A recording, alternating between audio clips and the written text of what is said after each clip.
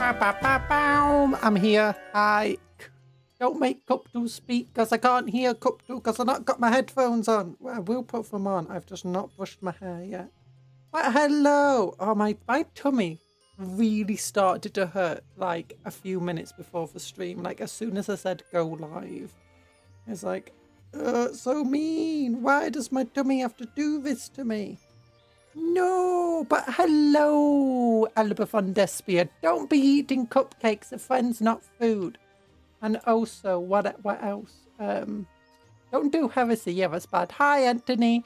And hello, good drone. Quick, stop eating the cupcakes. Get the crumbs off your face. No! Don't eat cupcakes! No! You shouldn't be eating them. They're friends. They're friendly little cupcakes. They don't even run away from you.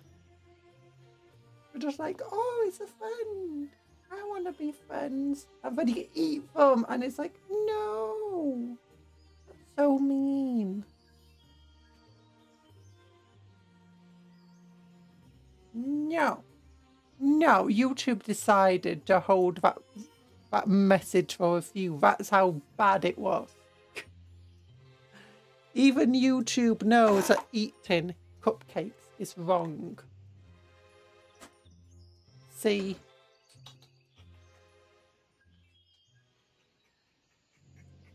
Oh, I was tutting and you can't hear me tutting. I'm like...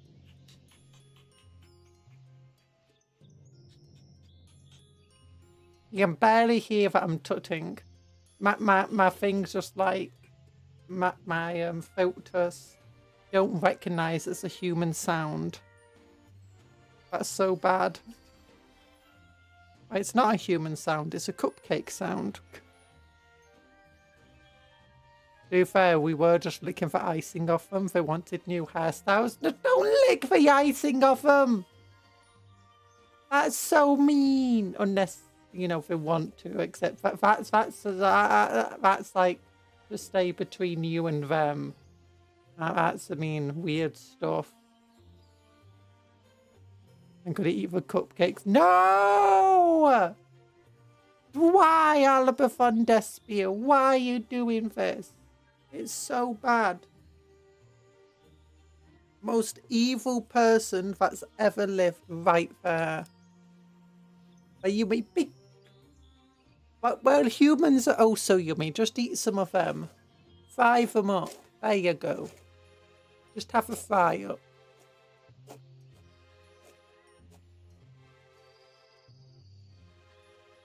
You know, leave the cupcakes alone. Looking beautiful today, thank you. Ow, my hair. I'm trying to brush my hair and it hurts. So mean hair, why? How? Why is my hair hurting me so badly today? Maybe it's because it was so early yesterday. When I'm ill, my hair decides to become just extremely knotted. It's very hard to deal with. Yep, definitely painful. There we go. And I'm still not that well today. I did my exercises, not my full exercises, but I did enough exercises today. Oh wait, now Anthony's message is being held for review. We did ask that we do it. We thought it was a bit weird, but hey. No, pff, keep it between friends. I gotta order 5,000 cupcakes and eat them or spreading habit. You gotta get diabetes and your feet are gonna fall off. Not just one foot, both of them will just fall right off. If you just decide to eat 5,000 cupcakes.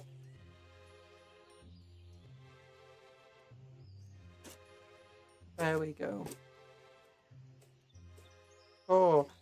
Now, despite how I had time off yesterday, I did actually manage to spend some time reading.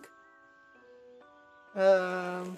So I've almost finished. Easiest way to get rid of the hair knots. Scissors. You weren't going outside anyway. Ow. My hair is so mean to me.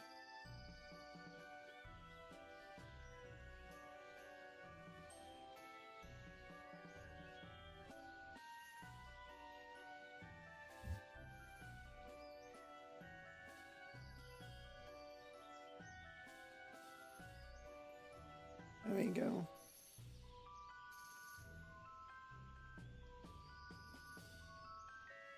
There we go. Yeah, okay, my hair's nice and brushed now. Oh. I still can't hear. I'm brushing my hair so I couldn't hear Cuptle. Easiest way to get rid of her not scissors. You're going outside anyway. No! Don't. Today I'll leave the cupcakes alone. Hair. Today is my birthday. Evil. Wait, does that imply cupcake torture exists? Don't torture cupcakes. I'll leave the cupcakes alone. Today is my birthday. Oh, happy birthday, Blair Boris. I hope you have a good birthday. Yeah. Oh, look at that look at that little happy emote. Made by, what's the name? Mai. Kasumi Mai. There you go. Okay. Okay, just put the moisturizer on.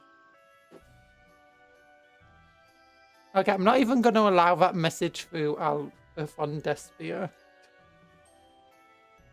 I don't think YouTube will much like it if people start, you know, you have to remember, this is still YouTube, and they're using AI to work everything now, so, yeah. Be careful what you say in chat, even if it's meant to be a joke or in jest. Don't want YouTube deciding to randomly bonk me.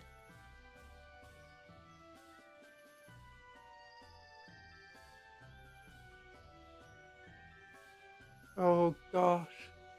There we go. Got my moisturizer on my face.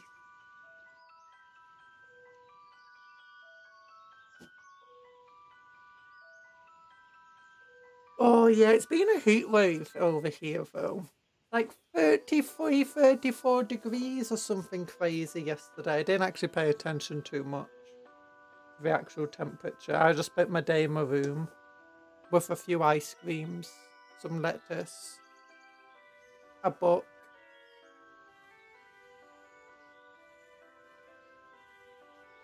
I did get, in the evening I was feeling a bit better, so I did get some painting done while I had a chance. I don't have anything here. Hey, I thought I opened chat up on my phone. Why did it close it? Oh, I hate YouTube at times. YouTube is so awful now. They open up ads automatically, you know, like as if you clicked them. And it's like, that's dangerous. Like, what if? Like, there's been plenty of ads out there selling fake services and, you know, viruses and stuff on Google and on YouTube. Like, what if one of it's a virus thing and it basically just automatically downloads a virus into your PC or your phone?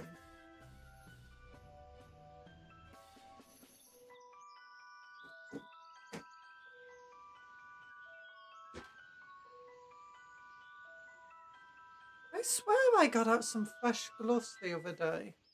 Like just yesterday. Where are they? I swear I wore some fresh gloves yesterday. Other day.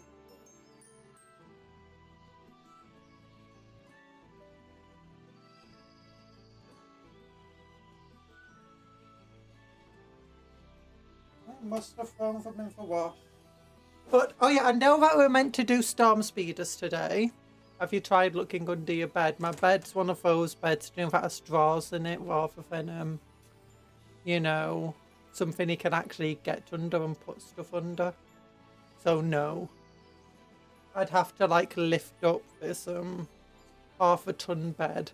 Actually, I think it might be over half a ton. It's got loads and loads of... One of the drawers is full of Yu-Gi-Oh cards. The other drawer is full of... What's it full of? Oh yeah, books. And one of the drawers is full of clothes. Mainly leggings and jeggings. A couple of jackets. Still got to spread heresy. No, that's bad. Don't spread heresy. Okay, headphones. No, nothing in my headphone ear things. Okay, that's good. That's good. Did I stutter? No, I check under your bed, you go, but I don't know how gloves would even fit under there. I'd have to literally lift up. And it's not, I mean, it's not beyond my capability, but...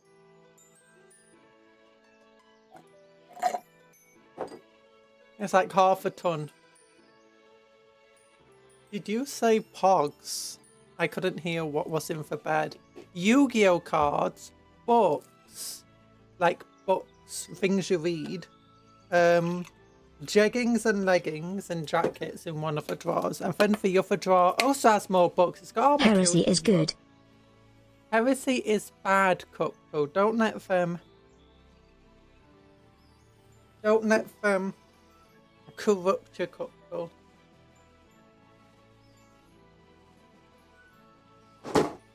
Oh, there we go. Get a couple of black gloves out. Disposable gloves. A tattooist shoes.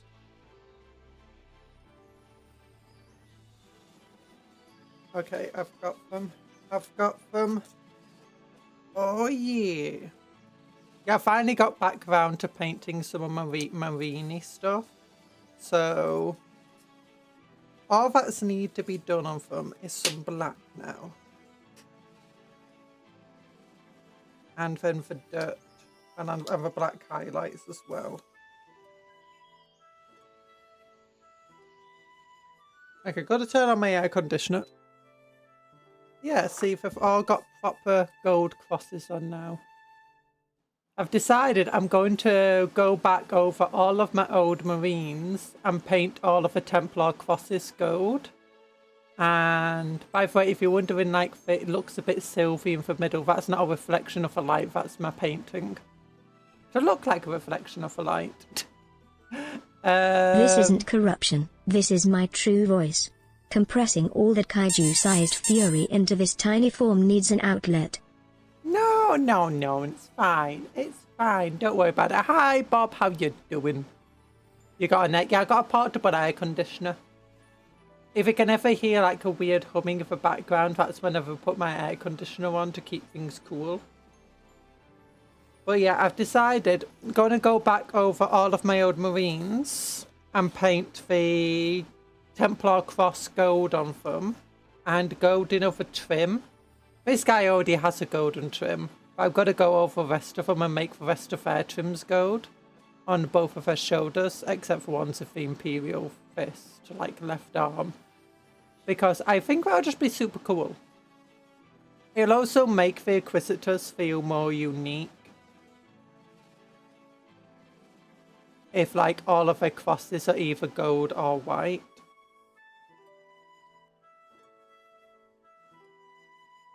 A lot of the crosses are already gold, like on this guy's face. Literally only hear as background static when you talk. Filtered do indeed be filtering. Good.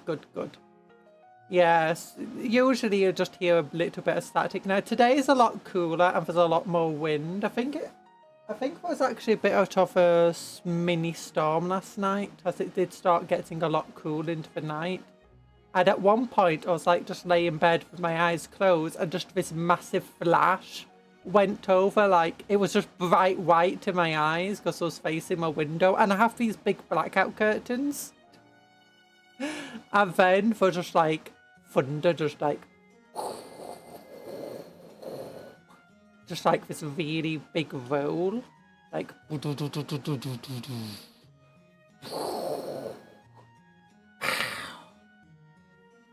yeah. I thought I would update you on these. I've done nothing with the Mechanicus since last time we looked at them.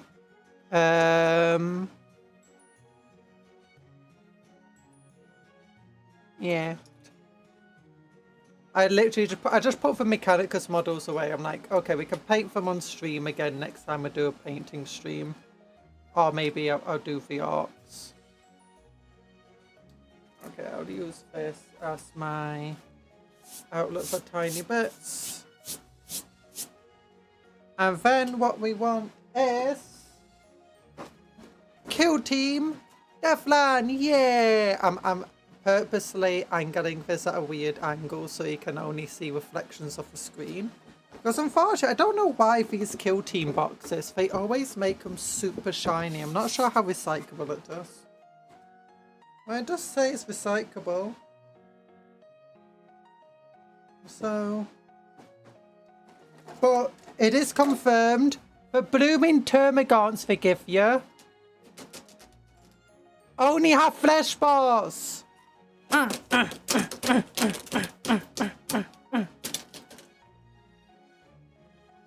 They only have flesh bars. So mean. I was so excited to have some termagants that didn't have flesh bars. Yeah, they didn't include the upgrades through far from. Because, you know, they decided that if you want devourers, no, they'll give you the... That's a worst weapon for flesh bar. And it's not actually bad. 18-inch range, strength 5. It's pretty good. Other devourers are what? 2 attacks at strength 4, same range. So arguably if the strength 5 one is just straight up better. I say straight up better, it's different. Spine fists are definitely the best. Isn't the new edition out? No, it's not out yet. New edition is going to be out. So this is a Red Terror. New edition is out on... We actually don't know. We've not got a specific date. I know that like some people already have the boxes. Broke the sprue with pure Angie, and I thought I had the kaiju level fury. I was surprised that just punching the sprue lightly was enough to break it. I mean, it's not exactly hard to break. But yeah. This is for Red Terror sprue. It's only got, you know, 1 large sprue, which is pretty fine. It's an epic hero. It's not meant to have like all these extra parts and stuff. But then we've got the thing that honestly I might be more excited for. Only might be. And this is the recon team. So they got cool cloaks, they got cool guns.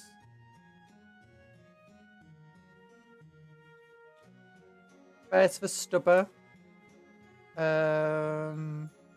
What else is there?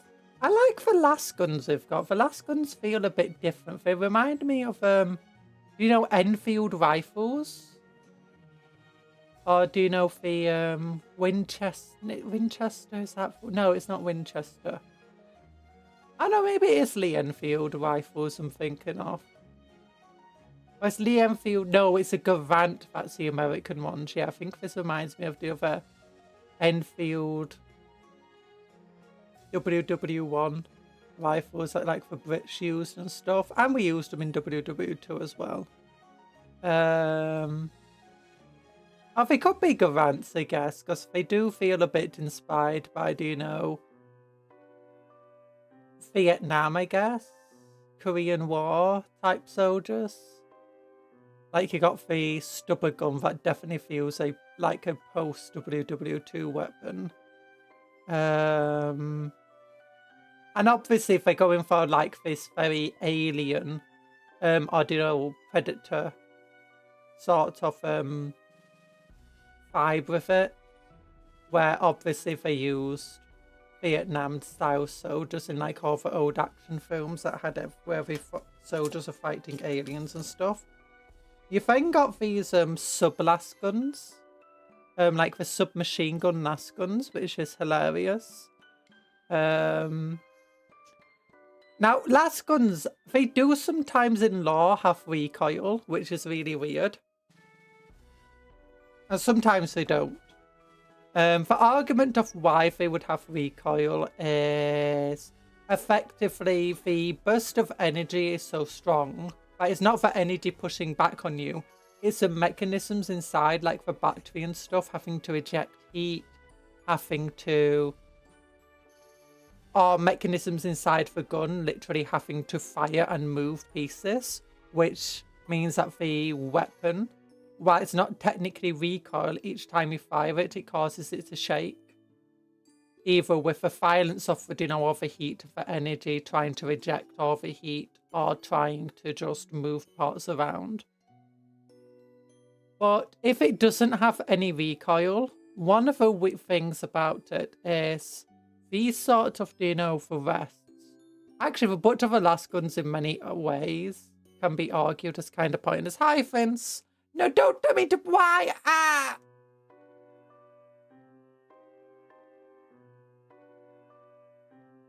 I got really cramped for my abs. Gosh, it hurts. Oh, I've got really painful abs at the moment where it was more painful stomach, to be honest. Oh, but if they don't ping, though. But if they don't ping. They could do. I mean, if you did fire a lasgun for noise that you're most likely to hear in real life and firing like a laser like that, it's probably a sort of ping, like a high pitch.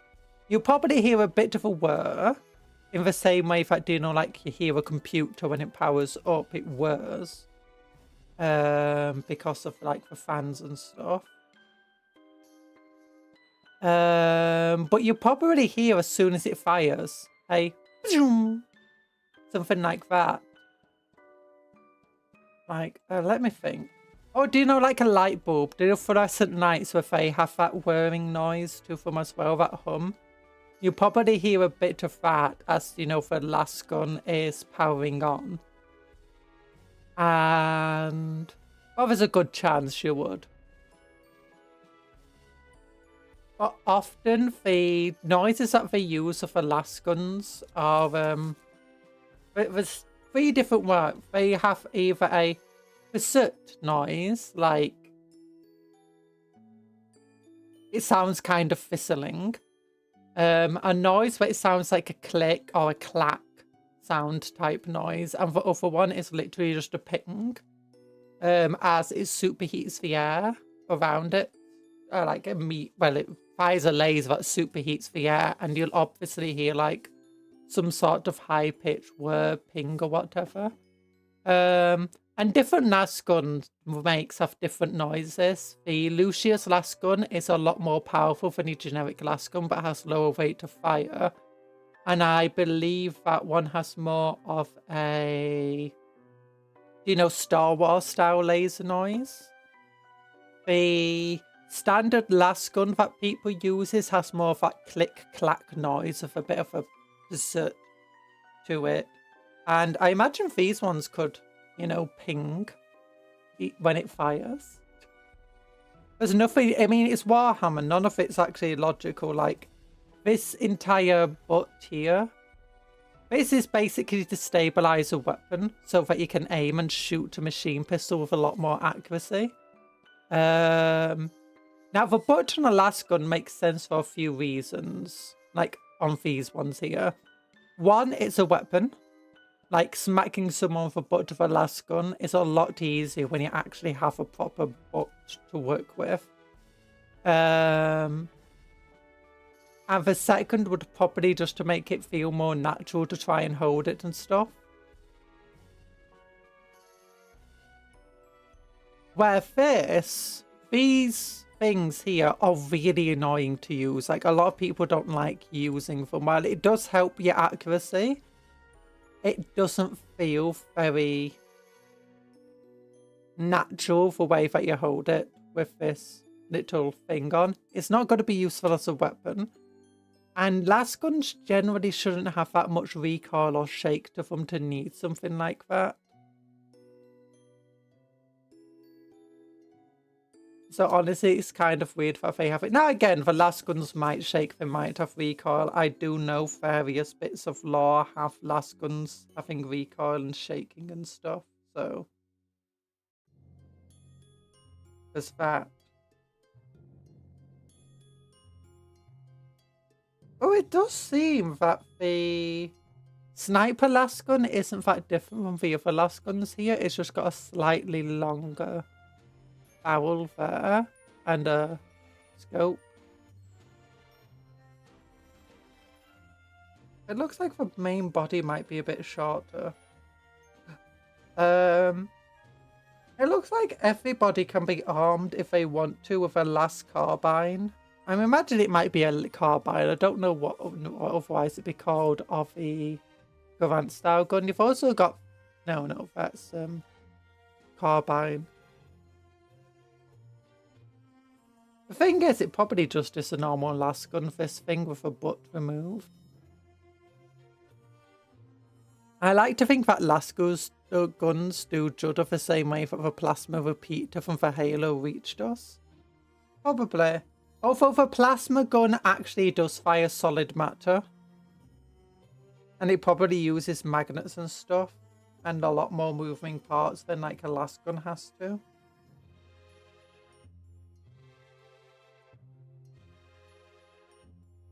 Let's look at the heads though.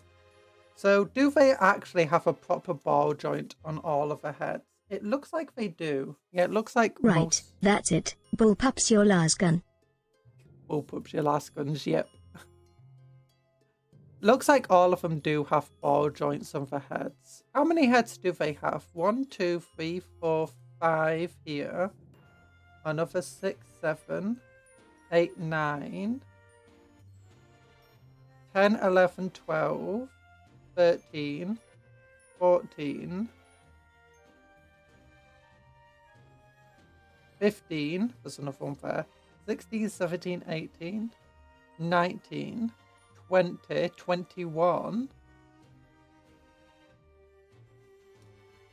22, 23, 24, 25, 26, 27, 28, 29, 30, 31 heads. Oh my gosh, it's got so many heads options in here. It's got 31 head options. I think it's got enough options to give everyone a helmet if you want to. Enough options to have everyone without a helmet if you want to. There's a few options for injured people, like people with eye patches and stuff, or bandages around their head. There's a few options for people wearing these kind of tucks, or woolly hats. There's a lot of hood options, a lot of face covering options. Literally a head for every day of the month. Yeah. Is there enough cap options for everyone to have a cap? I don't think so. There might be. There's definitely enough hood options, it looks like.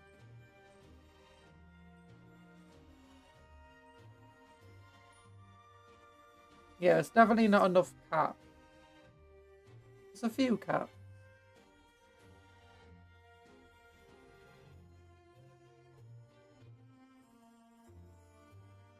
So there's definitely a lot of ways to... Similar to the Tempestus Science. Which gaming platforms do you have, Conjurer? A PlayStation 2, a PlayStation 4 that's extremely dusty because it was secondhand. A Switch. A DS somewhere. And my computer. A PlayStation 4 and PlayStation 2 are just in a cupboard somewhere. Switch is in a drawer somewhere, along with a DS. Oh, 3DS, not a DS, 3DS.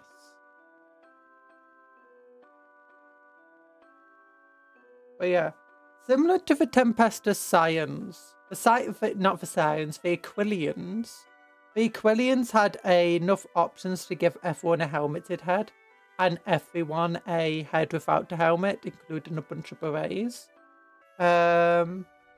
And that was great for Tempestus Aquilians, because what it allowed you to do is build them as Elysians. Because obviously everyone saw the Aquilians and immediately, I say everyone, lots of people saw them and immediately thought, you know, the Elysian drop troops.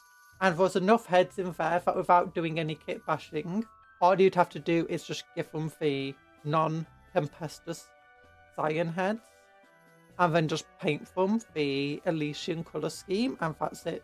That's literally all how you need to do to make Elysian drop troops.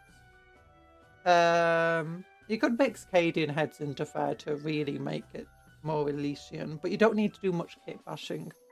Similar, these guys, I feel that they purposefully left enough unhelmeted heads so that if you don't use the the helmeted heads, you can easily just use the berets, and not the berets, the caps and the unhelmeted heads, and just with paint them Catachan style.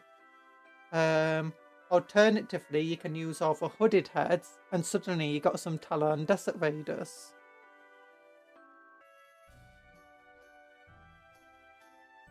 Especially if you go for all the ones with the cloths over the faces. Although I don't think all of the hoods have the... Oh yeah, if you go for all of the hoods, and you've got the Tanith Feston only. If you go for all of the...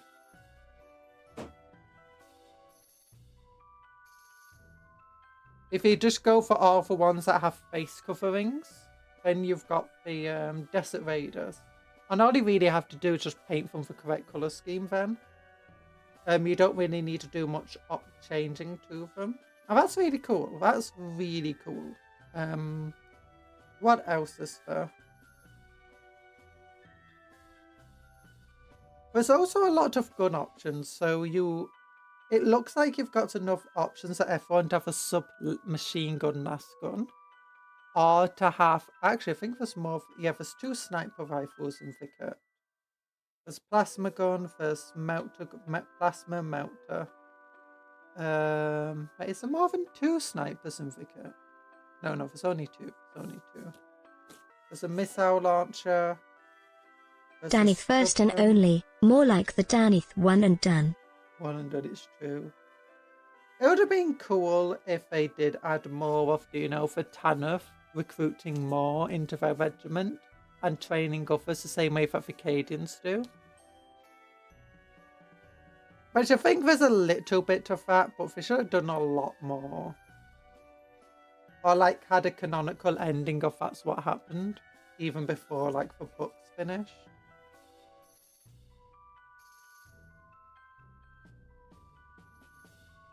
So that way you can be more inclined to build for Tanith. There's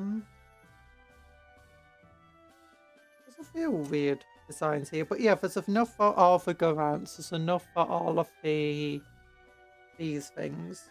So if you wanted to, you could easily build these people as just a generic infantry squad. Like you've got a melter gun, you've got a plasma gun. Wait, let's check. Do they use the same secondary arm for both of them?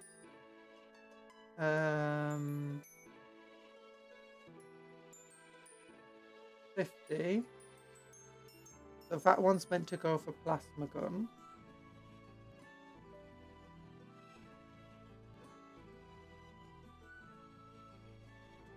Yeah, I think it's only has... It's not like your generic infantry squad. Your generic infantry squad, each of your special weapons has one of these arms. That means you can effectively build as many of them as you want with these arms. Oh, that's cool. They got a bionic arm. I love that. We don't have enough of that in... What's it called? The guard. Enough bionic arms and, augmentics. You often read about them in the books. Any other augmentics I can see? Not instantly. For some, what looks like a whip. I imagine it's meant to be wires. It looks just like we got a whip. Obviously got the rocket launcher.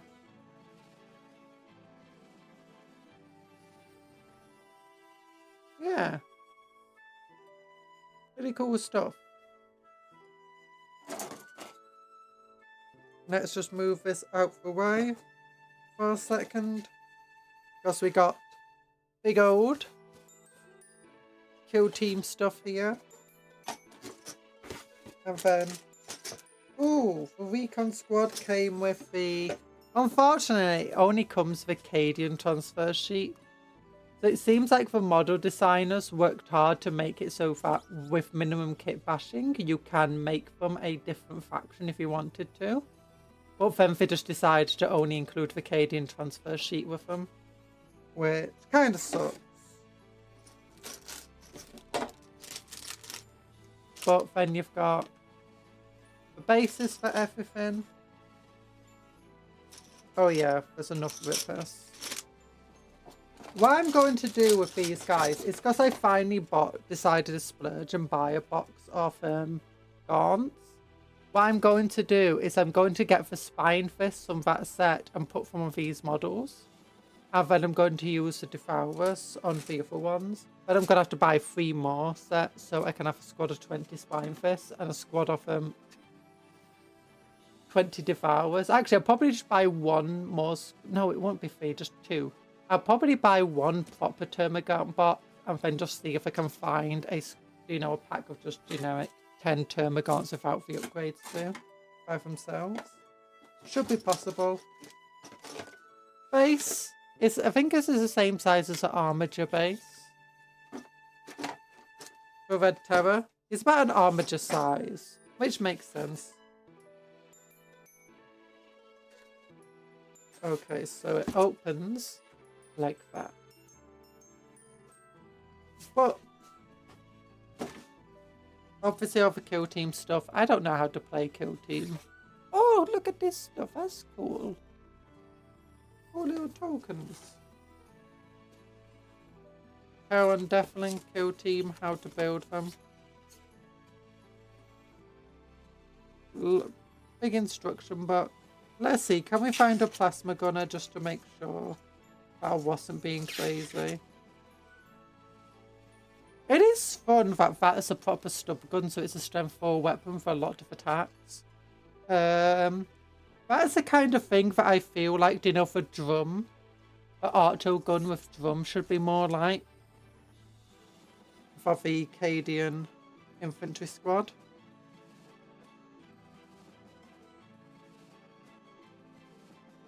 Wait, we've got a medic in the squad. I don't think the medic does anything in the actual game. None of the Cadian medic stuff ever do anything. Where's the plasma guns and melter guns and stuff? That's the rocket launchers. That's the sniper.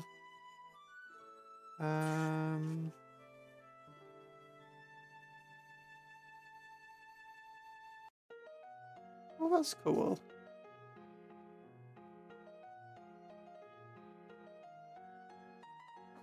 Okay, here we go. Okay, no, they do have 2 arms. Okay, yeah, so you could actually build both of these if you wanted to and just make it a normal infantry squad. For like Talon Desert Raiders or whatever. Then you've got lots of cardboard filler space. And your kill team cards.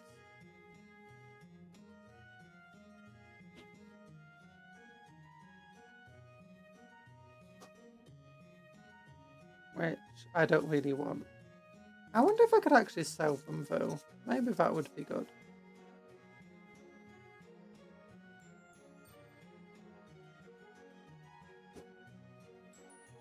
Okay, this is an extremely snug fit for these cards.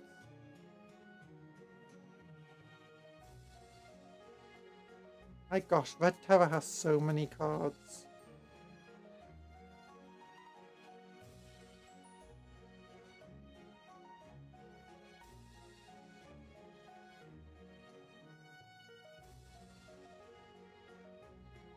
Yep. I am excited for Red Terror though. Was anyone else super excited to see Red Terror finally come back?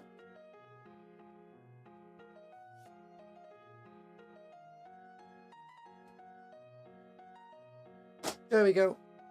Okay. Kill team. Death from below. Devlan is doomed. The mining world is in the path of High Fleet Kraken. And as the swarm draws close... This is actually kind of funny. Like, why does it have a blurb? Like, you're never going to be able to find this book by itself. Yet for some reason they decided to give it a blurb. I don't know why you'd run Devourers and Termagants anymore. They used to be 3-shots. Because Devourers are the coolest... Okay, Devourers are my favourite Tyrannid weapon. Ever since I was a kid and I first read about the Devourers, I was just like, yeah. Yes, I want these. Spine Fists are my least favourite. So yeah. And maybe they'll be good one day. I think they've got the assault keyword, don't they? For 18 inches, 2 attacks, strength 4. I don't know why I'd run them over Spine Fists, to be quite frank. The Spine Fists are just so much better. They've got Twin Link. They've got 2 attacks. They've got the pistol keyword. No, if they don't have the assault keyword, oof. Yeah, the Spine Fists are just the best of the weapons. By far, it's not even funny. The Devourers aren't bad though. Like, you still get, like, in squad 20, that's 40 attacks. Hits on 4s, 20 hits. Strength 4 against Space Marines, wounds on 4s, that's 10, 3 plus armor save. That. 3 wounds. Flesh Bars doing the same thing, 20 attack, hits on 4s. 10, wounds on 3s. That's 7. 3 plus armor save, that's 2. You're only doing half 1 extra wound, half as much better. Spine Fist though also get 40 attacks, 20 hit, wounds on 5s, 7 wound, but then you get to reroll, which brings you to 13, 11 wounds, which means you might get 4 wounds out of it, meaning the Spine Fists just do better.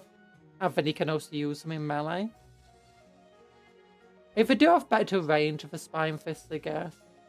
I believe Devourers had the assault keyword originally.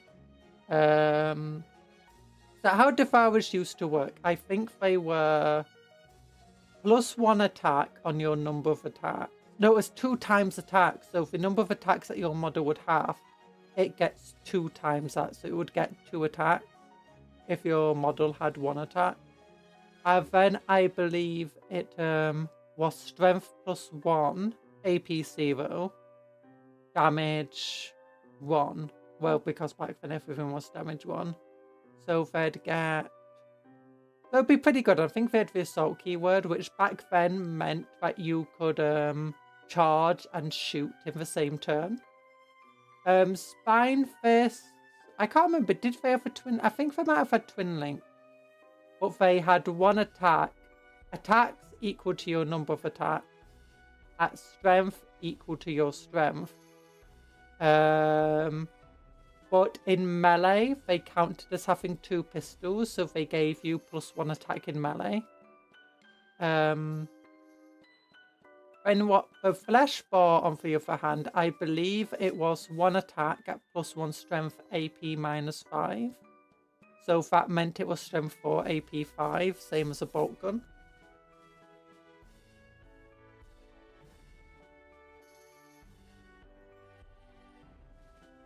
Which AP 5 was not as good as AP 5 today. What that meant was it was minus. It would be equivalent to like -1 AP. Well, not really. It basically just meant any armor save of 5+ or worse, it ignored. You can use use an static unit with heavy weapon for the Devourers. But then I'd rather have the strength 5 Flesh Bars with Strangle Web and use Terminus to take the space. Yeah, one day, like next Devourers might get updated to be better. As they say, models are forever, rules are temporary. And I love Devourers. Devlan is doomed. The mining world lies in the path of a high fleet crack, and as the swarm draws closer, a frantic effort is made to evacuate.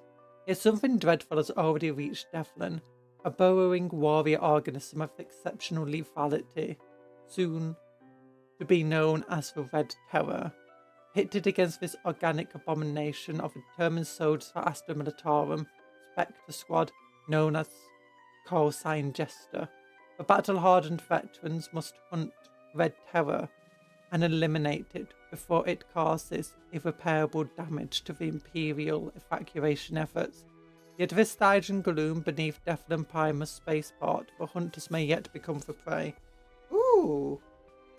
I wonder if this is based set like a whole few hundred years ago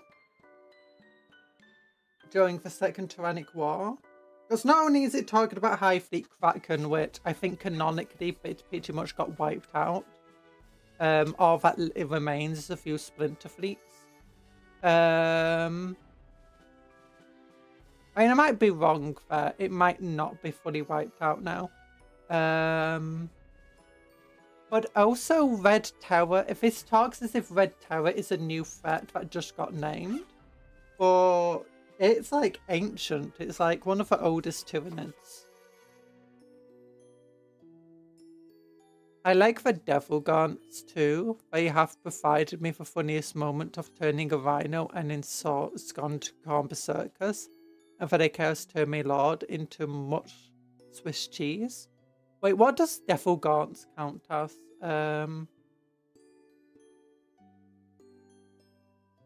You got the Spine Gaunts, you got the Devourers, you got the Flesh Boars.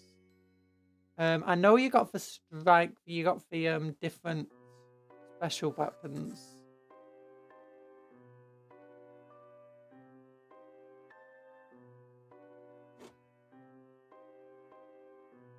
I'm gonna have to look them up now.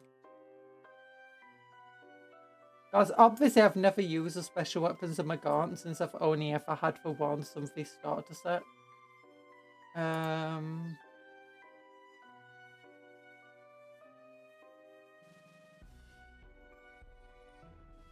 Guard Launcher, Strangle Web.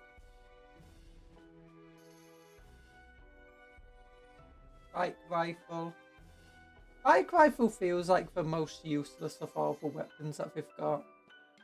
1 shot stun 4 AP -1 heavy. It's like I'd rather have a Devour with its 2 attacks over that. And it's got 24-inch range. Or Flesh Bolt stun 5. Well, you know, your Spine Fist. The Shard Launcher has to be the best of her weapons though. With Blast Heavy, D3 attack, stun 5. It's just straight up better than a Flesh Bolt. And Strangle Web, D6, Strength 2, Assault, Devastating Wounds, Torrent. It's arguably okay. Devil Gaunts is a nick game for Devourer Gaunts. Devourer Gaunts, Devil Gaunts. Oh, okay.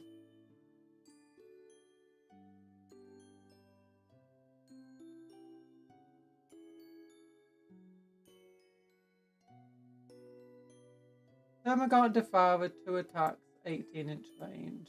Flesh Ball, 1 attack. Oh, that one, the Flesh Ball has Assault. Oh, yeah. And the Spine Fists also have Assault. It's insane. The Devourer should be 24-inch range. I think that would save Devourer right now. Alternatively, give it sustained hits. Either or could work for the Devourer. And it would make sense. Lore-wise. Give it Blast. See, I wonder if this is like set earlier than other stuff. Kill Team Selection. Doom of Devlan. Devlan, the Imperial mining world of Devlan, lay on the remote eastern fringe of the Imperium and enjoyed long-standing reputation as a bountiful production. However, Devlan is remembered in history's accounts not for its centuries of industrial toil, but rather as humanity's first battleground against a monstrous new tyrannid threat. Oh, okay, so yeah, this is set in the past. I say set in the past, you know, it's set like long before the current year in Warhammer, which is cool. So this is Red Terror. You got your kill teamy guys there. Is the light on here? It wasn't on.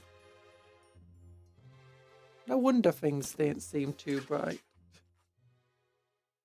Okay, we'll turn that light off. Wait, is that Death Watch? No, it's a Valkyrie, never mind. I thought it was flying that direction if that was a cockpit. No, it's Valkyrie is flying that direction. Wing coming down, wing coming down. That's the back of it. That's the tail. Lehman Ross, Cadians, Red Terror.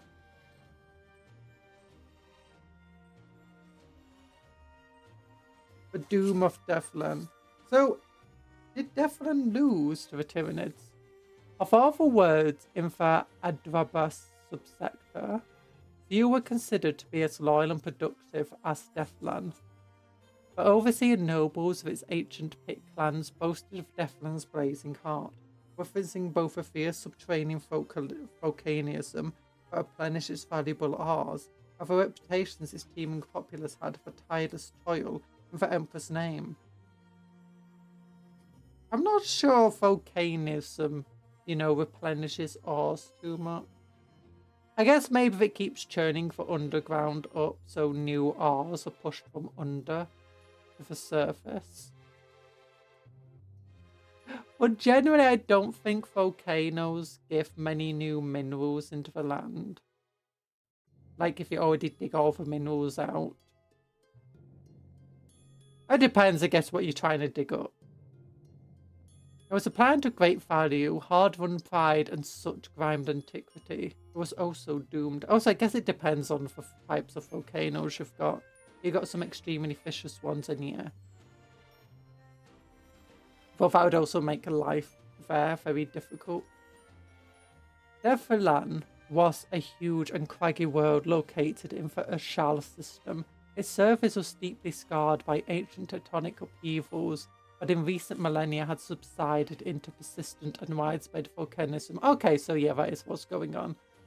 Viewed from space, it resembled a cooling ember. Its dark land masses and oceans of simmering mud shot through with fiery veins of hundreds of lava channels.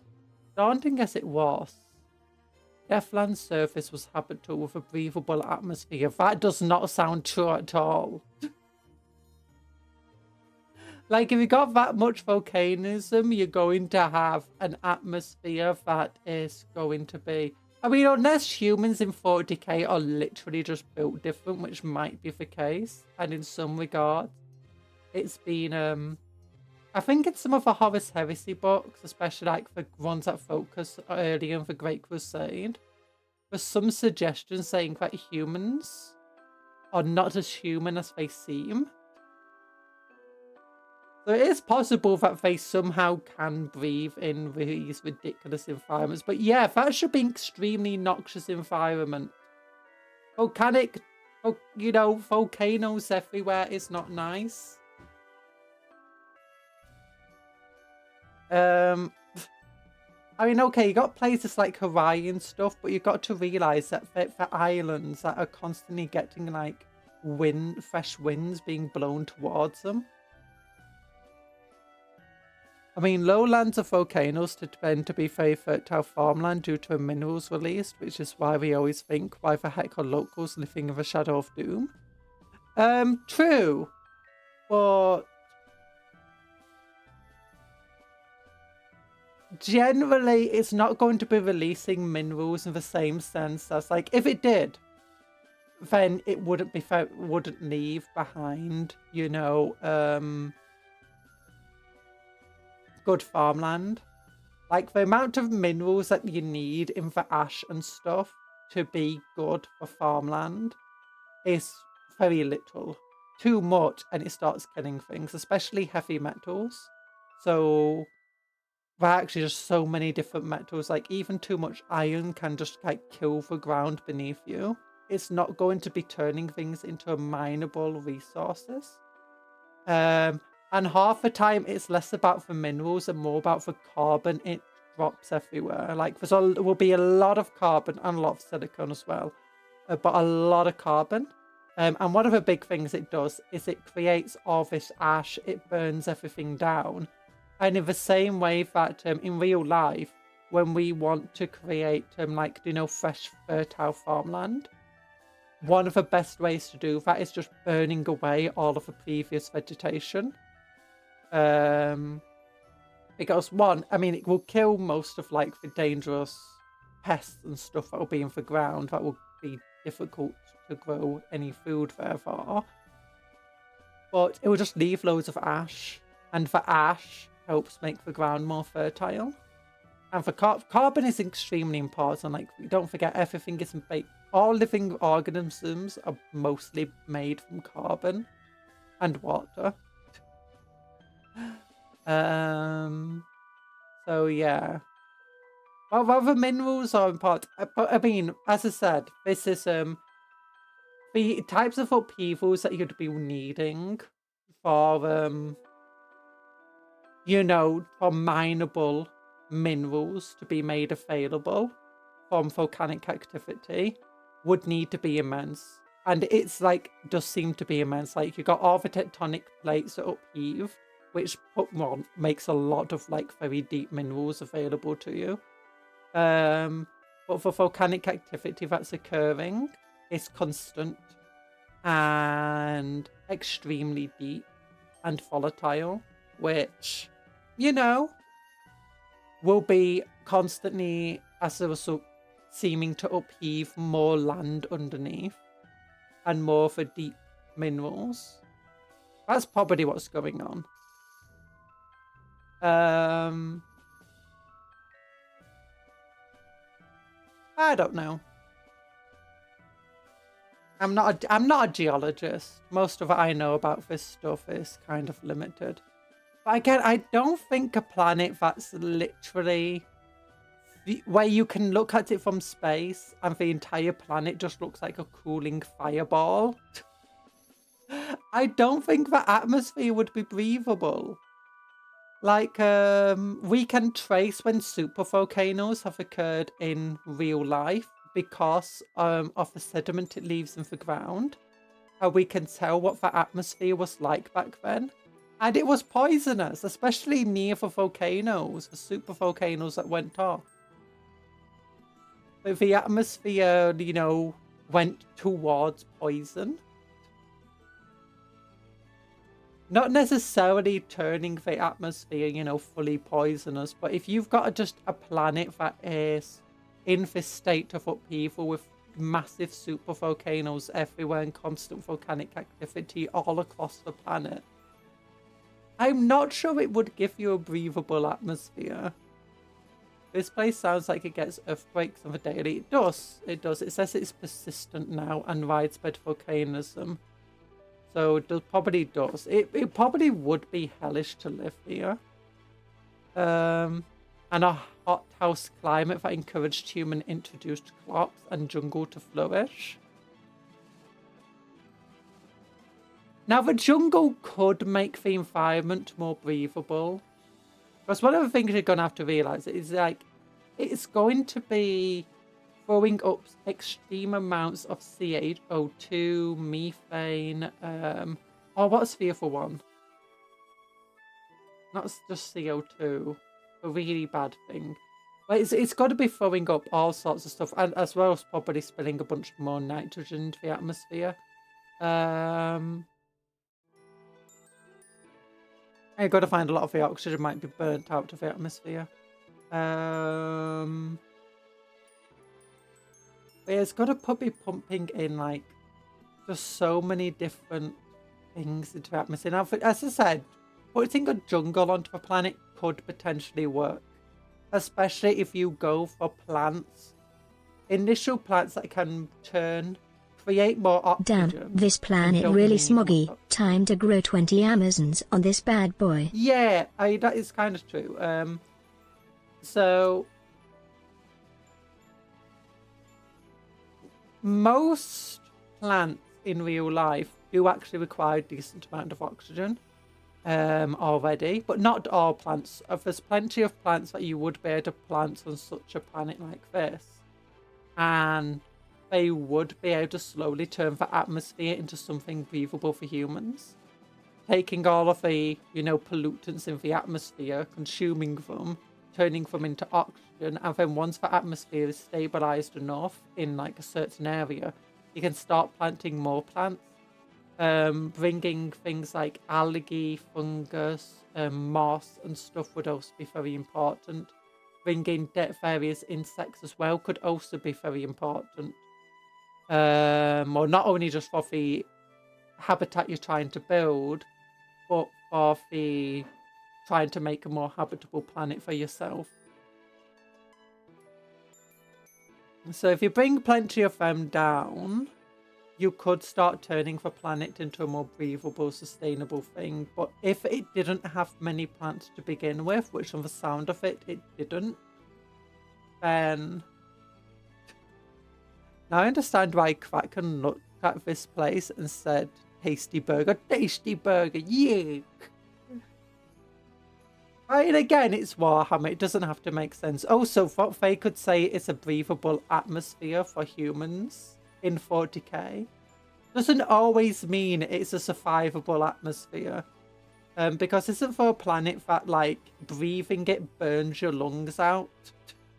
And they still consider it a breathable atmosphere? Sure, no one will live past 20 because, you know, by the time you do, breathing the atmosphere too much eventually just causes your lungs to fail and the rest of your body to just fail. But technically, you could still have sustainable human life there for at least a limited time. Breathable in extreme quotation mark. So, yeah. Well, it also generated pyroclastic hurricanes that could rage for years at a time. And again, that would just be like, okay, you want to turn the atmosphere to be more breathable by putting a jungle down? That is not good for a pyroclastic. I mean, based on the word pyro in there, that's like a fire hurricane. I don't think jungles would flourish. I mean, okay, it could mean that there are definitely planets that would be out there that would suffer hurricanes, yet it wouldn't affect like a good half of the planet. I.e., in real life, you know, Europe doesn't really get buffeted by much hurricanes. I say that I'm going to get hit by a hurricane now. But then you've got like America. Wait, it's never eat shredded wheat. It's the west coast of America that gets hit by all the hurricanes. And then you've got places like Indonesia and Japan that also get hit by typhoons and stuff. That sort of area. Which is basically just hurricanes as well. But then a lot of the rest of the planet is just like, yeah, we don't get hit by that stuff. Not much anyway. I guess that could work. It might have remained little more than a colony world had Prospectus not discovered Devlan's remarkable subterranean riches thousands of years ago. Pyroclastic hurricanes would imply hot ash hurricanes. Pyroclastic flows are large ash affluences that can flow out. Actually, I guess that could work. It would, no. Because the big issue is like one of the reasons that the last super volcano we had almost caused like the extinction of all life. And created a new ice age is because the ash in the air, like from the sounds of it, it implied that all the volcanic activity predominantly was more like you would see in Hawaii, where there's not much ash, it's mostly just lava, which a lot of volcanoes will do that, even some of the big ones. Especially if they're just constantly, you know, erupting all of the time. It's most likely going to be earthquakes and lava, not ash, and that's a good volcano. That ash though is that's the thing that kills things. Yes, it does give you fertile ground for ash, but the ash flows block out the sun, that kills stuff. The ash covers plants, blocking out the sun, killing the plants. Like, one of the reasons it makes the land so fertile is it kills all of the plant life. And it prevents, you know, for plant life being completely decaying in too bad of a way, where, you know, it then makes it impossible for more plant life to grow. Instead, the plant life gets killed, gets buried under ash, and it just gets turned into soil. Very, very nice soil.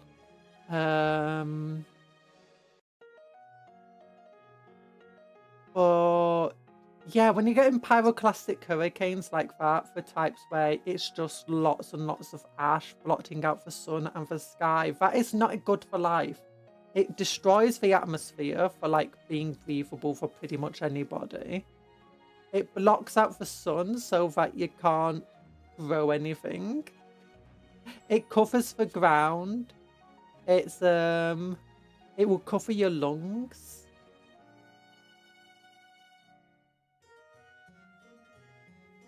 It's not good.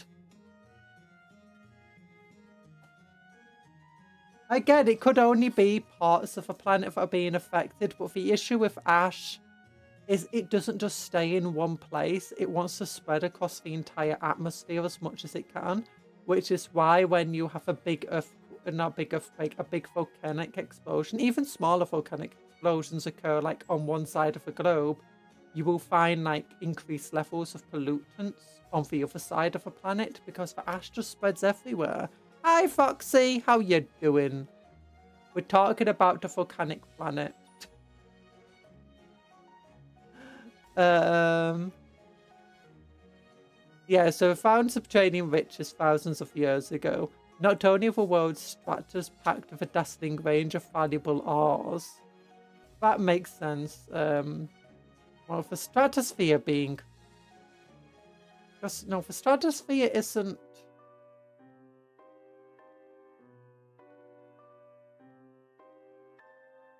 That's not where natural orbit occurs.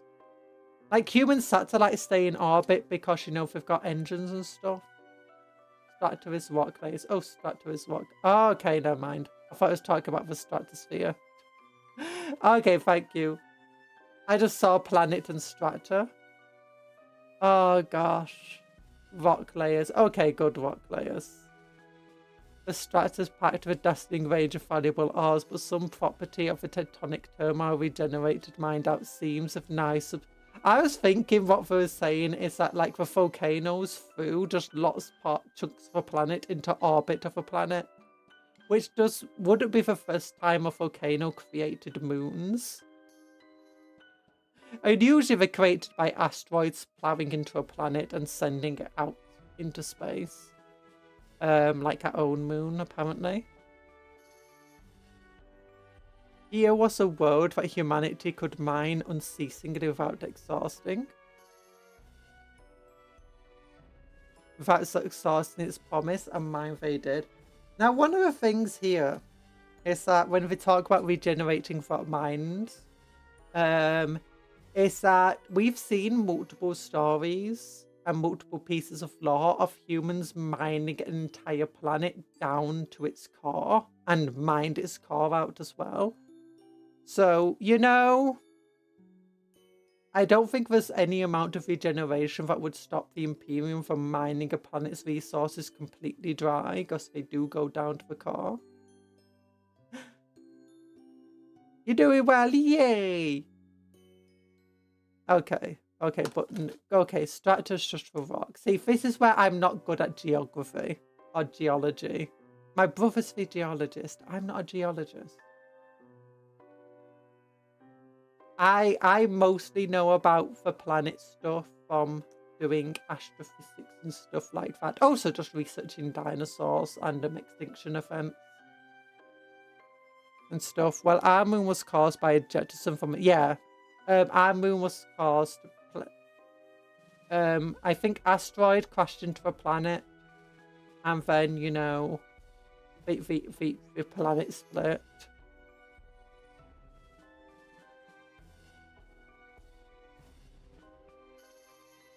Yeah, and a centaur. A centaur. Oh, so it's not planets that often get hit by asteroids like that, if they completely tear up. That would often cause situations like this, where you've got a bunch of tectonic plates that have been upheaved and loads of volcanic activity occurring. In fact, that's pretty much believed to be part of the activity that eventually led to Earth becoming habitable. As crazy as it sounds, because effectively the Earth for a long time was basically this magma fiery place, and eventually it started to cool down and rain and oceans started to form. But with all of this, you know, material within this fresh water and so on mixed together and potentially created life. The first building, well, the building blocks of life, more importantly. As far as I'm aware. I mean, that was years ago when I read about that, so... And two, that might not even be true. There's definitely plenty of things I've read in, you know, books and stuff that, you know, introduce it as fact, but then you find out, yeah, that fact was disproved years before this book was even penned, but they decided to write it anyway. The same with a lot of dinosaur books. A lot of even modern dinosaur books have a lot of misconceptions, myths, and you know, false facts in them that were disproved, like back in the 80s, but still project a lot of those myths. Earth really do be hitting off in that high rolls every dice type as well. Kind of true. It's surprising, like one of the reasons why humans, we don't think, well, why life out of the universe is unlikely to actually exist in the same level that humans are. It's one, the almost impossible odds of Earth having a life in the first place. Especially with just how young the universe is as far as we know.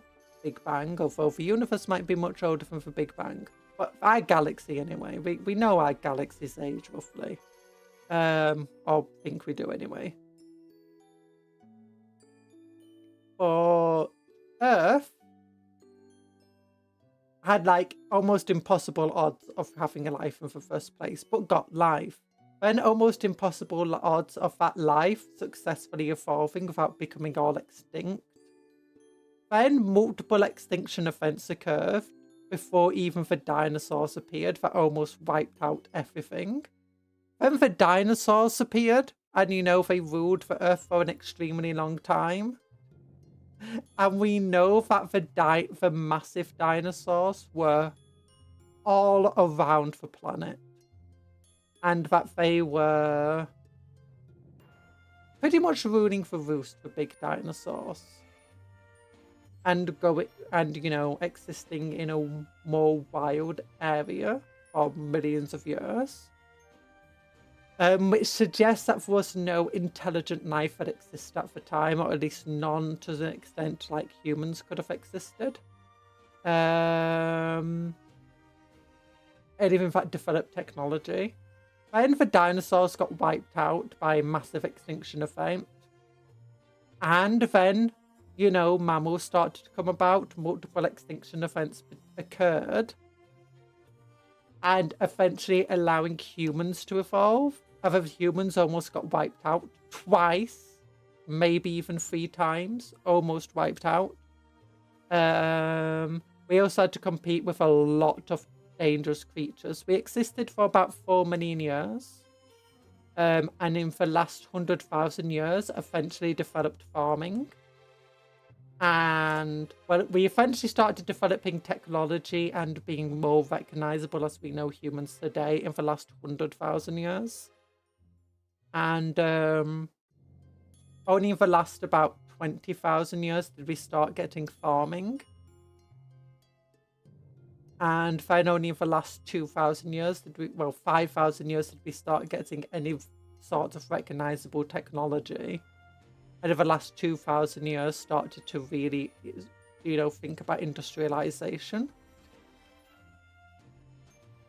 And it's just like so many checkboxes had to be ticked, so many rows had to be made that the impossibility of humans existing is like the probability of humans existing today, or any sort of intelligent life forms capable of doing what humans do, is so impossibly small that it's a miracle it happened in our galaxy at all. The likelihood that there's another creature like humans out there is extremely low, and we're more likely to find it somewhere on Earth. The hit we took that made the moon both shunted us closer to the sun, getting us into a better part of the Goldilocks zone, and created the moon. Also sufficient mass to slow its rotation down. Yeah, and the moon is extremely important to life on our planet. And it's not just extremely important to like life as it is today, and life as we know it, but it seems important in terms of just like so many different things. Like, one, it helps the tides work. It helps our atmosphere and our weather work the way it does. And thanks to the way the tides move and the weather moves, it helps you know, the same way they're talking about resources being moved around by volcanic activity, effectively does the same for water and the air, making the water have a much higher oxygen content than it would without the moon. Like, if we didn't have the tides moving as they did, because we didn't have the moon, then the oxygen content of water would probably be notably lower.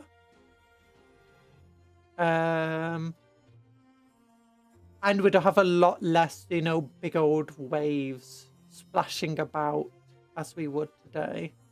And all of that's actually quite important. And then just our weather in general is also quite important for just keeping things alive. Like hurricanes and stuff, as dangerous as they are, and volcanoes again, as dangerous as they all help life also exist and keep it around. It's surprisingly how delicate the balance is. By early 990, M41, far more of Devlan's population had lived below ground than above. Wait. That feels like this is... And it makes sense that they live below ground, but wouldn't that be terrible for earthquakes? But yeah, it's actually insane. Lots of stuff here. The surface played host to domed agriplexes. That makes a lot of sense. Reeking mud fisheries also makes sense. Anti-orbital fortresses and the world's two spaceports, Devlan Primus and Devlan Secundum. It's not called Secundus! Yay! We've had too much of things being called Secundus recently. Appliance hub cities, bureaucratic complexes, pit clan underspires, ecclesiarchy shrines, ore processing plants, and active mine workers lay below the ground in tectonically stable regions. Okay, that makes more sense. 990 M41. I thought I'm using a Kriegsman without any arms as a pointer. Yeah, point at that Kriegsman. 990 M41. Isn't that like... I swear that Kraken was set before M41 for some reason. Or like much earlier into M41, like they retconned it back. Ecclesiarchy shrines. Oh yeah, here we go. Endless convoys barrage lumbered up and down through Devlan's turbulent atmosphere, bearing processed ore to orbital silos. There they were loaded into void ships bound for forge roads and industrial complexes in neighbouring systems. Deep void sentinel stations watched over worlds' approaches, their servitor interned weapons, tirelessly scanning for darkness between the stars. There was a status quo that had lasted for centuries beyond the written memory, and seemed as though it would go on forevermore. I'm pretty sure it was too. I might have to find my codex later to see what its first contact date is. Okay, I'll look it up. I'll actually look it up. Hive Fleet Kraken. Maybe it will show the timeline on like Lexium or something. What's the second? Okay, 992 M41, 250 years after.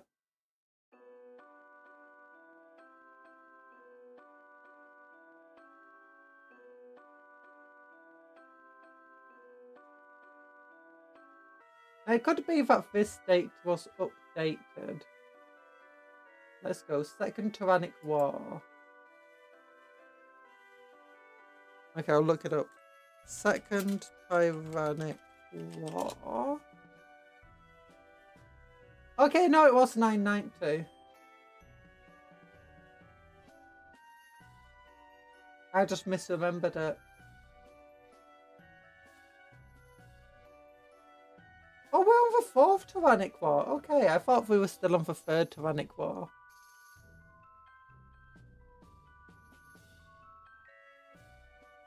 When is the fourth Tyrannic War set? It doesn't actually have a date for the fourth Tyrannic War.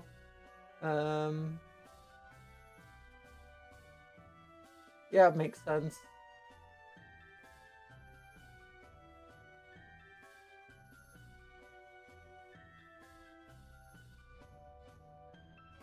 There we go. Where's my Kriegsman gone? There he is. Evacuation. The first signs that something was badly amiss reached Devlan in the form of scattered Imperial forage ships, apparently leaving some looming threat. They dropped out to the warp of the fringes of the Unshower system and lingered just long enough to perform astrological calculations before vanishing again. Did he even tell them? What brief Fox communications Devlan's authorities made of these vessels brought rumour of some swarming Xenos menace, a sort of panicked ship masters could not identify. Then came bands of renegade pirates, orcs and crude, again seemingly fleeing some worse peril. Their craft preyed on local shipping and briefly raided Devlan and its sister worlds, presumably in hopes of looting fuel and supplies before continuing their escape. Orcs once again showing that they do know fear. By the time the astropathic warning reached Death, I do prefer orcs being scared. I prefer orcs being arrogant. Because you'd have multiple things in recent lore of, you know, the orcs don't feel fear. That being said, reading the Grotznik book, there were multiple times where they said orcs don't feel fear. Yet, every so often, they do feel a twinge of something they don't recognise. Or they do realise that for the first time they're feeling fear. Or panic. I feel like we've got too much things in 40k that don't feel fear. We've got the Space Marines, they know no fear. They do know fear. We got the Custodians, they know no fear. They do know fear.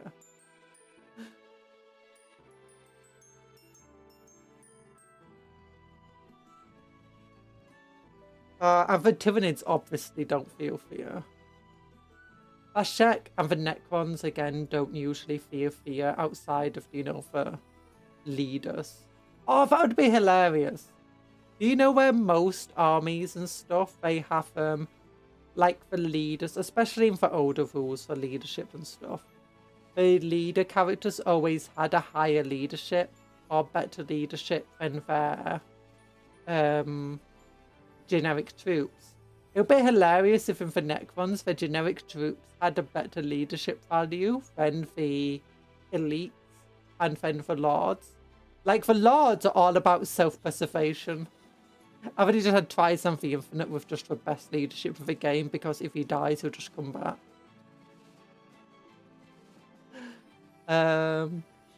But yeah, because in all the lore of the Necrons, like, the actual lords and stuff at the top, they're the ones that feel all the fear and stuff. They're like, oh gosh, I could actually die here. Time to skedaddle. Time to get all of my troops to defend me. Meanwhile, the generic soldier just has no self-preservation. It's like, so my Necron Lord has leadership 10, Yes, for Necron Warriors of Leadership 2. Yeah, I found a map. I used to have M41 990 to 993. Yay! Behemoth was M41 745. That implies Behemoth got from the Galactic Edge to McCrag in a year. Foam protect us. Foam protect us. Or if it just came underneath to McCrag.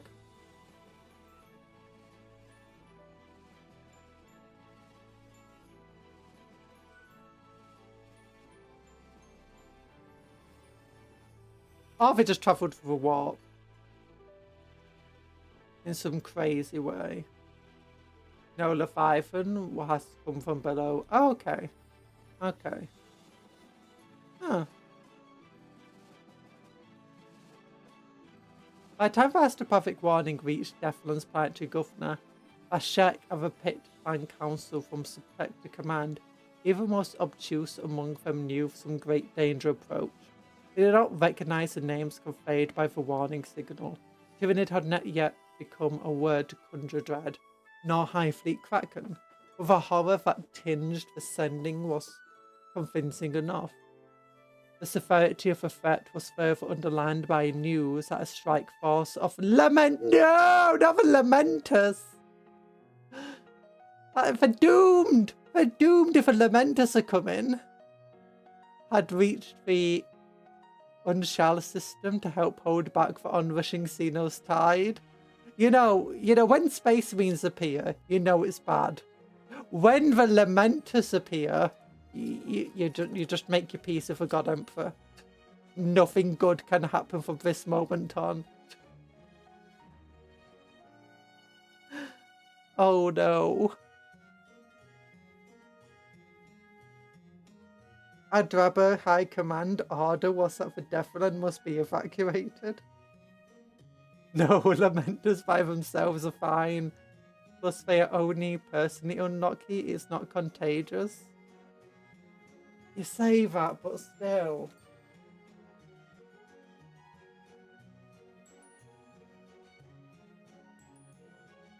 At least it's not for Grey Knights. Now, they do make everyone else much more unlucky. It was obeyed without question. However, obedience and execution are very different things. Hive quota still had to be met, so the labour of mining and processing had to continue up to the last possible moment. Irreplaceable machinery had to be brought up from the depths one section at a time by maniples or servitors before being appeased in lengthy rituals by conclaves of tech priests. They were then loaded onto vessels deemed worthy of the honour of bearing them away from other to other worlds. Specialist personnel, sacred relics from Devlan's shrines.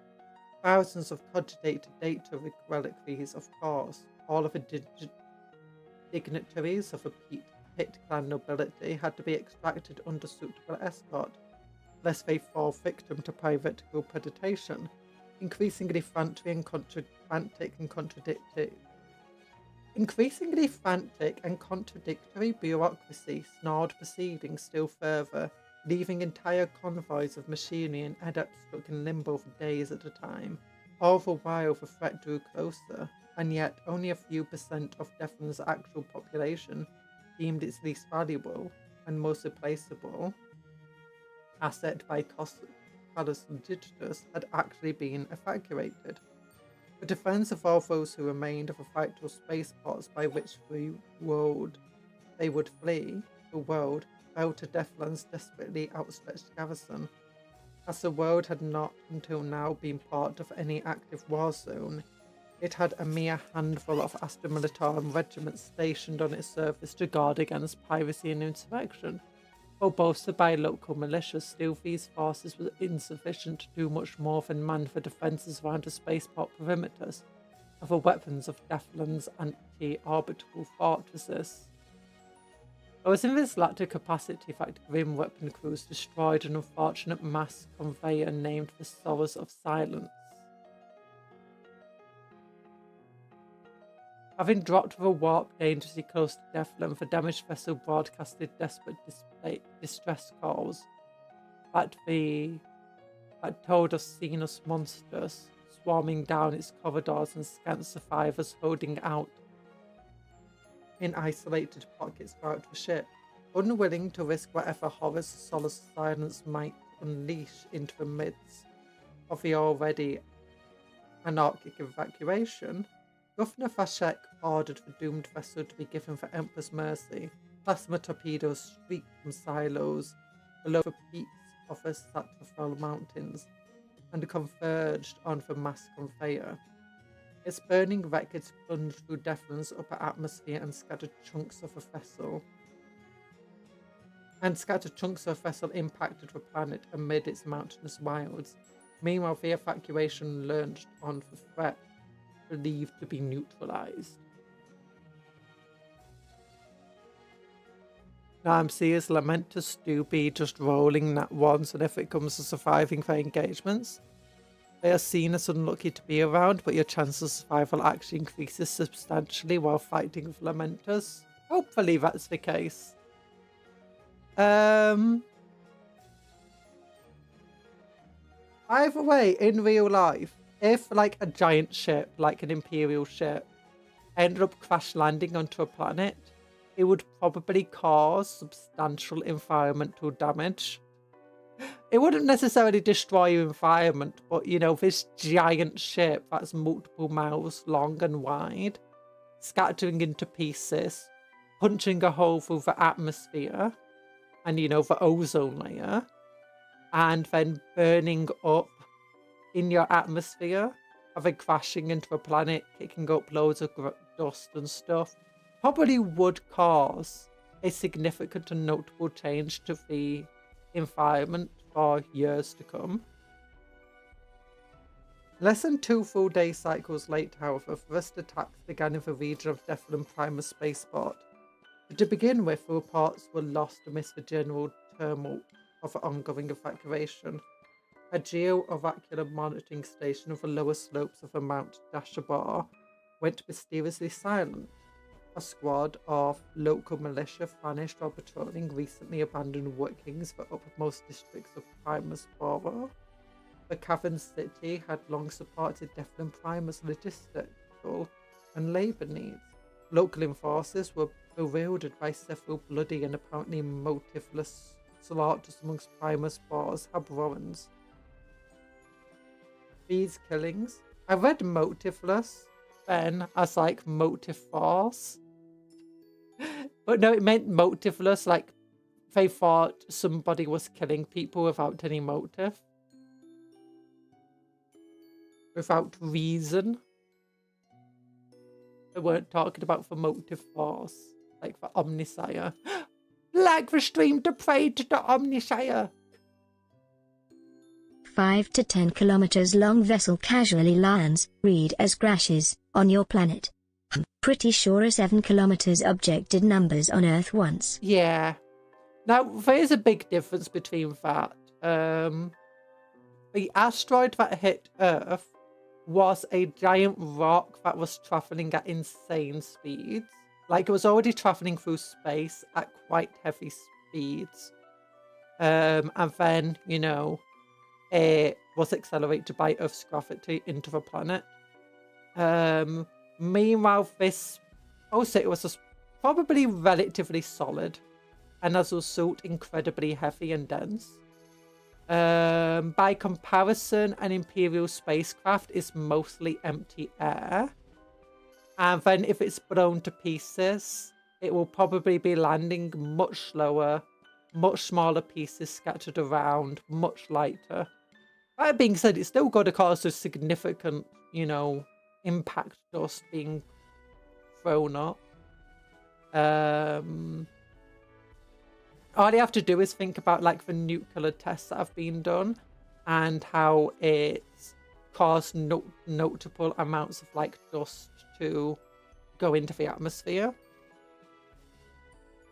Not always something that you're going to notice yourself, but I mean, instruments and stuff notice it. Scientists notice it. your lungs will probably notice it over a few years. Which is heavier, rock or metal? Depends on a rock.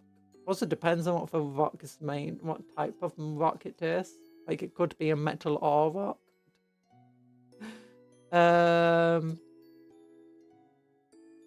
But yeah, spaceships are mostly empty. It fell from low orbit into the planet rather than careening through space and crashing into the planet. And I think that's the biggest difference. One is a single solid object careening through space that crashes into the planet. The other is a mostly empty object that splits into pieces and, you know, slowly crashed into the planet. It'll probably still be pretty fast. It's probably not going to do the same apocalyptic effect. It's still going to be very noticeable. It's just not going to be the same apocalyptic level.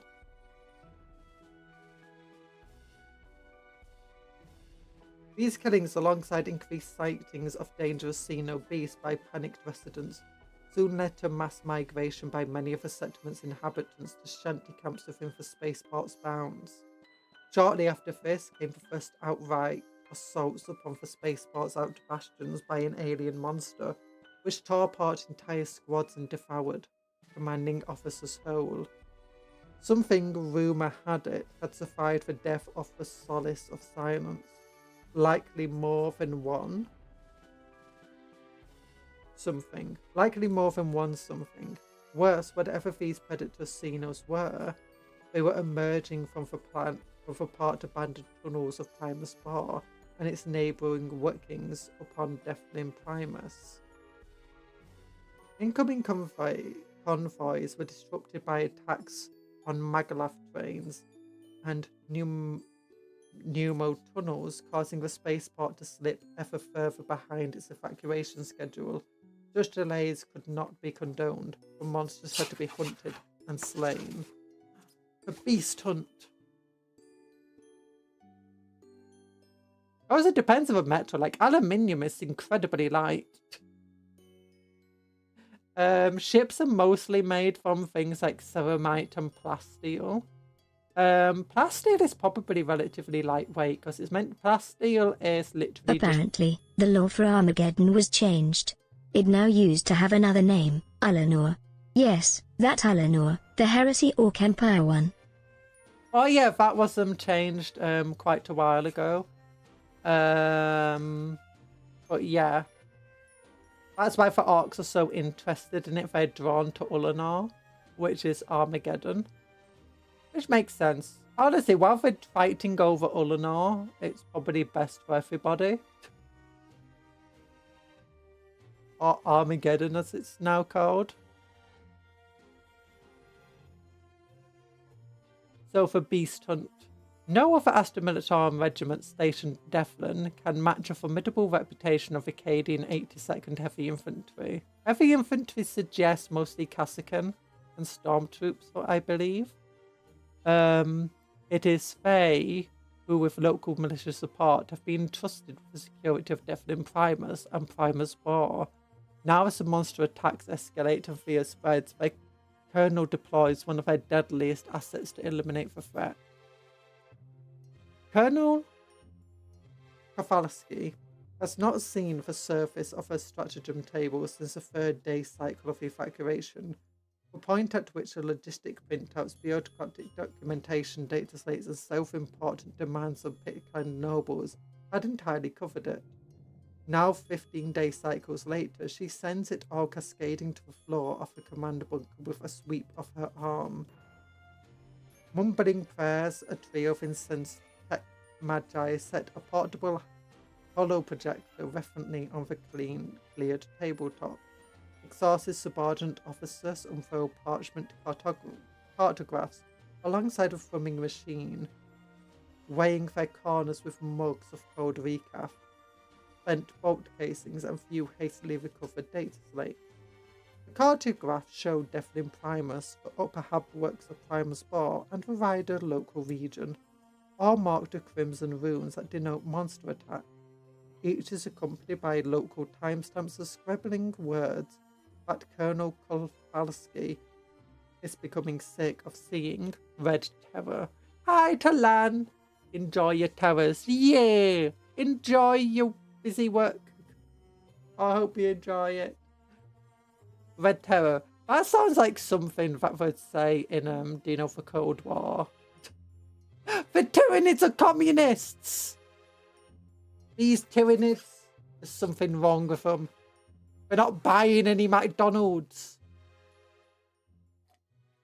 Wait a minute. We've got a hive mind. We're about the collective.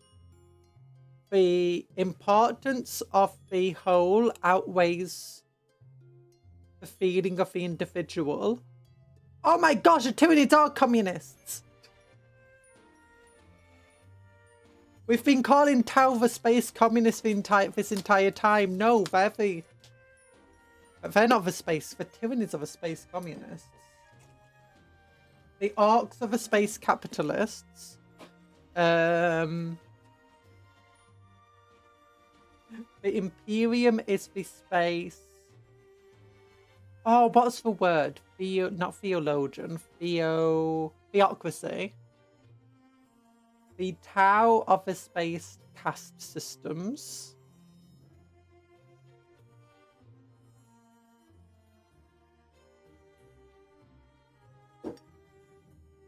It's been in plain writing for this entire time. I feel red terror. As a hololift stutters to life, Kalansky briefs her subordinates. The attacks of the spaceports out to bastions and apparent inability of even Cadia's trained soldiers to stop them of a final straw. She is tasking one of her Spectre squad's call sign gesture to hunt down the beast her troops have nicknamed Red Terror. In the fractal cone rising for a hollow projector, headshots of grizzled veteran spectres flicker one after the other and rotate slowly. Names unspool beneath them with service details and analytical profiles. Veteran Sergeant Ansel Jask, Sharpshooter Fenna Toll, Guide Lucas Edster, and the scrolling roster continues. But remember, this is before Cadia got blown up. Call sign Jester, Kafalski explains. Possesses the requisite skills and blood-drenched combat record that recommend them for this hunt. It was Jast's team that eliminated a pair of Orc combat walkers and the machines threatened to stall the advance for 82nd on Mersalok. It was Jester who detected a formation of Eldari Wraith Guards posing as overgrown statues amidst the jungles of Araxis, and took them out before they could ambush the main Cadian advance. They have endured the terrors of Drukhari raids and heretical cult ambushes and always demonstrated a pronounced talent for proactively hunting and slaying the most monstrous of foes. They are to be given air support, operational latitude, all available intelligence, and additional supporting prayers. Whatever they need to kill Red Terror. There's not a Xenos in this galaxy that can't be put in its There's not a Xeno in this galaxy that can't be put in its place. The Shadow in the Warp is just the Soviet anthem on full blast and bass boosted. To be fair, that would drive anyone insane. It's true. It's true.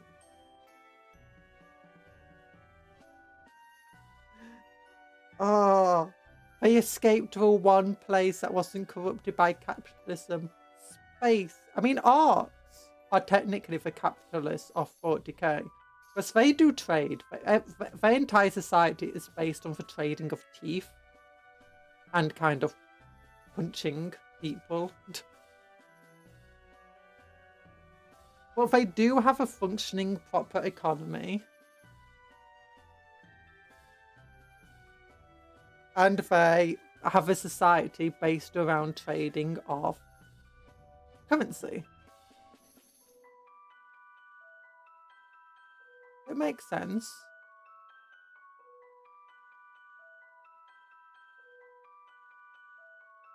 Oh, with that being said, they're never trying to attack, like, they're not attacking Armageddon because they want oil.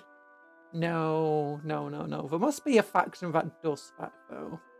No, just attacking another faction just for a resource. I mean, I guess that's what the Tyranids do. We heard you got biomass. And okay, sometimes orcs do attack planets just to... No, if they do attack planets just to scrap and loot them. Yeah. Oh, now I want to turn my deaths... Oh no. I really want to turn my death school loot to warband into, you know... I heard he got oil. I wants it. No, orcs don't need oil because they got squig oil.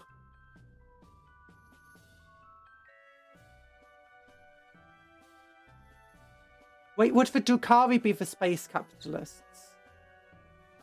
They do have a proper trading system. The Cabals are basically... No, they're the... The Drukhari are basically the space Yakuza gangs. Like, everyone's in a gang, everyone's in a cabal. Or a witch cult. Or a homunculus group. Yeah.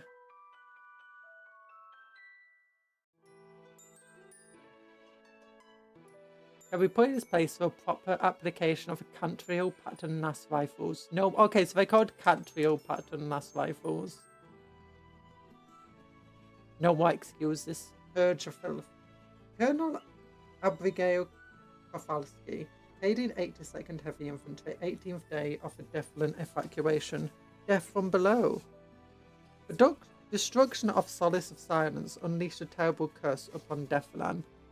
The organism that would become known as Red Terror was merely the largest of a swath of bioforms that had endured fires of re-entry, shielded by the alien physiology, of a tumbling wreckage of an Imperial vessel, operating on intrinsic predatory instinct. The surviving Tyranids at once began the hive mind's gruesome work upon the mining world. Like spores carried over winds, the first Tyranids to set talons upon Devlan emerged singly or in small clusters. The prey's ship efforts to escape through the warp carried these organisms far ahead of the blanketing guidance of the hive mind. But this does not render them helpless. They have their weapon biomorphs, their talons and fangs. They can lurk, stalk and strike from the shadows, then vanish before the prey can fight back. They require neither context nor comprehension, they simply act. Yeah, this is one of the reasons why Red Terror doesn't have synapse. Red Terror was never meant to be a synapse organism, just an organism that's very good at acting outside of a synapse. The world the Tyranids have landed on is a rich hunting ground. Endless tunnels riddle its bedrock, some lightless and abandoned, others leading to enormous chambers packed with settlements that are labyrinthian, overcrowded and poorly defended. The prey are disorganized, rank with panic and fear, and either packed together in helpless masses or strung out in isolated groups. The Red Terror is basically a super lictor, super lictor combined with Ravener, possibly put onto a ship so it could burrow through the decks, attacking groups. Although in many regards, lictors... It's not so much a lictor because lictors are... They effectively have their own mini hive mind. While they don't extend the synapse and have the hive mind itself, their own minds are extremely intelligent and capable of doing the hive mind's bidding from far away. As a result, their entire operation is to, go as unnoticed as possible and assassinate people, cause destruction, cause issues. Red Terror, on the other hand, is more of a, as the name implies, a terror organism. It's an organism designed to fight, to kill, to cause terror. It's not necessarily a lictor in any regards. But one of the unique things about it is that it actually eats its prey, which is probably just to keep itself fueled and alive outside of hive mind range. Where most Tyranid organisms don't necessarily eat things, like they eat things either because like a lictor, they want to eat your brain so they can get all of your net information.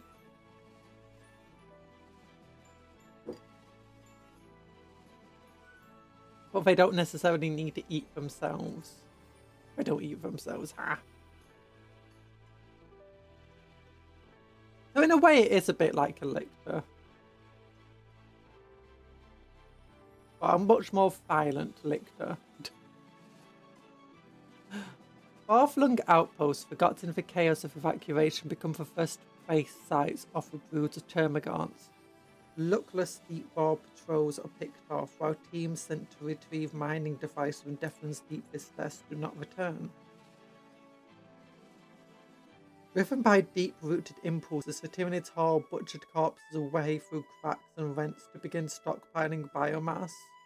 Okay, so the other Tyranids are stockpiling biomass of a harvest. In the process, they generate widespread terror amongst the prey, with each inexplicable massacre and vanished set of remains. This is the difference between a Calidus and an Eversaw assassin. The Calidus is the one who will camo themselves. The Eversaw is dropping like a guided bomb on a target. Yeah, basically. This guy is the Eversaw. That being said, it does instinctively go after command units. Like, it will try taking out commanders first.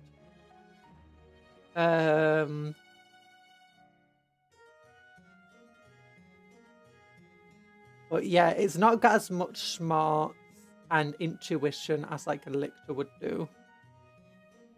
There's one amongst Tyranid organisms that on this world, and in this time at least, is unique. Serpentine, muscular, agile, and horrifyingly swift. This war organism is far the greatest threat to have survived the fiery descent onto Devlan. Chitinous plates ripple and rasp as it slithers down ancient passageways. Wicked talons like reapers blaze, gouge tunnels through rock and metal as easily as they slice the heads and limbs and prey. Most monstrous of all is the creature's yawning maw, and its unusual ability to swallow prey whole and then rapidly digest them. Recovered biomass allows this organism to regenerate even the most grievous injuries in a matter of hours. So it is that though some of the prey succeed in scorching it with flame, blasting it with lasers, or riddling it with solid shot, it need only bow back to its lair with a victim in its gullet, then wait as its meal thrashing dies away and its body heals. Yeah. It keeps itself alive. That's something that a lictor generally wouldn't do. Again and again, the organism returns, driven by instinct. It probes the defences of Devlan Primus spaceport. It strikes a guard station to dismember, devour, and disappear into the gloom. But it's not conscious of its achievements, its relentless predation and growing mirth, or its invincible corrode, even Caden morale at a lightning rate. Yeah, it's basically, as far as I'm aware, Red Terror is more like a Carnifex that's capable of burrowing, where its instinct is solely just kill to destroy, but unlike a Carnifex, actually similar to Old One-Eye, to keep itself alive. Oh yeah, this thing is Vanguard in favour keyword too. That means it would work like in the detachments I've been building Ouroboros too. Yep. It makes sense because I think Raffinus and Trigons and stuff also have Vanguard. It's basically a small Trigon or a big Raffiner. It's also best to remember that the Red Terror first came out, and much of this lore actually is still old Red Terror lore. But it first came out long before Trigons were a thing, like long before they were a thing. I think it was one of the first Raffiner models.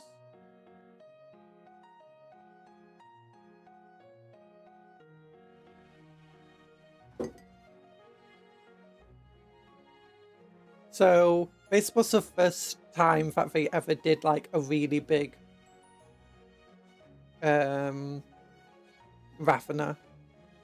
Not as big as a Trigon though. It's a lot more animalistic than most Tyranids. Like, most Tyranids wouldn't do the entire thing of, you know, when it's injured, retreating and just eating food until it heals up and then attacking again. Which is what Red Terror does. It's probably one of the reasons it took them so long to put it back into the Tyranids. As back when it came out, Tyranids themselves, especially those outside of a hive mind, were considered to be more animalistic in nature. And one of the reasons why they were so bad at leadership is it was represents that outside of a hive mind, they revert to being kind of like animals. And the battle scares them like it would any animal.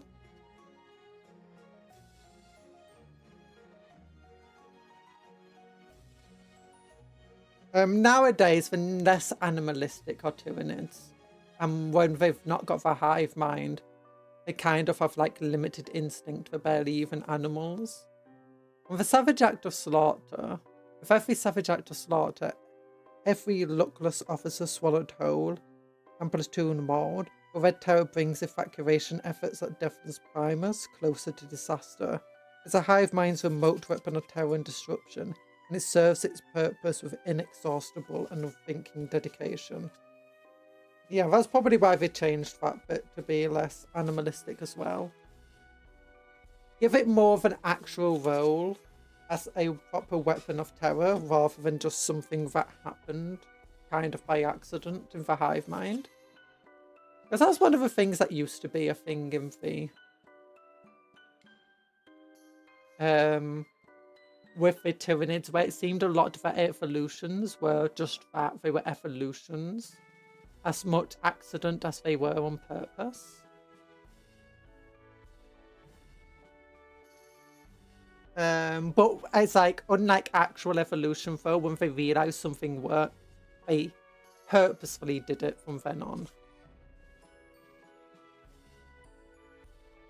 The Valkyrie gunship shudders, hit by atmospheric turbulence. The Spectre guide Lucas Etcher grips his steel restraints. His churning stomach drops with the transport, then steadies again as the Valkyries thrusters war, barging through the skies of Devlan. Around him, the soldiers of Corsign Jester prepare themselves to hunt a Xenos terror. Only Ector has faced Tyranids before. He was one of a handful of Imperial Guardsmen who lived with retreat from the Divon system before the onrushing swarms of High Fleet Kraken, and the lone survivor of his precious Spectre squad.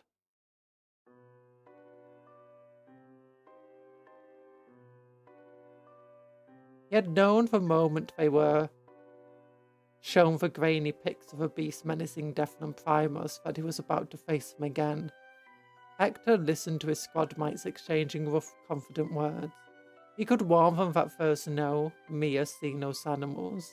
He wants to, but the Inquisitor swore him and his fellow survivors to secrecy, and so he sits with a bucking Valkyrie. Doubly the outsider, the new face of a band of companions, and the only one burdened with the knowledge of what they're about to face. Yeah, the Inquisitors suck with all that knowledge hiding.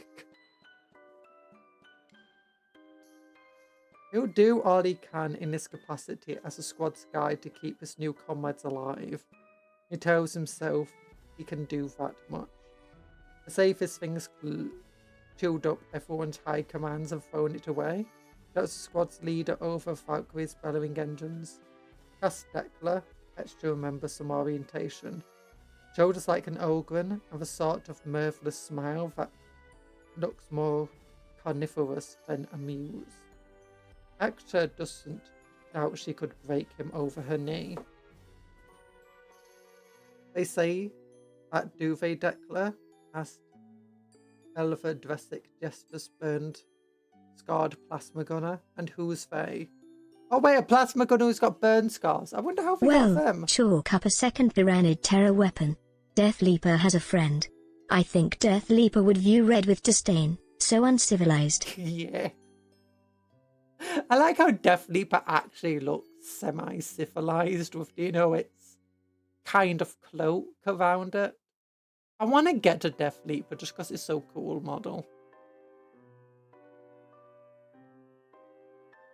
I like Tyranid Epic Heroes more than others because it makes sense to have a Tyranid Epic Hero in your army because it doesn't represent, you know, the actual just one and only. Like the Swarm Lord can appear in multiple high fleets even at the same time. That's cool. So can the Red Tower, so can Death Leaper. I wish we had more sorts of stuff like that. I mean, the Demon Primarchs, to some extent, to the Demons kind of are similar. Like, while they can't appear in multiple places at the same time, or some of the Demons might be able to, like the Changeling. And arguably some of the Demons, like the Changeling and so on, there might actually be more than just one of them. But you're unlikely to see more than one in any particular zone. It just makes more sense, especially like in a homebrew army. Trizand for Infinite is... While it doesn't... He doesn't make necessarily sense to put into any army. He at least has the cool background of if he dies, like in a battle, he's not dead. You can blow up his body. He'll just be back. He'll be back. And a bunch of the Necron Lords have that going on. Tyranids have that going on. Demons obviously have that going on. I kind of like that about the Epic Heroes. That. And it's also one of the reasons why I like it in lore when you see Epic Heroes getting injured. In like a battle and being taken out of a battle. Like... Because then when you're playing a game and like Abaddon gets hit by a Baneblade, it's like, okay, yeah, this is the kind of thing that has happened in lore. He wouldn't get killed by it, he'll just be injured enough. I know his armor would be damaged enough that he'll just go away. He'd be like, yeah, I'm not staying here because I could die. Fabulous Bill also does this. Oh, does he? That's cool.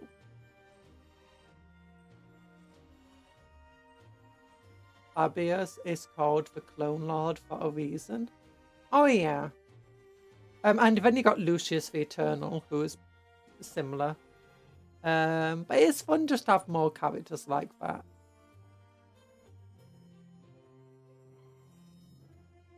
You do have other characters like Lord Solar, where while he represents obviously Lord Solar, he is not the only Lord like himself. Like Lord Solar is the High Command of the Solar Segmentum.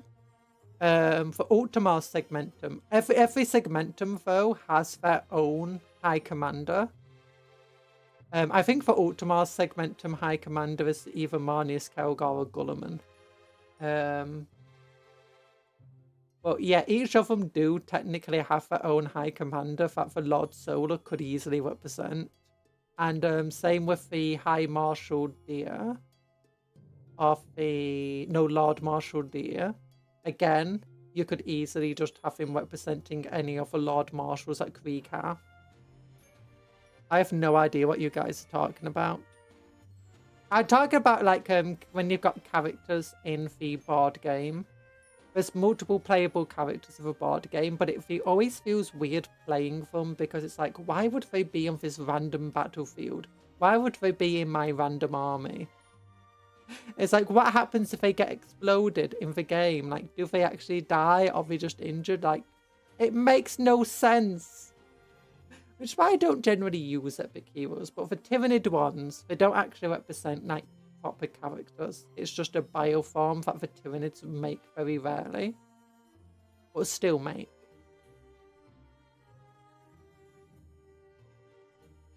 Declan waves a hand, chiefly unconcerned as to the source of veracity of the soldier's scuttlebutt. The soldier's scuttlebutt? What the heck's a scuttlebutt?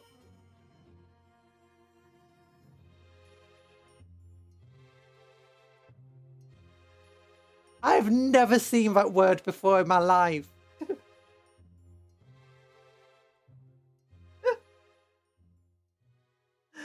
A scuttlebutt does not sound good. I think I'd rather face Red Terror.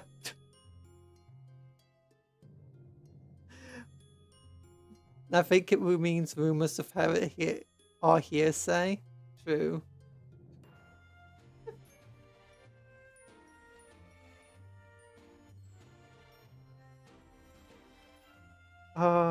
They also say red terror swallows people whole. Can dig through solid plasteel, is immune to last fire. Not immune to last fire, but, you know, the rest of that's true. She shouts with relish that no one makes... That at once makes Escher cringe and gives him hope.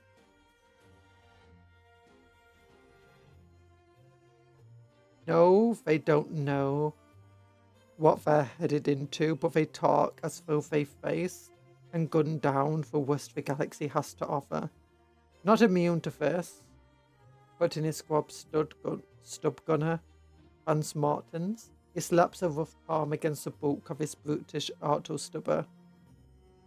Seated next to Dekla, with his attention focused on the much-hummed chapbook of Imperial prayers, Matthias often grumbles through something inaudible. Extra knows that even had he caught them, he wouldn't have understood the words. Irfan largely sticks to the soldiers Argot Gundvant rifles. Argot of the Gudvanite rifles. The regiment from where he and Dekla were first recruited. Only Dekla speaks that invented language, and now she barks the battle-scarred cousin of a laugh. She notices Deska and Martin's inquiring stares. Often thinks the point to be mute once he bullseyes a red tail with crack missile. Really be red, Ben. Big red. Sorry, that was a difficult sentence to try reading for some reason. But Scuttlebook reeks of James' workshop had for Dusty Thesaurus that day, and they just decided to use it to be fancy. That's the one thing I don't like about a lot of Games Workshop writings, especially in these lore things, is they do decide to just dust off the... They've just got these Latin textbooks and, you know, these thesauruses. They don't need to dust them off. They're just like looking through them, thumbing through them all of the time. Just to find words. And it can just make it a bit difficult to try and read it. Especially with some of the names sometimes. Only Dekla speaks an invented language. Seated next to Dekla, with his attention focused on a much-filmed chapbook of Imperial prayers, Mattis Arvan grumbles something inaudible. Eshter knows that even had he caught them, he wouldn't have understood the words. Arvan largely sticks to the soldiers Argot of the Gundvanite rifles, the regiment from where he and Dekla were first... Oh, Argot! Language. Invented... So it's not an actual language of the Gundvanite rifles, it's a way to speak. Only Dekla speaks that invented language, and now she barks the battle-scarred cousins a laugh. Our battle-scarred cousin of a laugh is... It sounds like... It's kind of like a laugh, but changed by her battle scars. Oh, gosh. Yeah, sometimes they don't like making things easy to read. Sometimes the wording that they put things in is also a bit confusing. It's worse partly because I'm just trying to read it out with my own dyslexia and the shiny pages.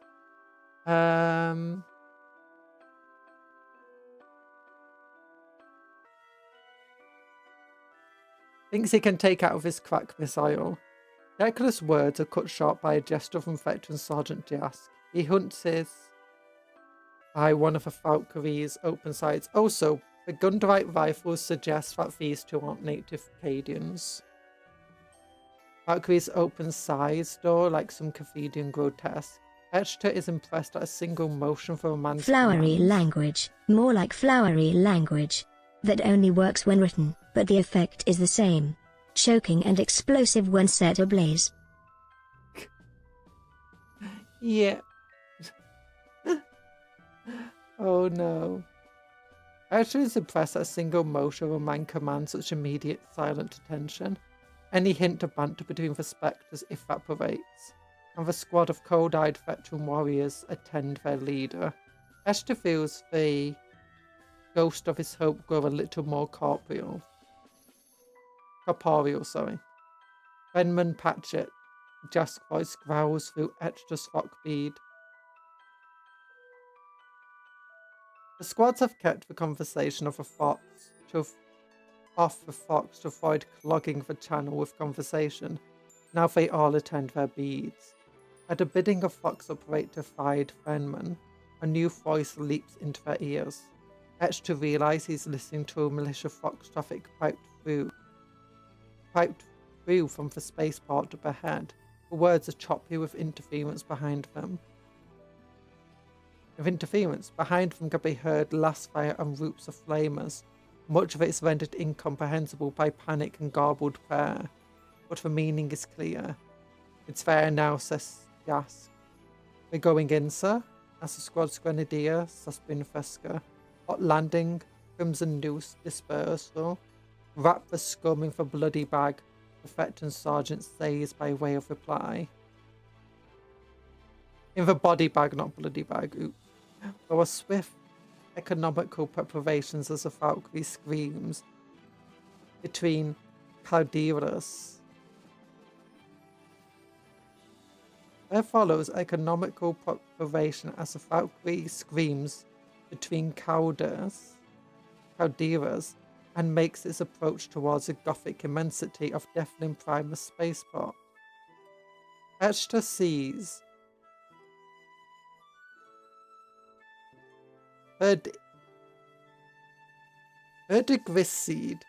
verdigrised statues and towering buildings flash past, while cargo barks and passenger lighters scatter from the Valkyrie's path. Does verdigrised mean like statues that have started to turn green? Or like have growths on them? I'm gonna have to look this up now.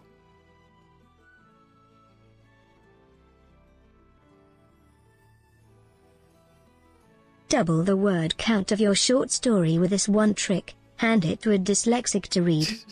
True. Ah.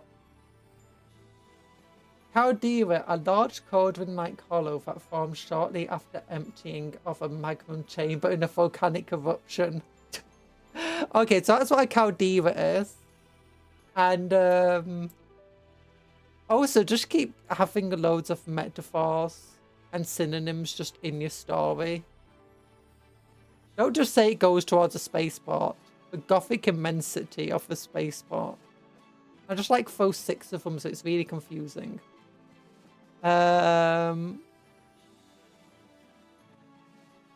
Third degree. Verdigris.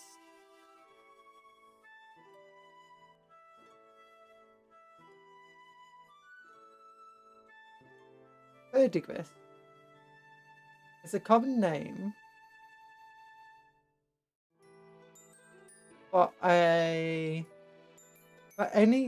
of a variety of somewhat toxic copper salts and lactic acid, which range in colour from green to bluish. Okay, so it's basically the same thing that happened to the Statue of Liberty. It's talking about a bronze statue that started to turn blue or green.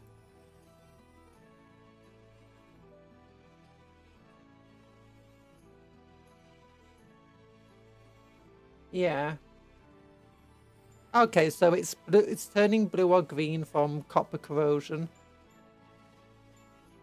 Literally translated as green grey, I think. Yeah, I noticed the 30 is like verdant green, whatever. So that's why I assumed it was turning green, but I assumed it was turning green because of like moss and stuff. Not turning green because it's a bronze statue or copper statue. Edster sees, I don't know, we saw that part, where cargo bags and passenger liners scatter from the Valkyrie's path.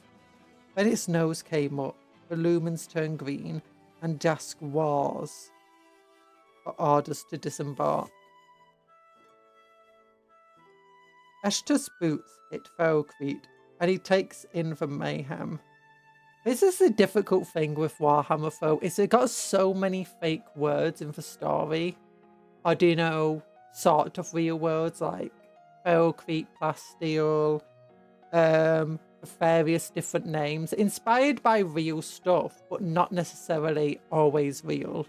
Or sometimes ones that, you know, might be real, but purposely obtuse.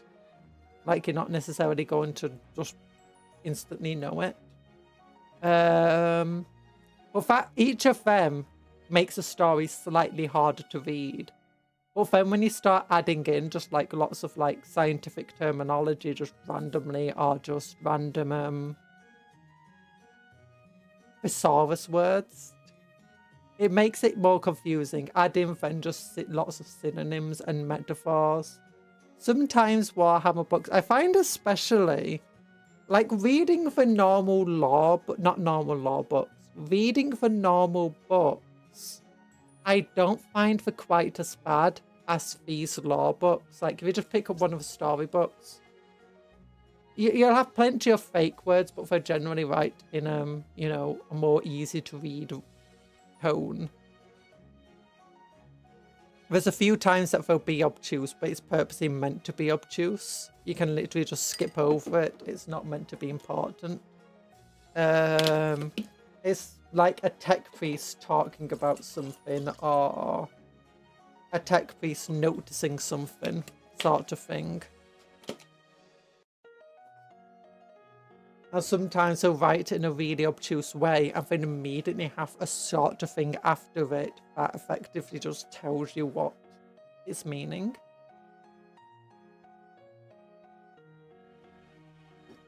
Now, these lore books, they really... I think it's partly because these books are written much faster and they don't have the same editorial onto them. I also find that generally the writing of these books has more... what I'd call basic writing mistakes in them, or not necessarily mistakes, but do you know ways that if a decent editor or something got to it, they'll probably cut parts that just change some of the wording around because it's just better that way.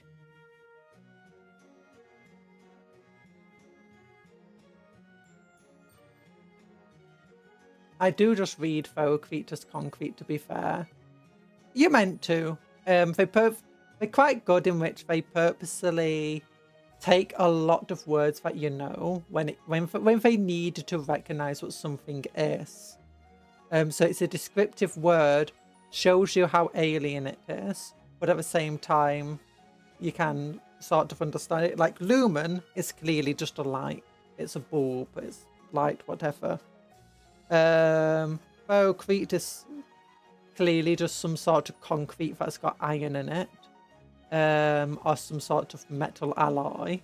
Plasteel is obviously some sort of metal, like steel, that's probably got some sort of polymer inside it. Ceramite is definitely like some sort of ceramic armor.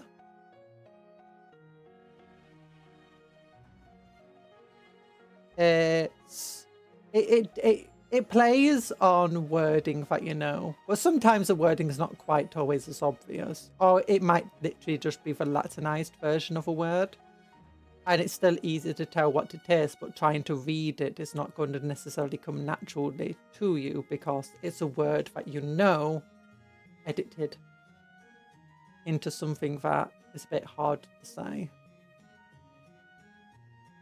But yeah. Escher's boots hit the Ferocrete and he takes in the mayhem. Slaying Cadian and militia soldiers missing limbs and heads. Lava Enid split. Terrified. It's mostly when they just start throwing in a bunch of Latin in that makes it difficult.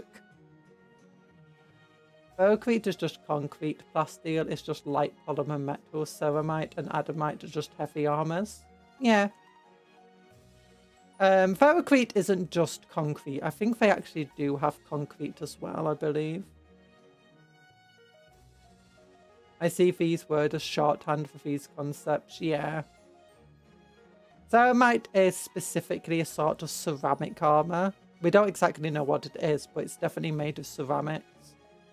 And partly because you got the Cera in the word, but also it's like I've been listening to Faudo where they talk about the power armor and stuff, the more moderns, the ones that get into like how Space Marine power armor is. And they mention it being ceramic a few times. Or at least utilizing ceramics.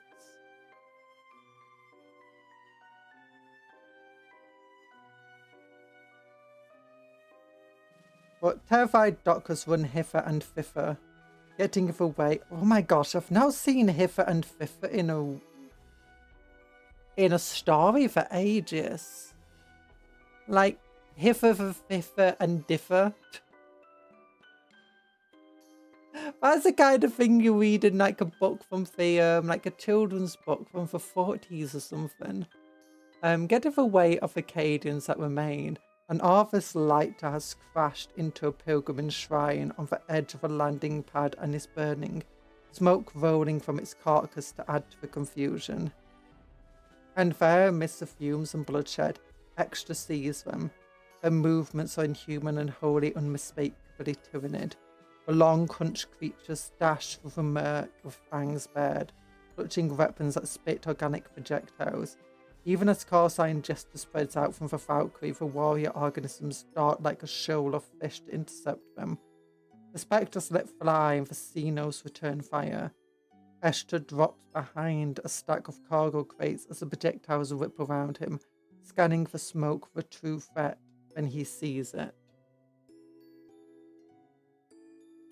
For God's sake, here and there, there's even less letters. Hither and thither is just padding. Yuck! Oh, it does make it feel specifically British.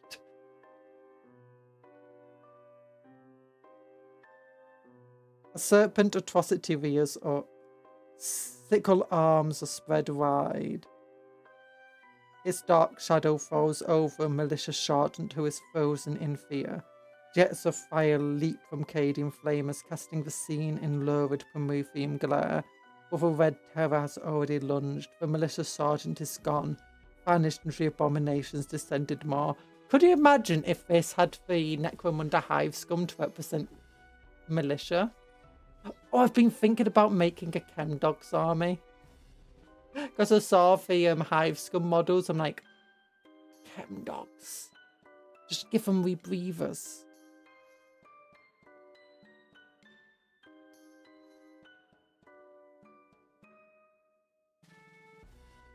This author had a character count, and they were gonna reach it, come hell or high water. Yeah. I mean, could be actually.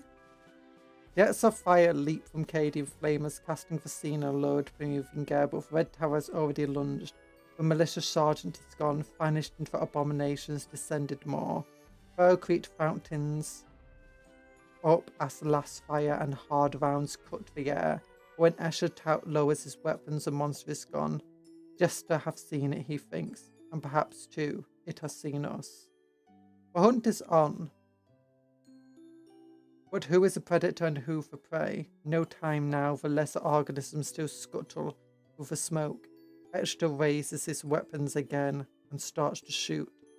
Yeah, I do think some of the wording in here is a bit questionable, and like it could have really done with another editor to go over this and, you know, just change some of his wording.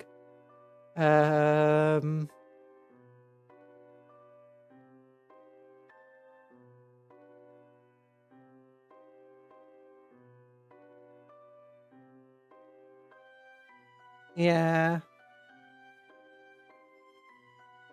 I think these law books, I often think they are written in a much smaller time frame than like an actual book is, and put to far less scrutiny than an actual like storybook is. Which is also one of the reasons why you're more likely to find typos and stuff in here as well.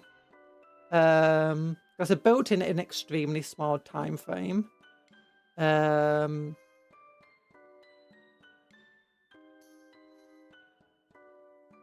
that time frame, I think, comes from the fact that you've got the miniatures being designed and the ideas for them, and you've probably got multiple ideas for kill teams, multiple ideas for different things that should be going into these stories and these books.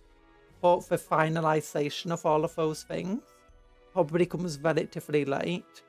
So we're probably working on like a sort of, and also you got to get like all the books printed out. You've got to get them boxed up. We're probably working on a much more limited schedule. Popcorn is putting it off a manga cap say, what the heck is wrong with you? This was so much pain. It's true. Now, it is partly because when I come to like writing, I am overly critical of myself, and that can lead me sometimes to be overcritical of the people I read as well. Especially when I have been thinking a lot about the stuff I've been trying to write. There are certain parts here that just tick me a bit, like Esther knows that even had he caught the words, he wouldn't have understood the words. It's just such a weird sentence to say, like, why does it matter that Esther knows? All you need to say, even if he caught the words, he wouldn't have understood them. Also, what makes it worse here is Esther knows that even had he caught the words, he wouldn't have understood the words. Well, caught them, he wouldn't have understood the words, sorry. It's past tense. The rest of this is written in present tense. And when it makes sense, the words were just said to him. And now he's thinking about those words in past tense. You don't need to write Esther knows. All you need to do is write, he didn't understand a word that's said. He didn't understand a single word. Or he doesn't understand a single word. But instead, it just makes this incredibly complex paragraph that could have easily been cut down. They could have reworded it into. And it's also for a constant switch here from present to past to present to past. Technically grammatically correct in each instance, but it doesn't make it for a fun read when you're having to go from present to past, which is why most people who speak of the present, write in the present tense, they don't try to have the characters reflecting on stuff that just happened. Instead, they try to keep as present tense as possible. And when they only switch to a past tense, when they're reflecting on stuff that happened in the much more distant past. So it's Ferrocrete Fountains feels like it should have been Ferrocrete Fountained. No, it's not Ferrocrete Fountain because it's meant to be a present tense story, so Ferrocrete Fountains is grammatically correct. Now, it is one of those things when an editor might look at it and go, yeah, that could lead to people, you know, misreading it, especially depending on how it breaks up the sentence based on, you know, the typeface, how it's printed into the book. And they could have potentially changed it to fountaining from the ground, or Ferrocrete is fountaining from the ground, something like that. The ground fountains Ferrocrete. Where it makes it very obvious where it's not a fountain made from Ferrocrete. It's something, it's an action that's occurring. It makes it obvious. Again, that one's not too bad. It does trip you up a little, but you're always going to be tripped up a little by just sometimes things being like that. There's plenty of words in the English language that are both verbs and nouns at the same time. But what is it? The other bit that goes here is for hunt is on, but who is predator and who is prey? A question to the audience. Like, that's not his thoughts. This isn't italicized, so it's him thinking to himself. It's said out loud to the audience as if suddenly we're breaking from the story, we're breaking the fourth wall. But then it immediately goes back, no time now, unless the organisms still go for the smoke. Esther weighs his weapon. suddenly you've not had any like fourth wall breaking through this entire thing. The narrator has been extremely passive, and now for being no longer passive. That's not the kind of thing you want to do. It's not a consistent narrative voice. The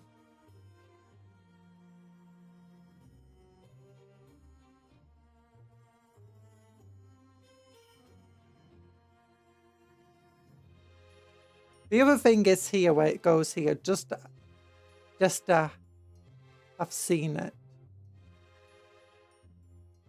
Okay, that bit's I think a typo there. Jace, it's just I have seen it. It should be just a has or just I had seen it.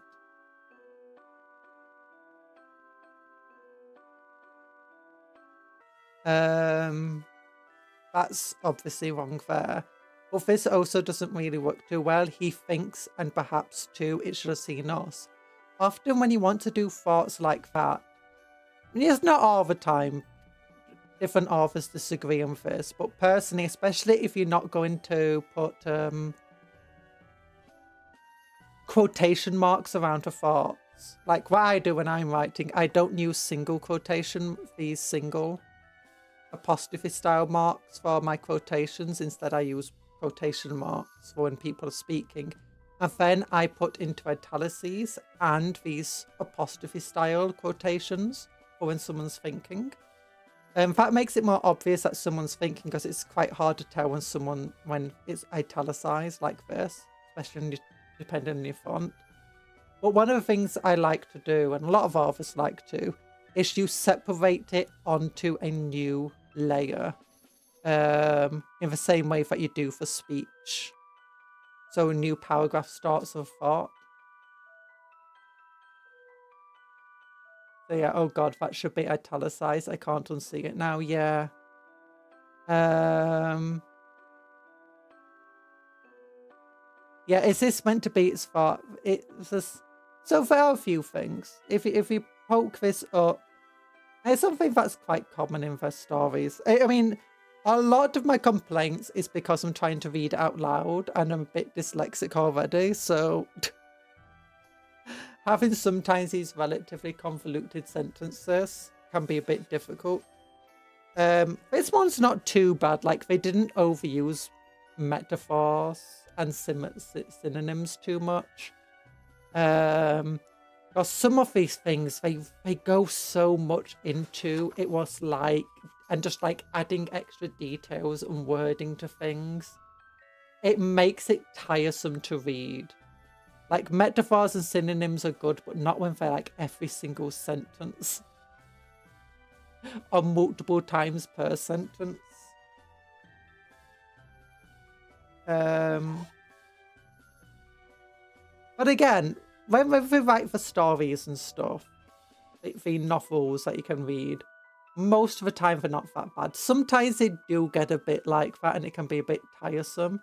Like, even when you're just listening to an audiobook and I have to like just go back to I can fully absorb the sentence properly because it just goes really over the top. It's like, okay.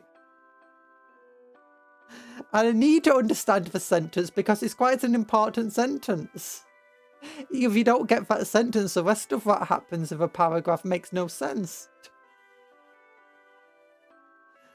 As the Militarum fights endless wars of attrition where brute force strategies inevitably lead to horrific casualties, newly tied soldiers must be both lucky and extremely capable to survive their first few battles, yet those who do more specialised roles as experienced veterans may await. Spectre squads are just one of those such veteran formations. Yay! Imperial Guard regiments are raised by tithing the planetary populations of loyal Imperial worlds. New intakes often number in the millions. While each regiment can consist of tens of thousands of infantry or hundreds of pickup war engines in their crews, it speaks to the cataclysmic horror of humanity's ongoing war for survival that many such regiments can be entirely annihilated in a single offensive, path or stubborn holding action. I thought it was the last cannons. That looks like last cannons or last guns.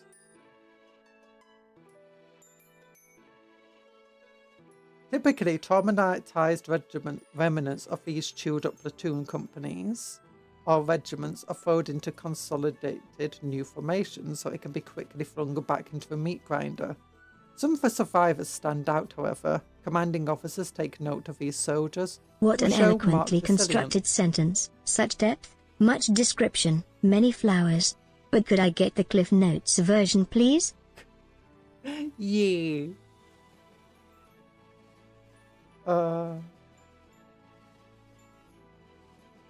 Tolkien does that sometimes as well, except he usually... One of the way that Tolkien writes, and you see this in some of the fantasy authors as well, is that they save more for flowery language or flowery scenes. So, like when he's just wanting to describe something in detail, and where the scenes are mostly just superfluous to begin with, or half the reason you're reading Tolkien is for these scenes, it's nice. But as soon as it like requires important information being said, when the action is being thrown around, he cuts back on that flowery language a lot more so that it's easier to get the information across. It's also incredibly important in action because it speeds up the action. The more that you use flowery action words in an action scene, the longer it takes to describe the action, and the slower the action feels by comparison.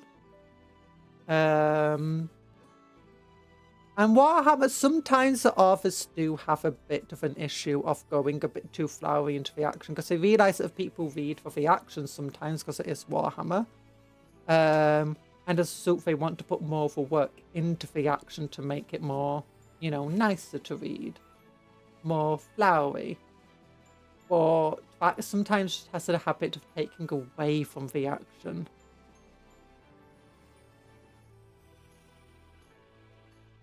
Not always the case, but I do sometimes note it in some of the work that they do.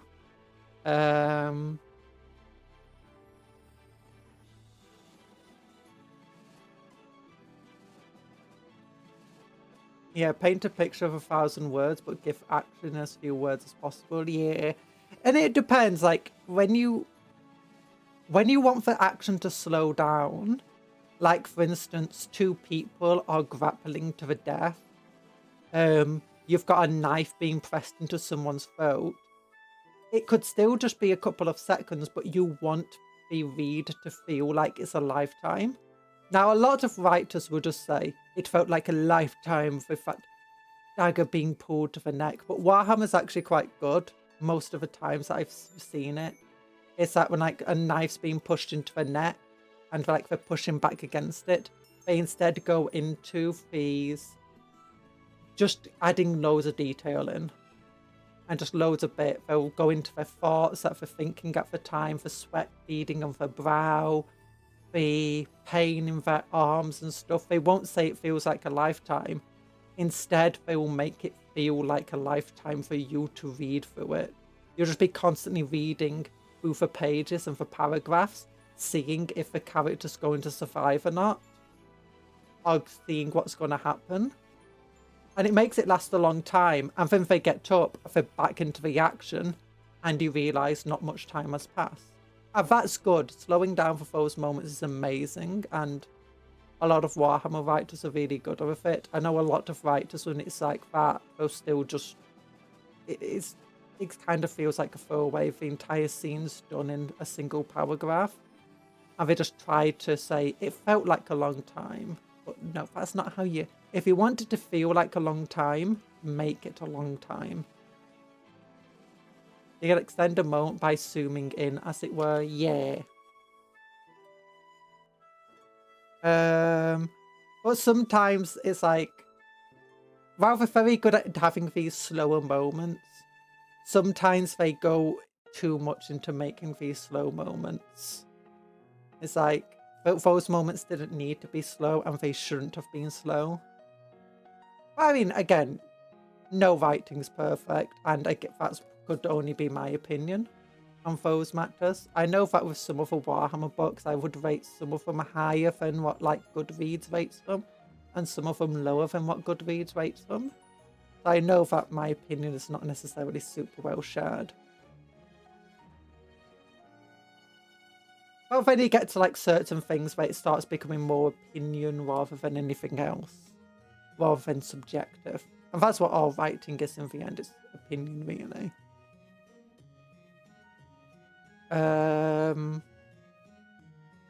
And modern writing itself generally wants to reduce the flowery language because people don't have the same attention span for reading, as it were. So the more flowery language, the more descriptions you're having, the less people are going to be wanting to read it. That's something you don't have to worry as much about Warhammer. And it's probably one of the reasons why some of the authors really want to like stretch their writing muscles when it comes to Warhammer and going a bit too flowery into it, because they know they have a captive audience. They know people will read this book and read it to the end and buy the book. And that's the important thing. People buy the book because it's Warhammer. People will keep reading it because it's Warhammer. Whereas, like, if they had to write their own book that wasn't linked to a Warhammer, they have to think a lot more about how people will necessarily interact with the work and try inspiring people to read on. And as a result, you sometimes can't stretch your writing muscles as much. You have to play it a lot safer when you're trying to build your own franchise or just one-off story. I imagine a lot of people when it comes, especially like these lore books as well, it's an excuse, I think, for writers to stretch those writing muscles, go into more extravagance than they would normally allow themselves to. Which I definitely can't blame them for that. The nature of squads varies enormously, influenced by the needs of specific campaigns, the cultures and traditions of recruiting worlds, and the types of regiments to which veteran soldiers are attached. Some have a basis of stricture of a department minister. Oh gosh, my ears have started ringing. I'm no captive audience. Wait, grabs the iron bars. No, let me out, let me out. Yeek! While others are often short-lived, brainchild of some commanding officer bodyguard units, important personnel are common, as are squads of expert marksmen, demolition specialists, skilled tank hunters and guerrilla saboteurs, along with more esoteric units like witch killers or experienced senior hunters. Oh, we don't have anything like that in the guardsmen at the moment. Heavy infantry regiments like those for which Cadia, Foystroya and Olpone are famed, benefit in particular from the attachments of veteran reconnaissance specialists. Such regiments possess numbers and heavy firepower in impressive quantities. However, they are cumbersome and often dangerously reliant on others for battlefield intelligence. Sometimes the weakness is lessened by creaming off the best available soldiery to form recon squads, who are pushed out ahead of the mainstay infantry platoons to scout for localized enemy threats, safe routes of advance, or useful firing positions. I think recon squads, the Spectre squads, also make amazing, like if you want to build an artillery army, the recon squad is great as like spotters. And you can use the new armored skirmishers for an artillery army for guardsmen. Put a couple of command squads on the back line with their Foxcoms. So they got 24-inch orders they can give. They can give orders to squadrons now, so they can give orders to your artillery, which all have the armoured skirmishers keyword, meaning they can benefit from all the armoured skirmisher stratagems. Oh wait, no, they can't be armoured skirmishers, can they? Because they don't get it because they're artillery. Never mind, silly me. But nonetheless, they still get the ability to have orders given to them. And then you put recon squads up front, and thanks to their Fox communication things, they can still be given orders by your command squads who are staying back with the artillery. And your recon squads can move forward and capture objectives and stuff. And because they got missile launchers and anti-infantry guns, they can pretty much go against anything. Or they can take pot shots at pretty much anything they need to. Viceroyans mentioned. Viceroy mentioned, yeah! And for Volpani, I think I've heard of them before. Aren't they in Gaunt's Ghosts as like these, like the Volpani Dragoons or something like that? Or am I being crazy? Or like carapace armoured, Hellgun armed soldiers, I believe. If Regiment is truly fortunate, however, it will have one or more Spectre squads assigned to serve as its eyes and ears. These veteran units consist of specially hard-bitten warriors with expertise of fieldcraft, intelligence gathering, and aggressive reconnaissance in the most adverse conditions. Now, I don't think the Recon Squad actually represents Spectre Squad. I don't think there's any way to represent Spectre Squad in 40k. Intelligence gathering and aggressive reconnaissance in most adverse conditions. Many include soldiers with additional training to employ heavy or special issue weaponry. Oh, maybe they do represent Spectre Squad. And experience of doing so against a range of foes. Most also tend towards a culture of personal intuitive that is unusual amongst the massed ranks of Imperial Guard, tolerated by their superiors.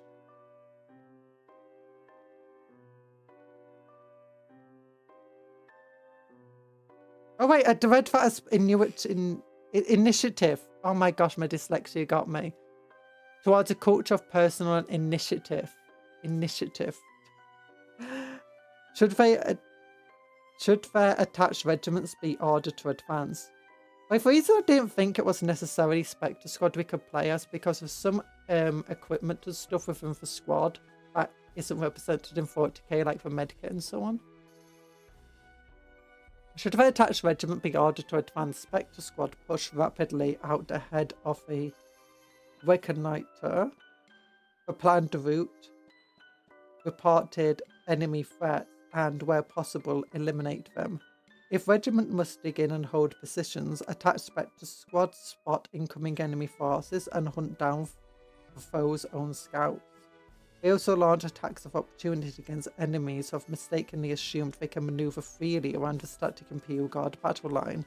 At times, High Command would task especially capable Spectre Squads with more unusual one-off missions. Their skill sets and specialised war gear can be turned to tasks such as commando raids upon vital enemy installations, assassinations, strikes against exposed command squads, or long-distance scouting operations. I imagine if you want to represent a generic recon squad, then Catachans would be the best way to represent that with their scout, and the fact that they only have lasguns and flamers. Priorities. Personal initiative. Prioritizes personal initiative, you say. So, basically, Spectre Squads are the SAS. Who dares wins. Yeah, basically. Tempestus Aquilians feel like the most SAS themed faction though. Because if you look at the Tempestus Aquilians model kit and their heads that don't have helmets, they've got their berets and they've got some guys who look like do you know when you see the old pictures of the SAS, some of them were first formed in WW2? Yeah, they look like them. The Tempestus Aquilians.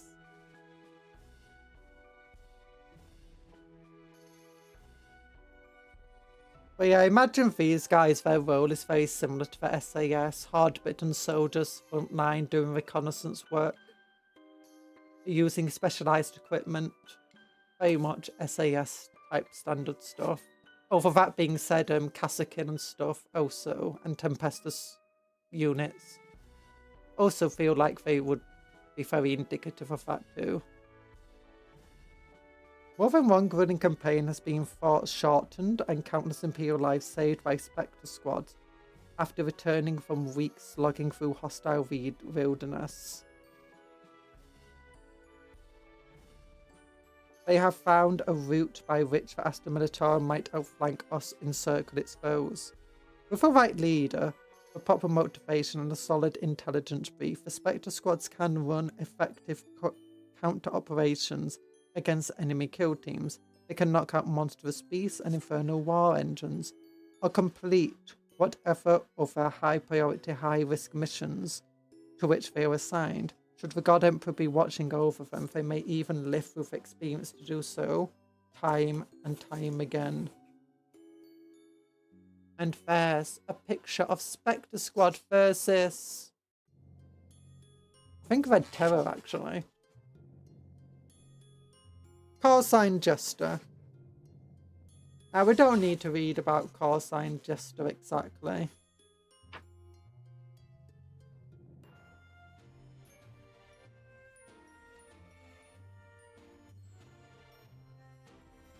Yeah. When a Spectre squad faces enemy vehicles, they use heavy gunners, missile launcher, generic trooper. Look, Chimera. Armed with precision las rifles or las carbines, Spectre troops are potent marksmen. Yeah.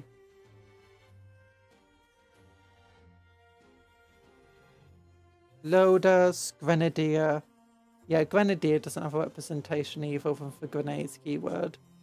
Entrusted with an array of explosive that range from anti-personnel grenades to bulky melter charges, Grenadiers couple explosive punch with short-range versatility.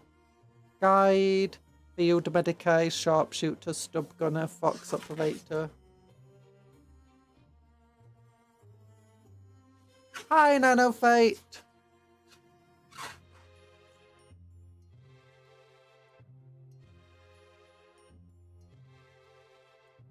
Beast from below. I've only got all the rules back here.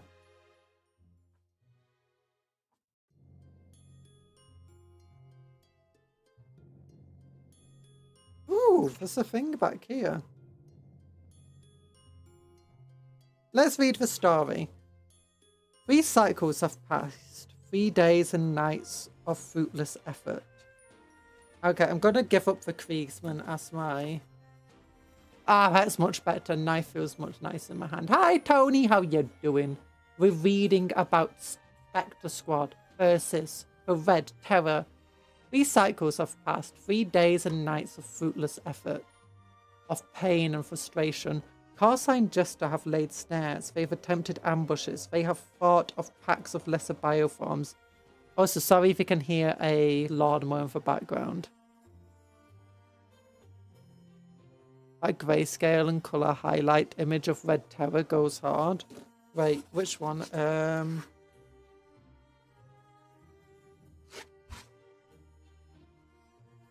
This thing.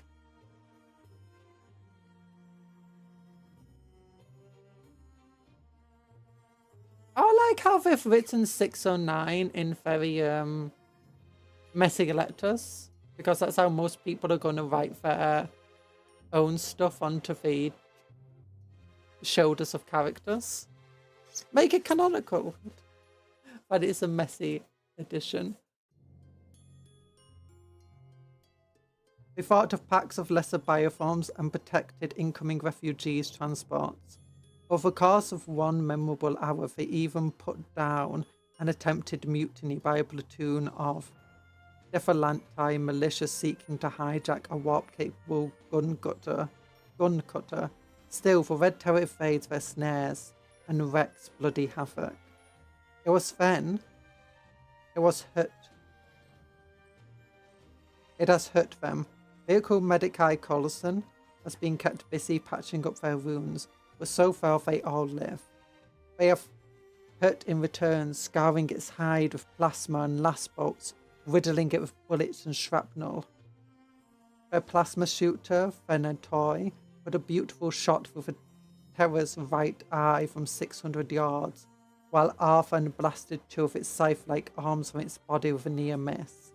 Each time the Red Terror has returned seemingly unharmed, so that now even Etchter and his fellow Spectres struggle not to feel the monster with a shred of superstitious awe. The feeling is not helped by the persistent nightmares of chittering shadows, talons and fangs, poisoning what few hours of sleep they have managed to carve out. No, went past. after looking at the specific troops. Okay. It's not that one.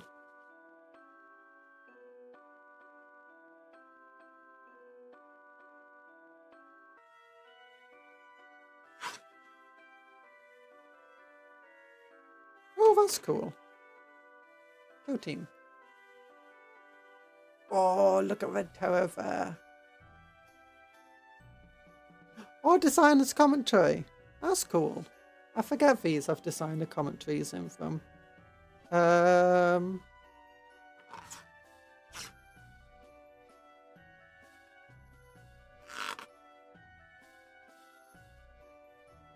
Big old rock. East from below. Oh, this one. Okay, that is cool. Yeah, very nice art. The last page before. I could have just turned one page and found it, but no, I had to go from the back. I hear rumours of Psychos going mad, of boot besides, and senseless unlivings amongst Dephilites and Cadians alike, and of doom-laden prophecies scrawled on walls and bulkheads. They cannot fail to see the frantic upscaling of the evacuation. Time, it seems, is running out. But as it comes as no surprise, Infecting Sergeant Dask orders them to prepare for a subterranean hunt. Can't wait for it to come to us anymore, he repeats, offering some final words before they descend into the abandoned caverns of Primus Bar. Can't chance it sowing more mayhem amidst the evacuation. The Colonel gave us a job, and we swore to her, and the God Emperor would see it through. Jester doesn't fail. With this, Jask primes his scoped last carbine, and gestures for more of a tunnel. Extra as guide leads them in with sharpshooter Toll close behind. Toll's not a talker, but she has tremendous instinct of a hunt. The squad have taken to watching her as closely as they do for aspects or any warning of danger, and has earned her the nickname Omen. Now Estra and Omen lead the way silently into the echoing gloom of Primus Bar. She might be slightly psychic then.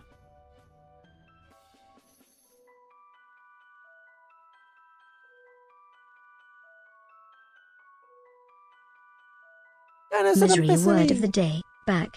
Why did the World Eater ripped off his own spine? It was holding his back. It was holding his back. What? Do you mean it was holding him back? Hi, Denizen of Misery, how you doing? We're reading about Red Tower versus Spectre Squad here. If they've been hunting it, they're going underground to take it out. Old macro-scale mine workings have been heavily reinforced and converted into subterranean settlements that has endured and grown steadily for centuries. Just days ago, the city was busy with life and industry. Now strip lumens set to the tunnel roofs spread pools of flickering light over an emptiness where once artificial day and ceaseless bustle hold sway. The spectres pick a path through their litter of frantic evacuation. Abandoned personnel belong as a broken equipment left strewn across the tunnel floors. They push ahead into the upper hab caverns, where row shuttles scarred against looters long fled, and ruined hab blocks tell stories of fires run out of control and panic skirmishes between militia rioters and local gangs. Extra sees these signs, reads them clearly, but he is looking for something more alien.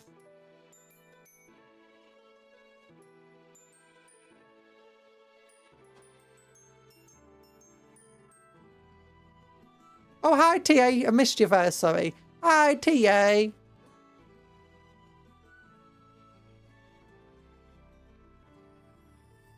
How you doing?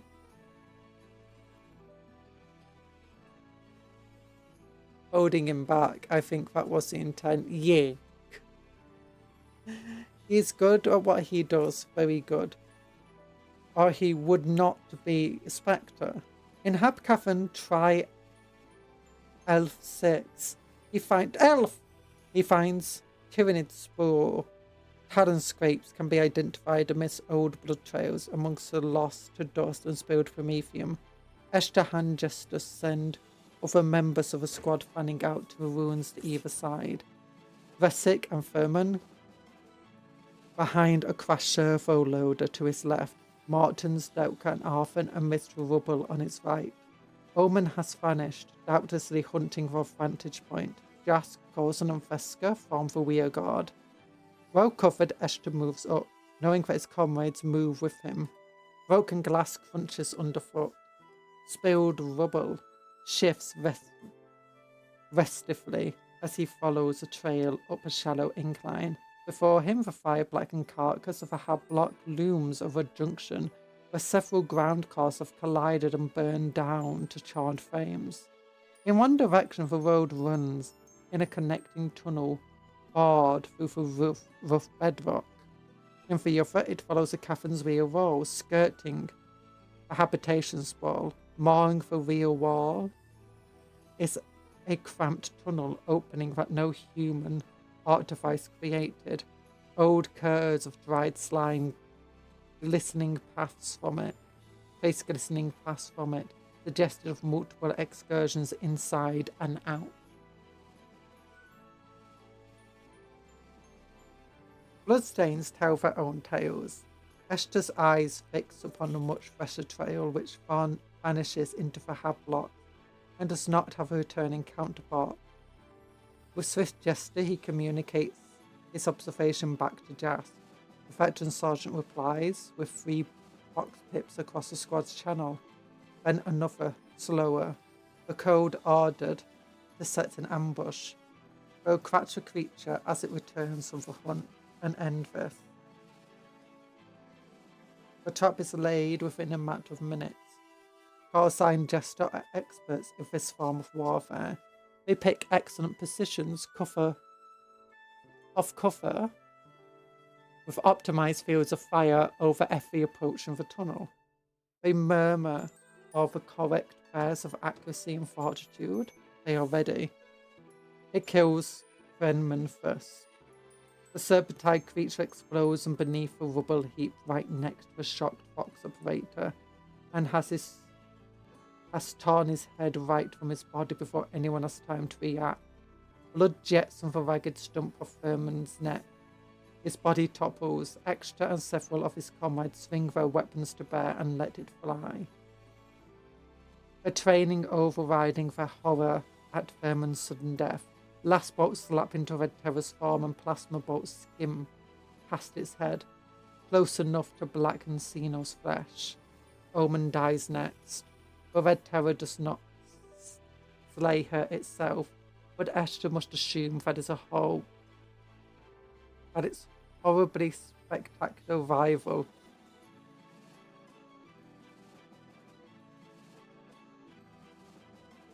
Omen dies next. The Red Terror does not slay her itself, but Esther must assume that its horribly spectacular rival is to blame for some brief lapse in her thwarted instinct. In truth, you will never know how the sharpshooter comes to crash backwards through a 60-story window, a dagger in the neck of one of the smaller Tyrannid bioforms, its talons gouging at her flak armor. The bodies drop like stones. The bone-breaking impact is lost amidst the hammer of Martin's auto-stubber as he attempts to slay Red Terror. It surges through his gunfire, weaving aside from some rounds, soaking up others. A missile streaks from Arvin's launcher, but the damn blue beast coils aside with inhuman speed, and then it is looming over Martens. To his credit, the scarred Spectre is still shooting. The beast rips him in half. Extra turns cold as a sight shocks him into conscious realization. It is they, not the beast, who have been ambushed.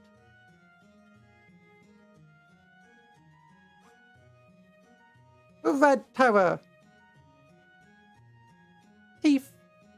Pong, you back. Hi, Foxy! I am Cupcake. Hi, back! The Tyranid hive fleets are a plague on galactic life, pouring from beyond the fringes of known space. I need a drink. Right.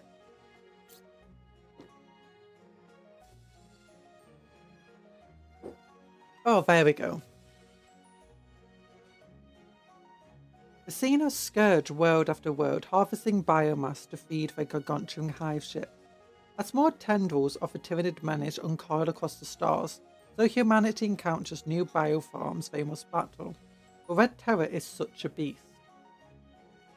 The first Tyranid hive fleet to attack in the Imperium was Hive Fleet Behemoth, striking the stellar realm of Ultramar like a giant battering ram.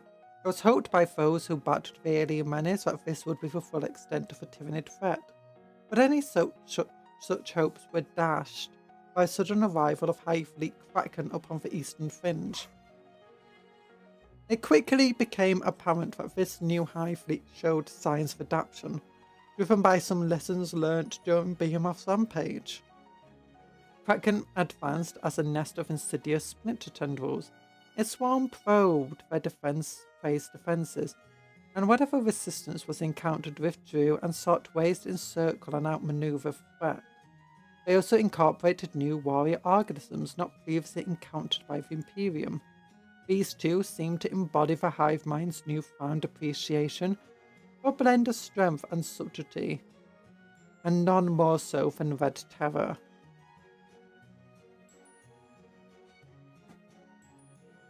A senior denizen. Seneson sounds like I just woke up and I'm about to go to work, so it is what it is. Okay, good. Oh, so hi, Seredwin. You turned me into a blooming cat. Oh, so hello and bye, Nanofate. I hope you have a good time at work. And Seneson sounds like a senior citizen, senior denizen, if you will. A senior denizen of Miseryville is a Seneson, apparently. In the centuries since Kraken's invasion, these serpentine warrior organisms have been observed amongst swarms of other Tyranid hive fleets. At the time of the Devlan evacuation, however, the Red Tower was a unique and utterly unknown nightmare. It struck and vanished with such apparent ease that rumours soon circulated within the Devlanite militia that it was a supernatural thing of a war, sent to punish them for all the faithlessness. The Red Tower's seeming invulnerability did nothing to quash such rumours, and neither did the conflicting claims that there was not just one Red Terror, but an entire brood of monsters whose numbers were without end. The hive mind does not create its war organisms by chance. Each is adapted for a specific role within the hive fleet's perpetual cycle of predation, spawning new broods and feeding. In the case of Red Terror, this purpose is disruption. It's a vanguard organism that is unusually self-reliant and uses infiltration, cunning and tremendous resilience to move ahead of the main swarm. It does so by stowing away aboard unsuspecting prey vessels or clinging to tumbling void debris until they strike a viable world or space station. Some of course never reach their destinations, but the Hive Fleet has infinite patience and more than enough biomass to spare. In terms of offensive capabilities, each of the Red Terror's scything talons has an edge like honed diamond, capable of slicing through ceramite and adamantium as easily as gouging tunnels in rock and metal. Its maw is grotesquely distendable, allowing the Red Terror to swallow even sizable prey whole and alive, and better to leach maximum bioelectric energy and organic mass from them. Its tail is coiled column of muscles and tendons. It can push her warrior organisms along at frightening speed and stab its tri-pronged barb clean through a bunker door of a hull of a battle tank. The hive mind has plentiful living weapons at its disposal, of course. What truly makes the Red Terror stand out are its robust and systemic instincts coupled with its rare ability to directly consume prey biomass to regenerate damage to its body. Once established a hidden lair and a hunting ground, always somewhere within a concentration of prey and the infrastructure they rely upon, the Red Terror begins its work.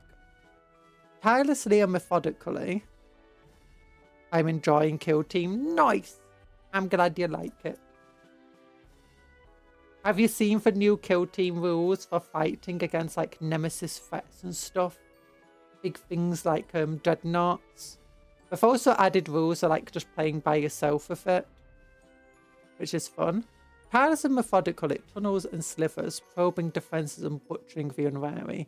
It remains undetected for as long as it can. Instinctively ramping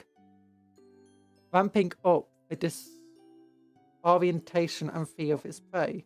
When its direct attack begins, they are sudden and ferocious, always from unexpected angles and launched to cause the greatest possible bloodshed and fear. Red Terror wreaks havoc before fleeing with a gullet full of doomed prey, when it senses that its body has been significantly compromised by battle damage. Retreating to its lair, the bioform regenerates itself until fully healed. It slithers out to attack anew. In this way, a single Red Terror can degrade the morale and operational capabilities of a far larger prey force, but it seems possible. It ties up escalating amounts of material, effort, and focus. Just when the prey species should be preparing for the onset of the main tyrannid swarms, many of the strongholds and installations that have fallen with horrifying ease after having their defensive comprehensively undermined by just one of these monstrous vanguard organisms. And there's the cool artwork. Oh yeah! No Nemesis operations, by the way. You've only seen the Crisis. I want a Ghost Kill Nemesis operation. You've only seen the Crisis one. Oh, maybe put in Terminus every box. Yeah, and the Termagants didn't have an upgrade frame. It's just these stupid frames with no upgrade frame. So you can't build them with Devourers if you want Devour, because Devourers are the best. They look the coolest. Escalating terror. For years since Devlan's fall, Ardiosinus Inquisitors have pieced together a timeline of Red Terror's attacks, hoping for insight. Yet it may never be clear just how many horrors and beasts perpetrated during those terrible days. First contact. Cycle 01. Box Relay 76. North of Devlan Primus goes offline. The gory deaths of the Adeptus manning the station are not discovered for some days due to the chaos of the evacuation. Cycle 4. Odd deaths. Just one of these that implies that if somewhere is particularly pesky, the hive mind would send to. Yep. Oh, it's that one thing. It's like, stay away! There's 2 of them!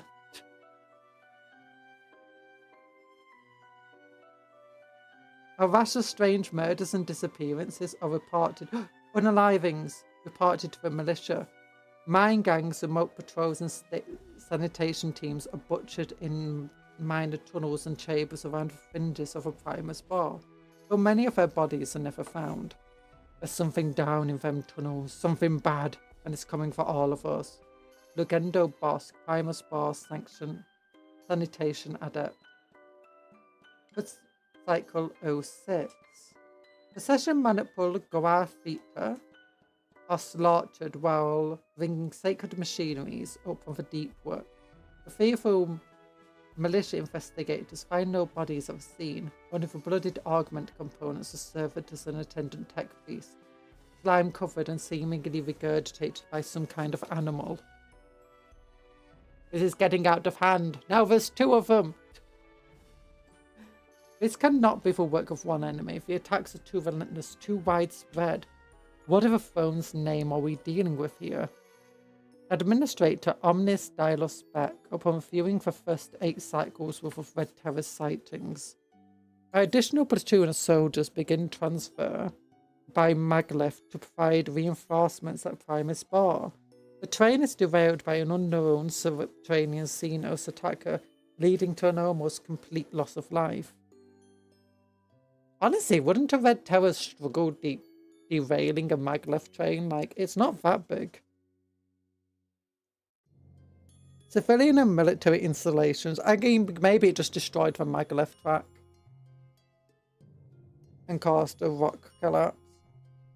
Civilian and military installations of the uppermost workings of Primus Spore suffer attacks by the creature now named Red Terror and by lesser Xenos beasts apparently hunting in concert with it. During the night cycle, the first attack is reported upon the outer fortifications, the northeast fringe of Devlan Primus perimeter. Over a dozen Cadian soldiers are slain. I mean, it's roughly Carnifex size, kind of smaller than a Carnifex in terms of mass of model. Well, you know, Maglev, like real life trains are absolutely massive, and I believe Maglev trains are even bigger.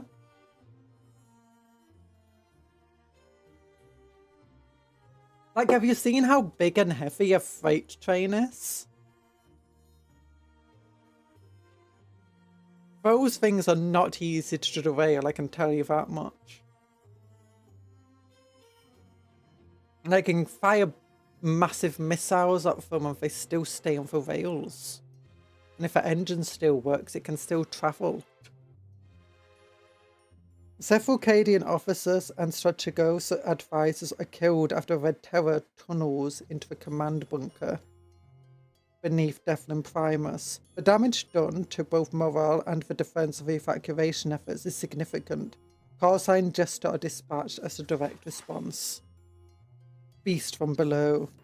Emperor knows what hellish pit spawned this hideous apparition. We came to know as a Red Terror. It first attacked the outer bastion and 24 men died before we drove it away with flamers. We never even found the bodies of Lieutenant Boralis and Captain Lowe, just a trail of acidic slime that led from the command post into the tunnels. It returned the following night, the slaughter began anew, but this time we were ready. So we fought. Excerpt from 20 Days in Hell, Retreat from Devlan Primus. For warrior organisms, the Devlan's call, the Red Terror is a homed killing machine, well suited to hunting alone or as part of a swarm.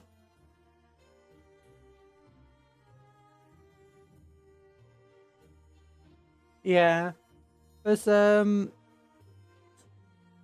lot of weird trains out there. I don't know, maybe a tank could derail a freight train. If it was fully loaded up, it might find it difficult though. I mean, a normal car or truck is not derailing a freight train though, it's just going straight through it. You can try ramming into the side of it to maybe you might push it over, but likely you're just going to slam and get torn to pieces by it.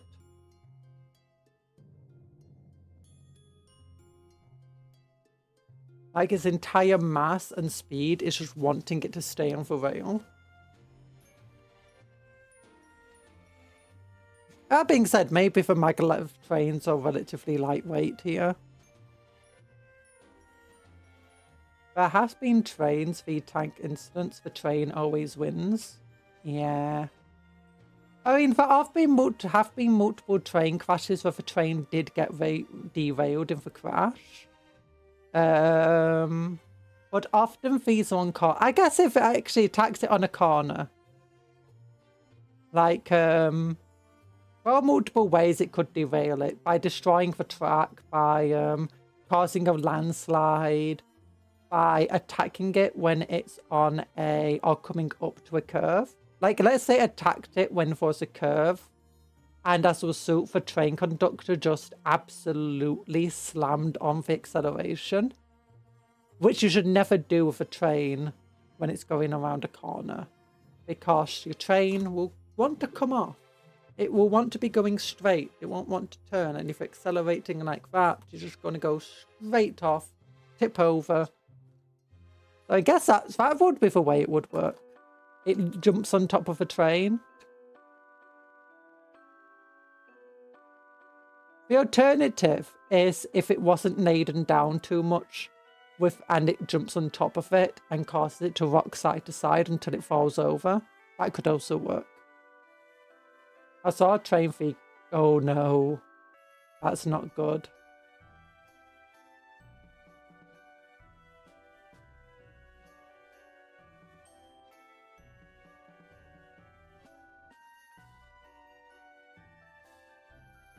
Extra sees daylight at last. The sight lends strength to his flagging limbs and ignites a spark of hope in his chest. Turner addressed Sparks to ask what feels like for 100th time. They've maintained their fighting retreat since the ambush in Tri-Elf 6. The Tyranid pursuit is relentless. They have harried Coruscant Jester the entire way. The squads have exterminated dozens of the lesser bioforms, and on 3 separate occasions Etched with a sworn they have landed the killing blow on Red Terror. Always the scene as pursuit resumes, the spectres are forced to turn and drive them off again with volleys of fire. Yeah, Cow Cloud.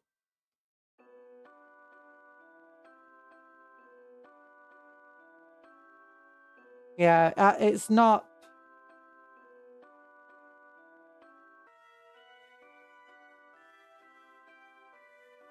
Not good stuff. Oh, gosh. At a veteran sergeant's orders, they do so again now. Etched tears his gaze of a tunnel exit upslope and turns back towards a hated depths.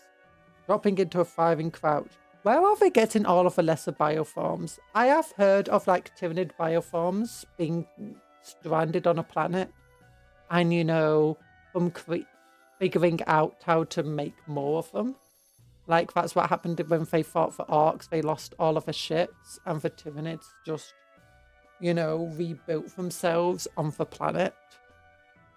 Collected biomass, turned it into more Tyranids until they had enough biomass to make new bioships. So maybe Gaunts have that capability, you know, like bees have of making a hive.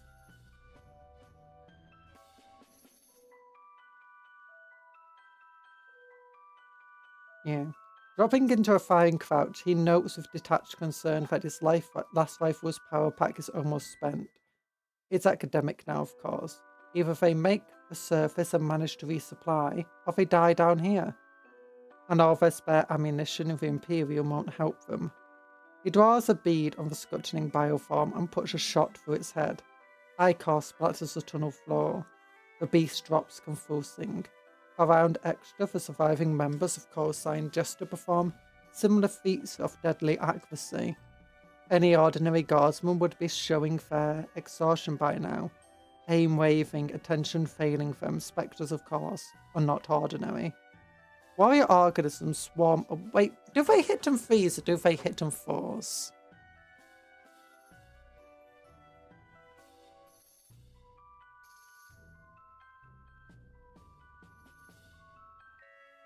I need to figure out now.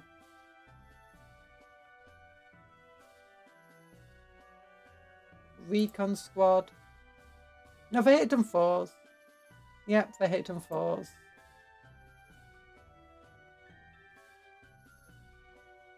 Warrior organisms swarming up from below are riddled with blast bolts. When they say warrior organisms, they just mean termagants. Blown apart by rope-placed grenades or burned to glowing ashes by plasma fire.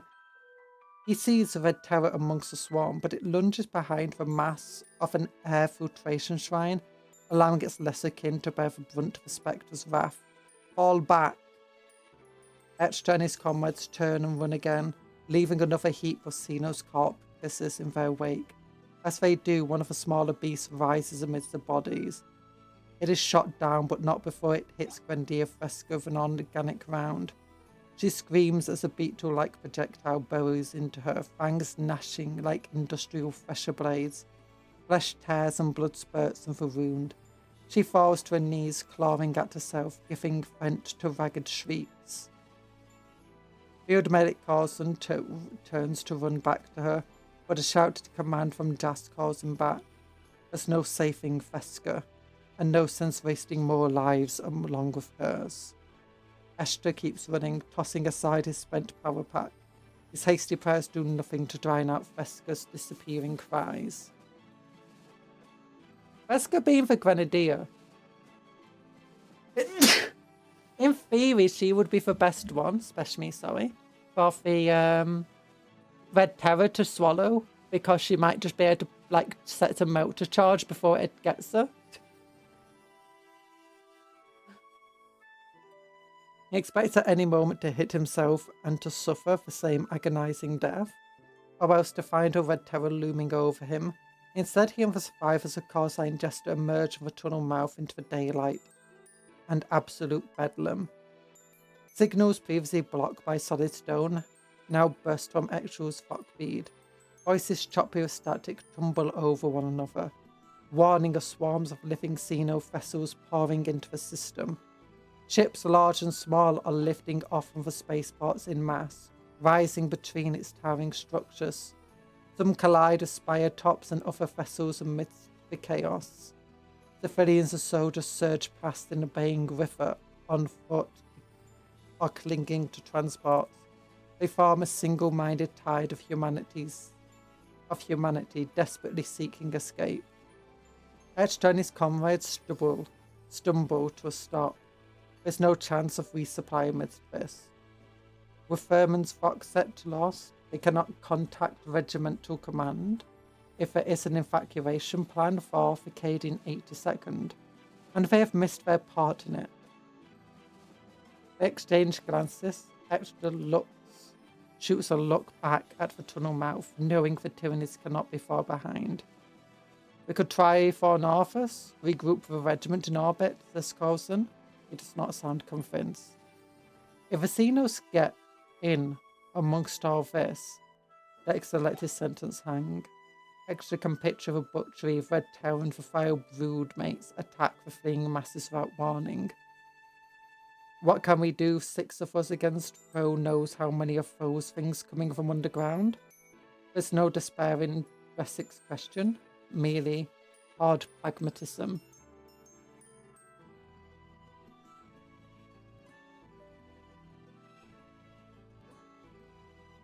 We can fight, says veteran Sergeant Jas, tossing a spare power pack to Hector.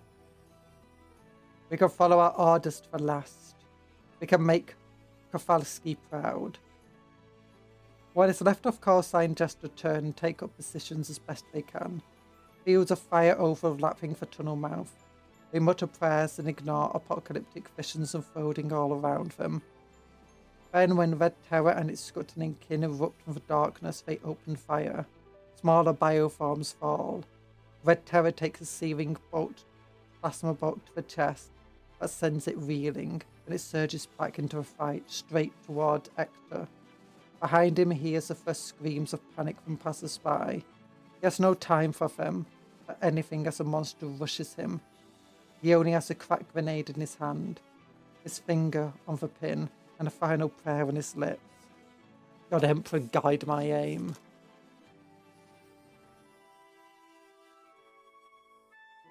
Oh. So we don't know how it ends. And quite frankly, the end doesn't matter because the Tyranids take Devlan. Whether Red Terror survives or dies.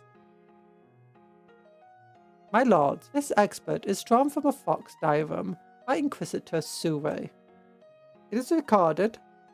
It's recorded during the investigation of Advi's Hope, an agri-world that found itself in the path of High Fleet Kraken, sometime after the demise of Devlan. I think you will agree that this is the section that should concern us most.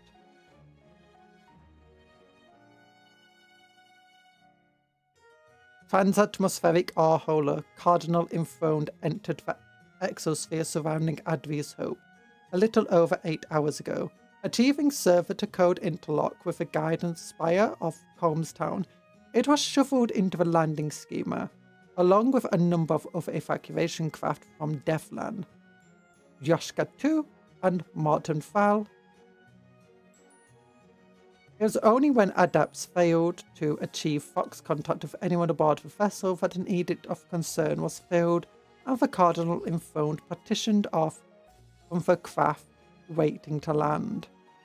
A careful watch was kept as it was brought in under remote cogitator guidance and put down upon the Adroud plains. By this time, Interrogator Brands had alerted me to the situation, and so I, my retinue, and a complement of Tactin Dragoons reached the vessel only an hour after it had landed. we were troubled to find the ship's embarkation ramp lowered. No sign of the contamination team dispatched by Combstown Spire, and trails of unidentified organic residue leading into a nearby irrigating trench. So part of what is happening is what Red doesn't use for its regeneration is probably using so the guards can be reproduced. Because that is a thing that the lower Tyranid farms can do. Oh. Well, they did say that the lower ones were starving bodies to feed the High Fleet once it arrived. But it is possible they're using some of those bodies as well to, you know, produce more Gaunts. I wonder if, like, if a High Fleet is destroyed and a bunch of Gaunts survive, if the Gaunts can produce a new non-queen. Like, if one of them can just become a non-queen and be fed biomass until it increases in size and starts making other Tyranids. Hi, Malmal was taken. How you doing? How you doing, Malmal? Now, standing amid the abattoir, this vessel has become, and considering who or what the butcher might be, my concern becomes dread. I cannot say how many Imperial citizens or soldiers this craft contained, of a number of its crew. The remains, while plentiful, are too intermingled and contaminated for rational accounting.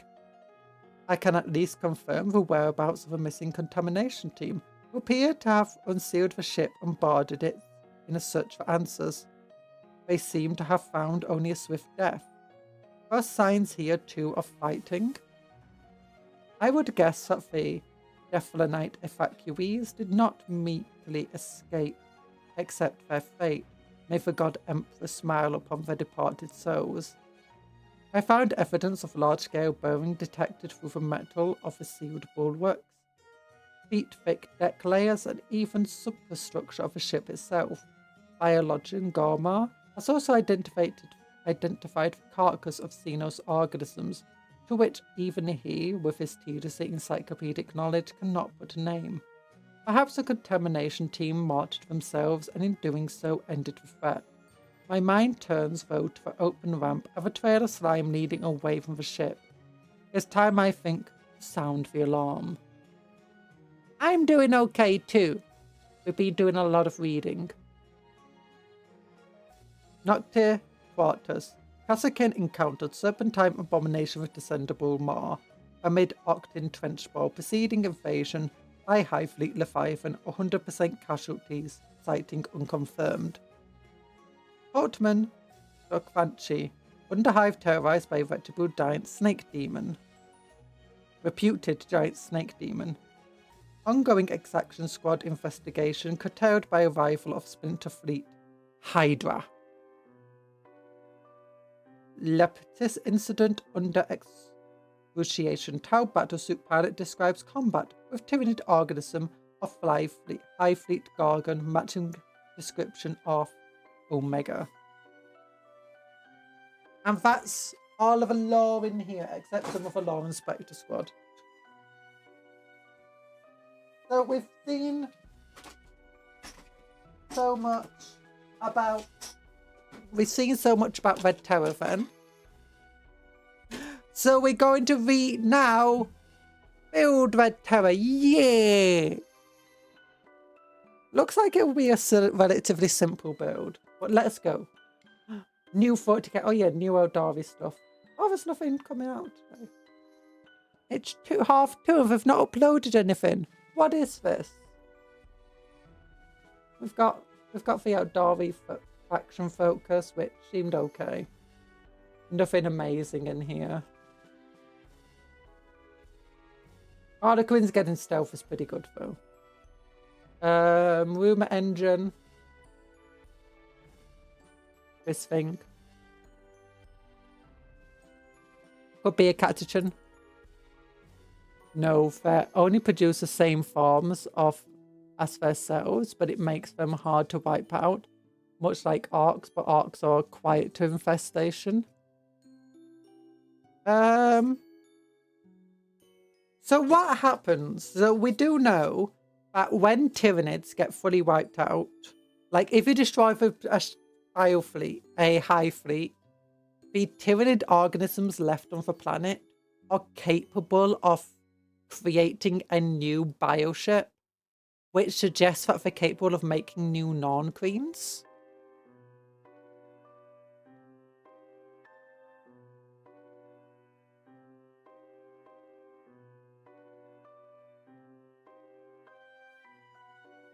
How they do this specifically, I don't know.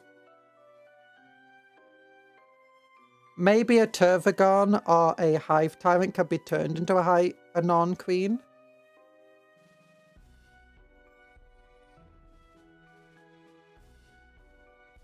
Okay, what piece do you think we start with here?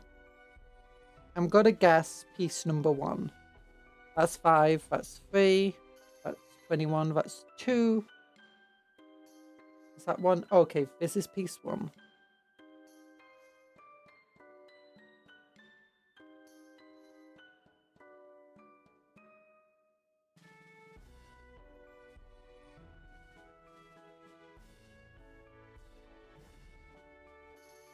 I think they're like ants. If a queen dies, a random ant becomes one. Yeah, I feel like that must be something that occurs with them. Where they can potentially like feed one of their number.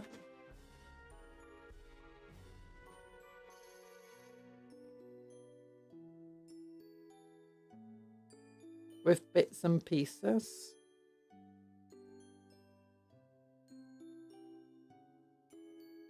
With biomass, sorry, until like it grows and grows and grows and can produce more Tyranid organisms.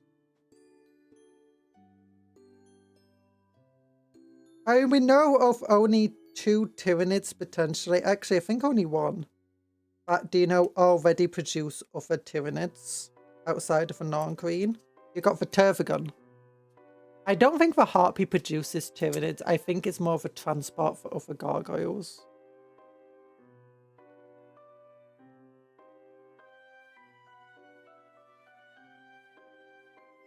And the Tervagon produces Gaunts.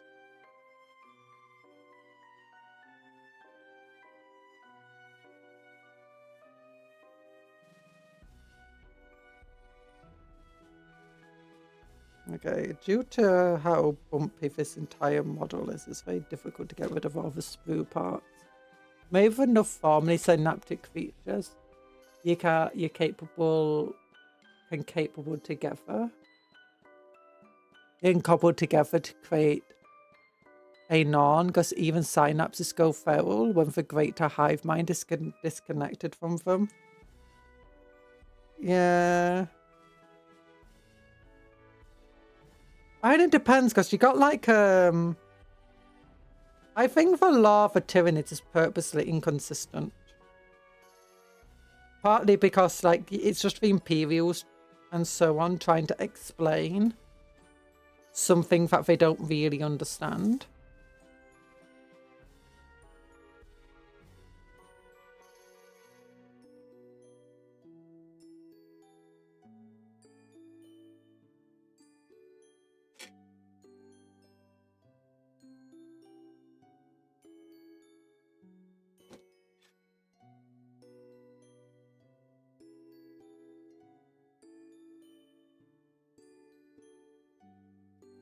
Okay, getting gaps here. That's another piece.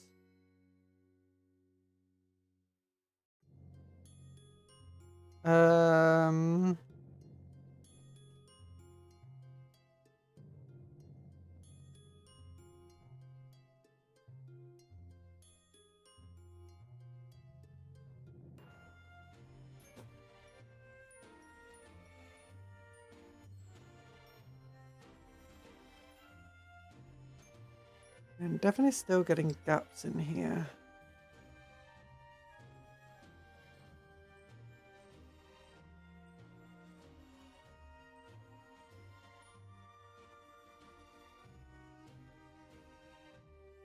That's what happened at my crag when they yeeted the Dominus Astra into the Hive Fleet.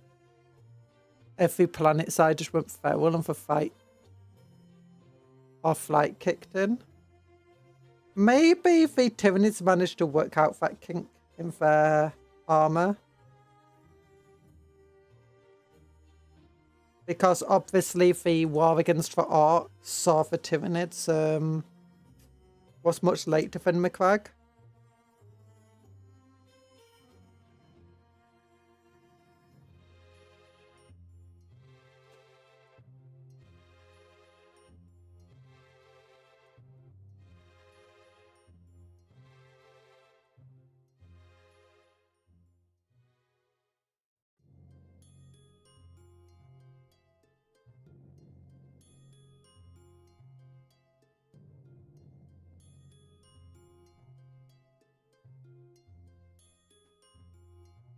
Okay, now that's how it glues together. I don't know.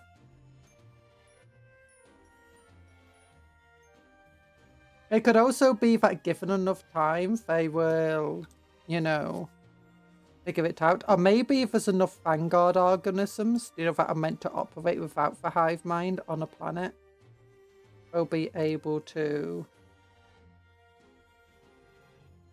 function.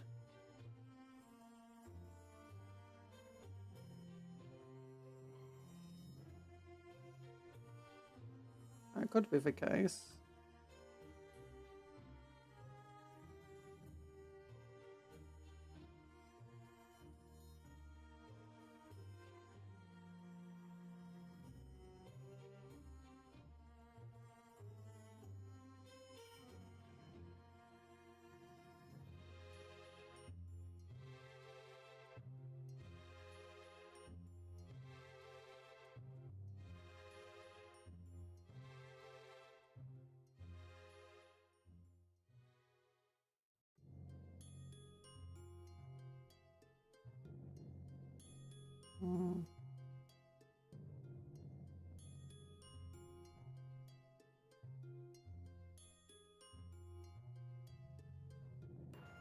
Because it wouldn't surprise me if the Space Marines and, you know, Guardsmen stuff, Ultramarines, and their followers were much better at mopping up Tyranids than the Orcs were, after, like, the High Fleet gets destroyed.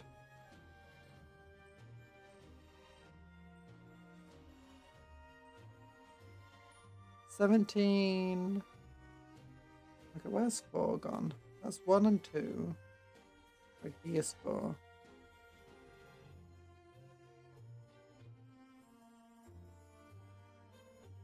I love how in the tabletop Battlefleet Gothic can bring the Dominus Astra if in one of your fleets, but it will set you back 1 to 3, 1/3 of your points because the fleet fully hates carriers.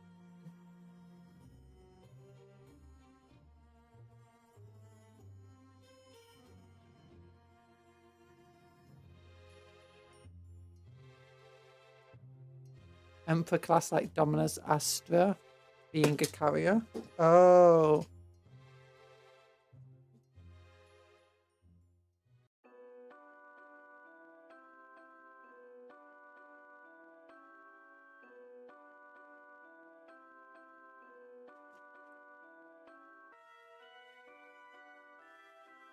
That makes sense, I guess. This goes here.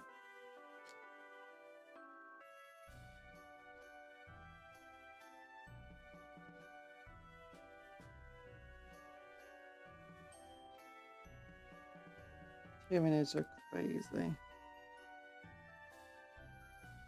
High Fleet Cup Convo. Best High Fleet.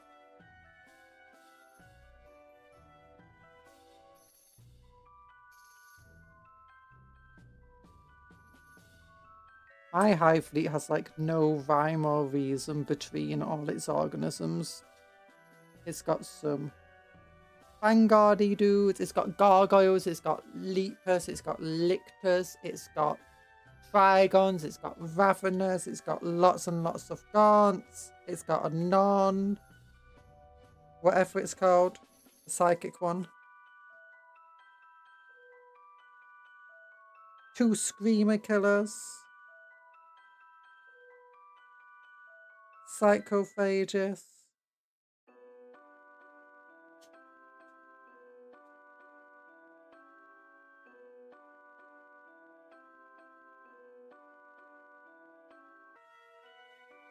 Oh my, imagine a high fleet that actually did go crazy.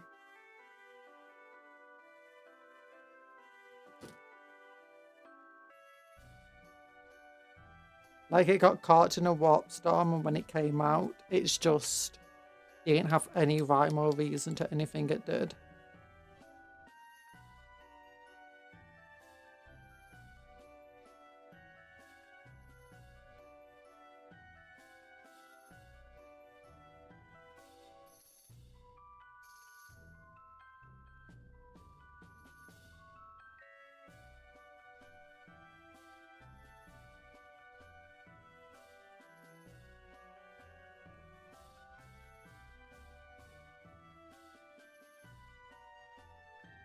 Can you hear my cat meowing? I'm not sure why she's so meowy. There we go. Red Terror is being built.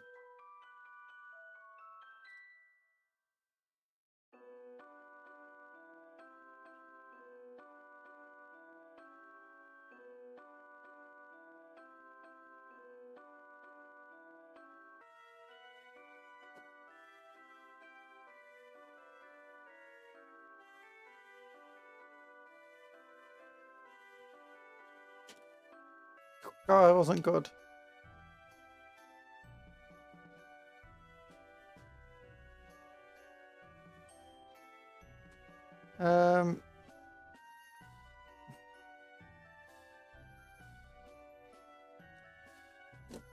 There we go. Okay, so you.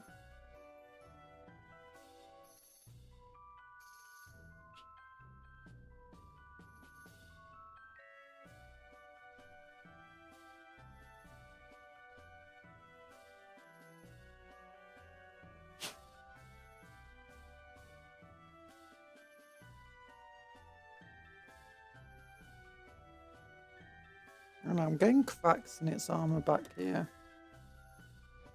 There's gaps forming. Where's these gaps forming and why? Running feline translation software. Beep boop. Translation follows. Pet me pathetic creature. I demand attentions, but not too much. I think she is demanding attention. I don't know where from what. That.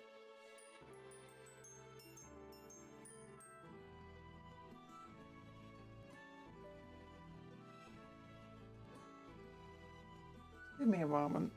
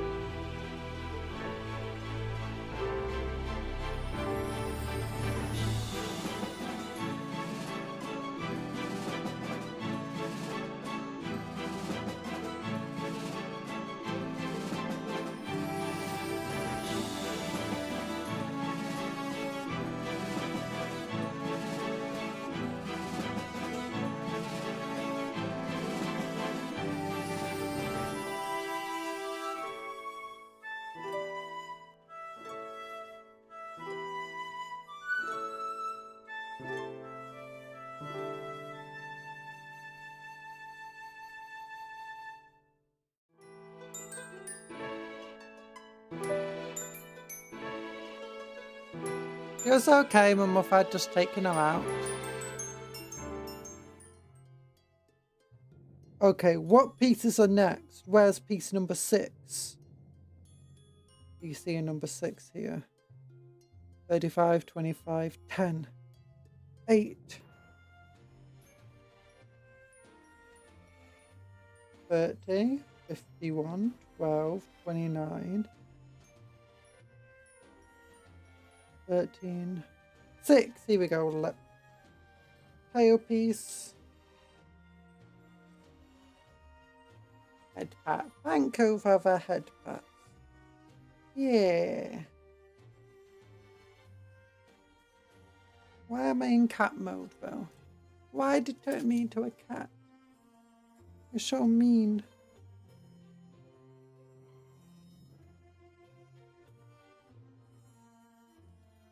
Okay, does this go here? Nope. Was that piece 6? No, that's piece 9. Oops. That's 11. That's 10. Okay, here's 6.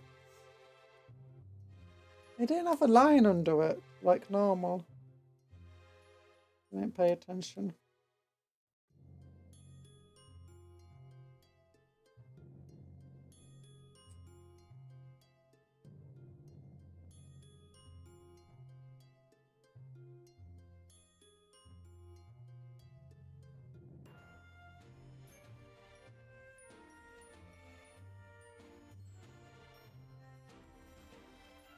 Worryingly, there's a bit of sprue attached here somewhere, and I can't tell which bit it is. I think it's this bit. Yeah, it's that bit.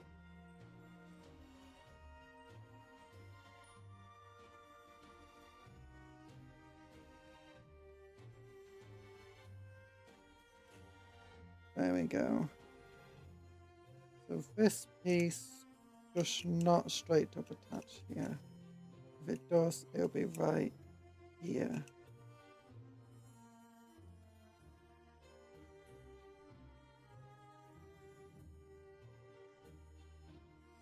Okay, that's 6. Where's 7?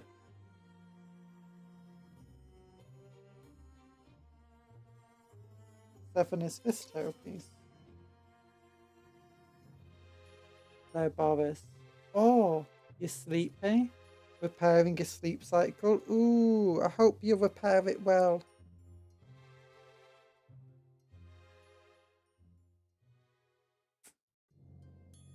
There we go.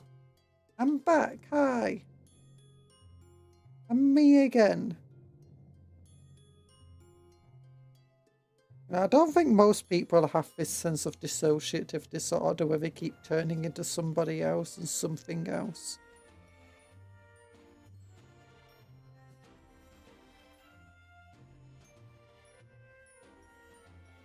Okay, so these two bits definitely go like this. They go here? Nope.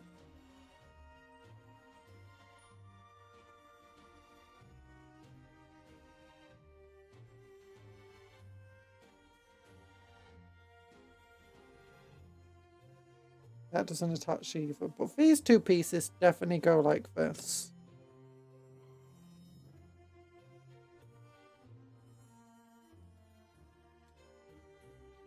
And so we can use some nice old glue to glue them together. Okay, so we got 7. And we want 8, which is this piece. And then we already have 9 out. So I guess we want 10 then next. Okay, so this piece attaches to...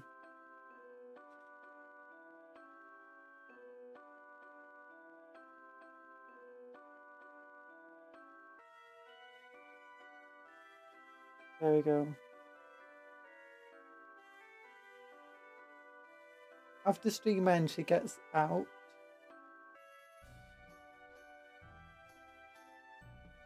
I knew it. After stream ends she gets out the chair and stretches all cat-like and starts making bread out of her floor. Wait, why do you think I do that? I don't do that. Although I did spend the past couple of days just sleeping on my floor because it's cooler. I've got a nice bed. Why would I do that to my floor?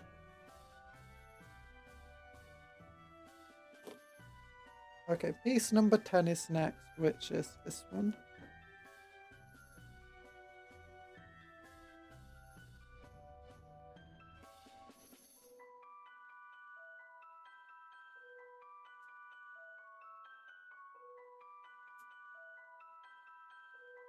Do do do do do do do do. Da, da, da, da, da, da, da. Okay, so this is all smooth skin, so all of these imperfections really stand out. Okay, do these two bits go together? I don't think so. No, if they do, never mind. Like that. It's a tube!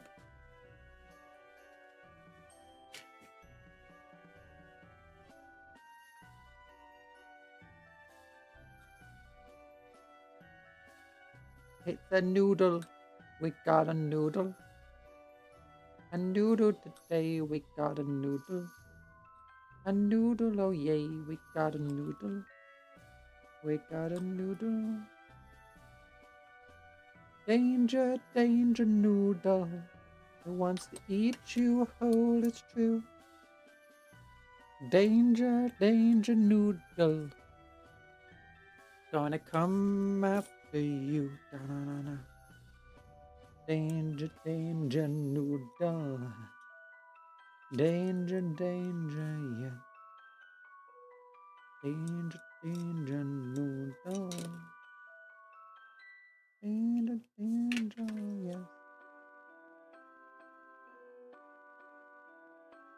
Everyone wants the danger noodle.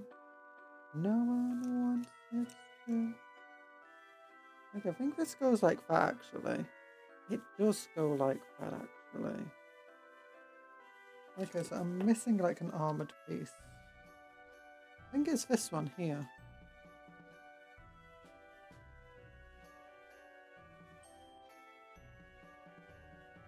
Oh my. It's just the final boss of Danger Noodle. I mean, I think the Trigon might be a bit more final bossy. Or for Morlock, especially when it comes to being swallowed whole.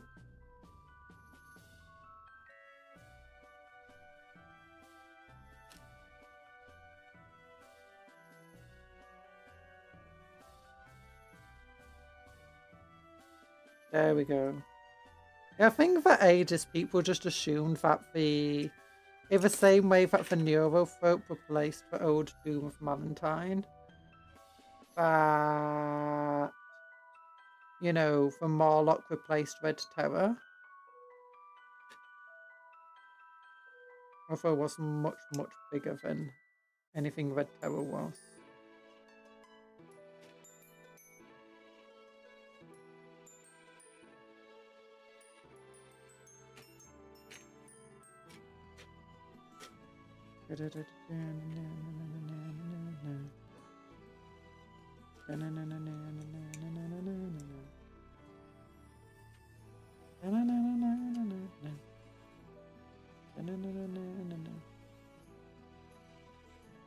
Piece 17. There we go. It's noodling up. But these two bits still don't really want to attach.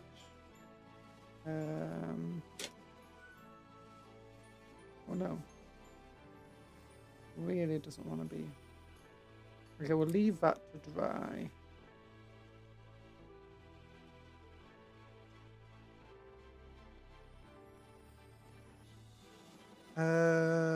Okay, we got 10.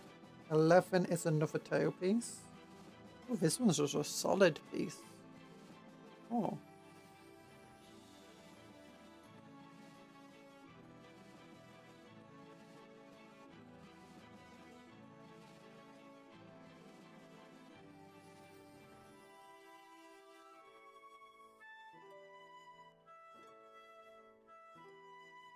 Neuro open, neuro tyrant, neuro guns and so on, folks.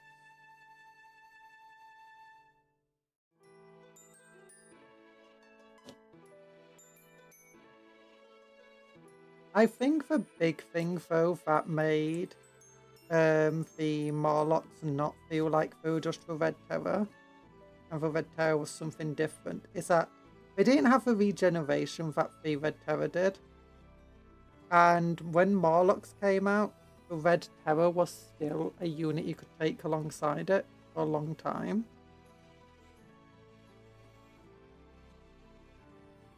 And was always significantly weaker, like just a more powered up Ravner than anything else.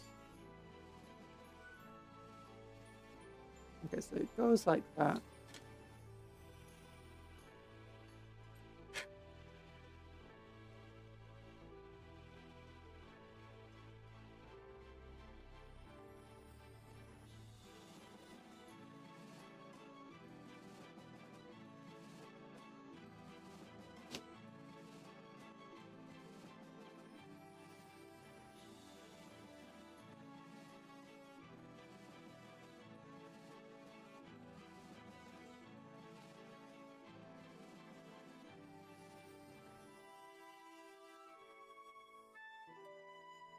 Goes like this, okay.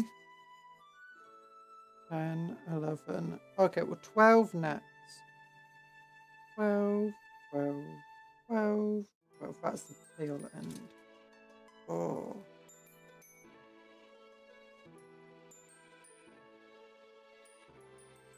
Do you think they'll ever make a Titanic version of a Morlock? Or Raffiner? Not Raffiner, Trigon. Like, I mean, they're already kind of Titanic size. Almost.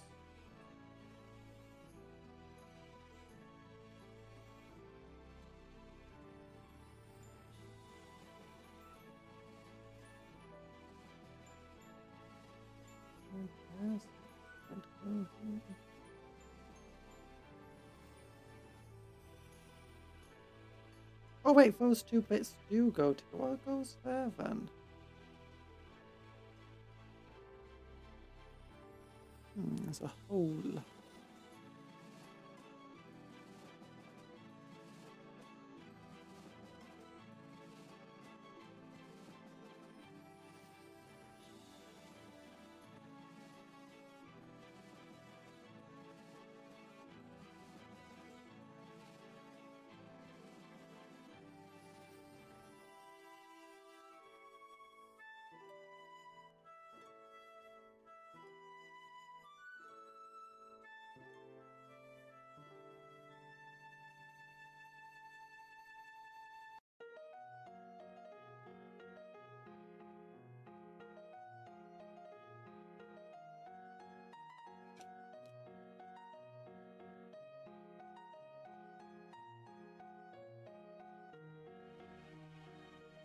Did you know China only has one time zone for its whole country? I think I've heard of that before.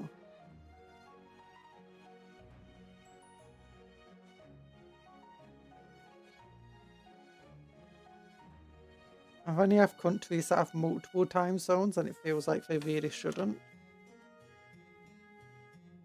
Due to the size.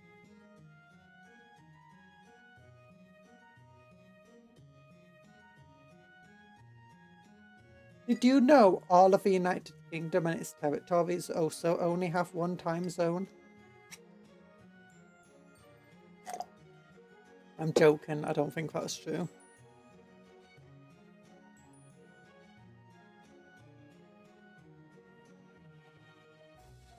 Statue being broken. Okay, it's 13 next. Why was one of these mini cars that go there? 13, 13, where is 13? We had 12.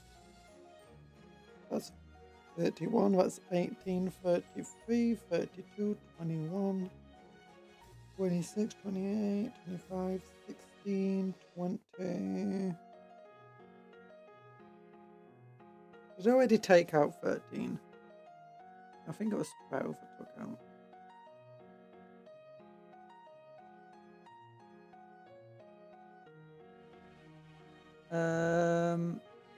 Guys, I needed to look for piece 13. 27, 32, 20, 13! It's this scything talon.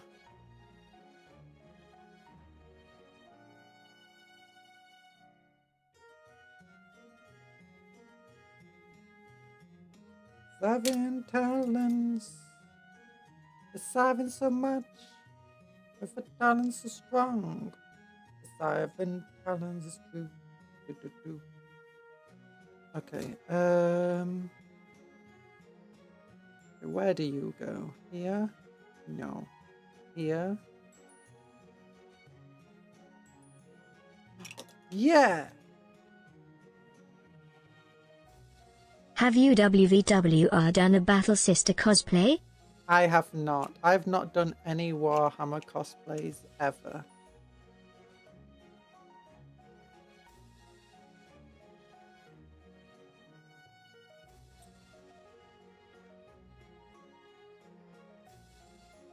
I don't think I'd want to do a Battle Sister cosplay.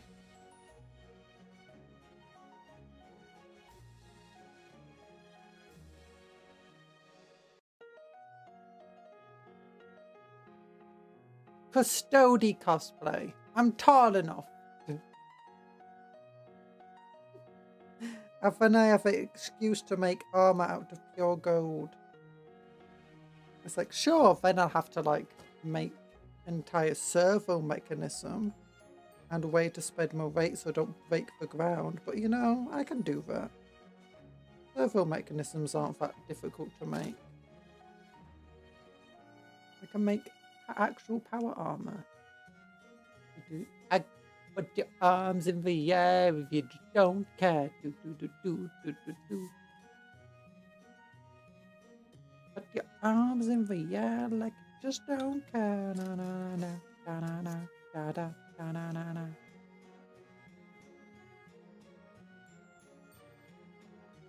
Steppy steps.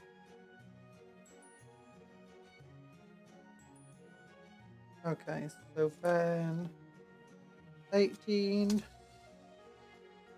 16, 15.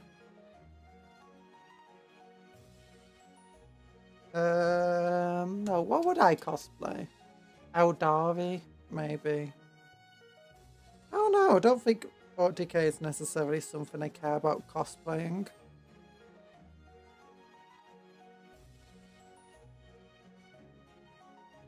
Maybe a grot, an orc, a goblin.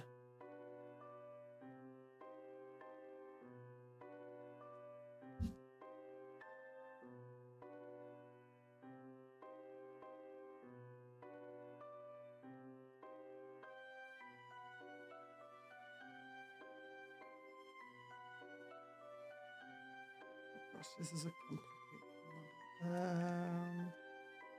I think you go into here.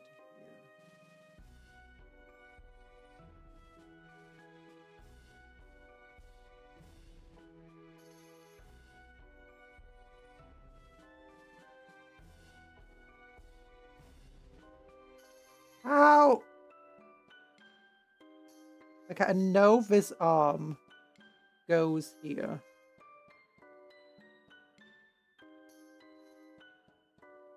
Somehow. Okay, I think it goes this way.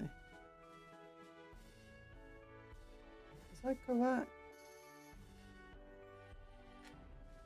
Where is it? No, yeah, that's correct. Okay. Upkai's the only person in the world who can make the Nundam cosplay work. You should do this for the fame.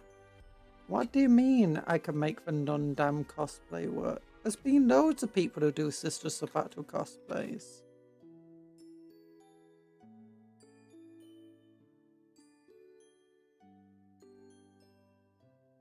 Nundam. Oh wait, Nundam, like Gundam Nun? religious Gundam. Is religious Gundam?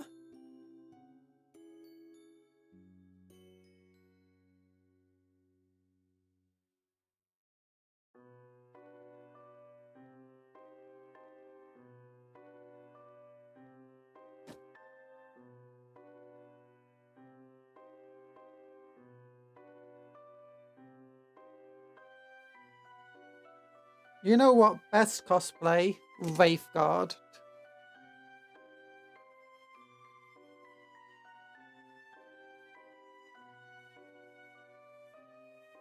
Nundams are for Paragon War suits. That you have to not think about the anatomy of a person inside of a suit for it to work. You know, that sounds fine.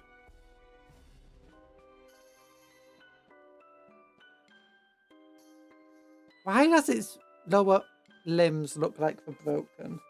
That's how it is. That's how it is here.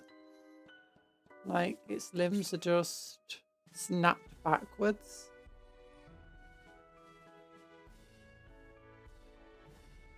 And broken, apparently.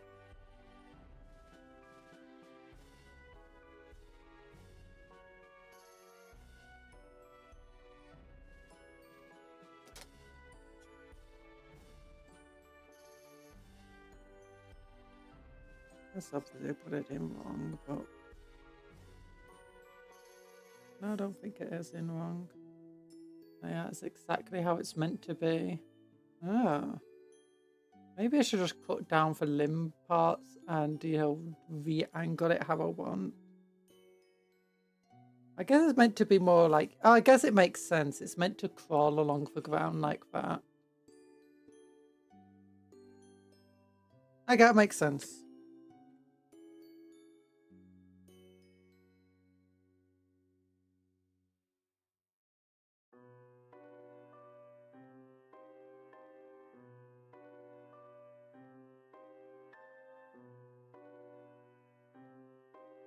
Okay, 18, I've already done 17.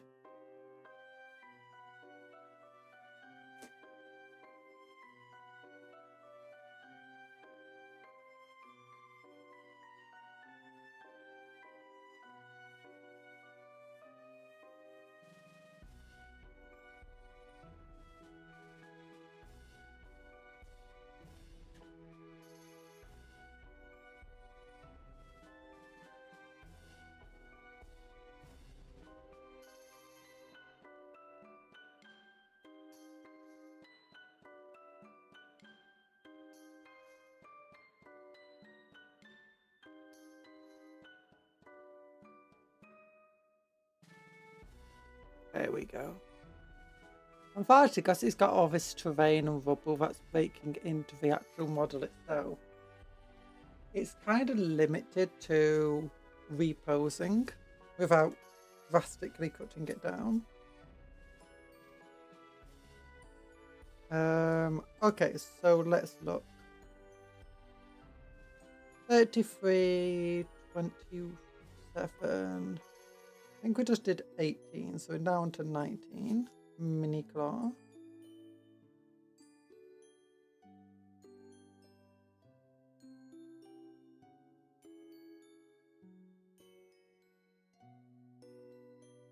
$20. That would be a hell of a lot of work to make that cosplay, though.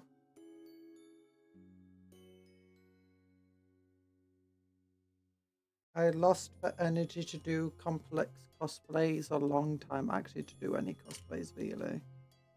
A long time ago.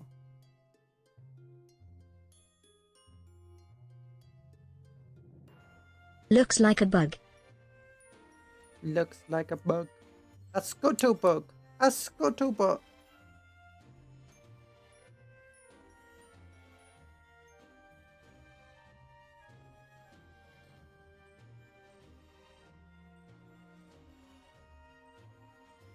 What?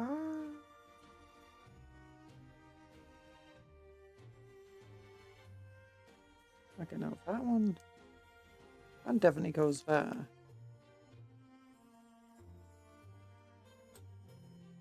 I miss some claws? Why are we doing the lowest claws first? And does this one thing go here?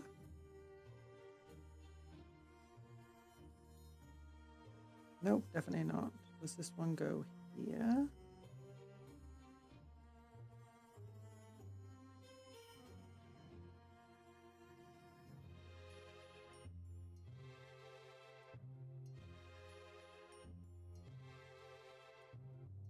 Maybe I should have followed the instructions. It would have made this much easier.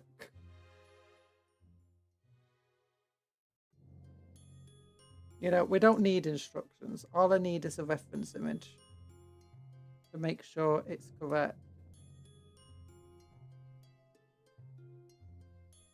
Pretty sure this goes here.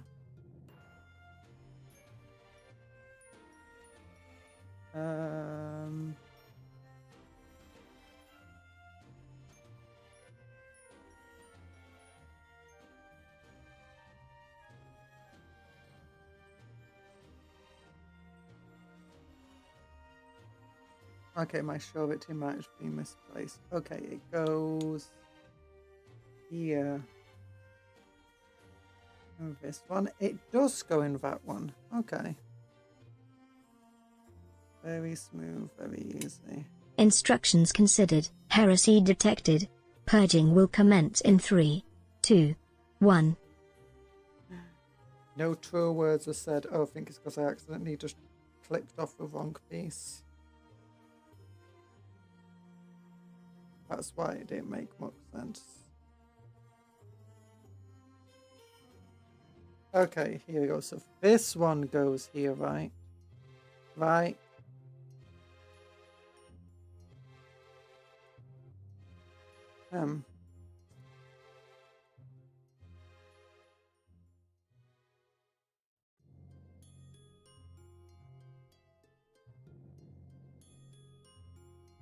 Okay, this one goes here, right?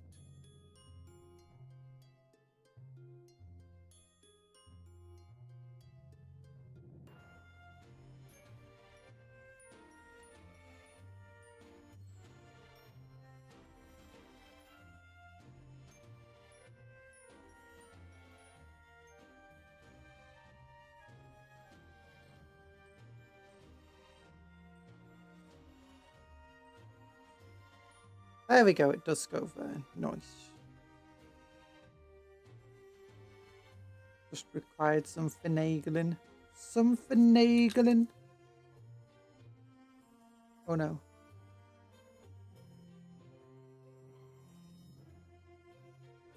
Finagling.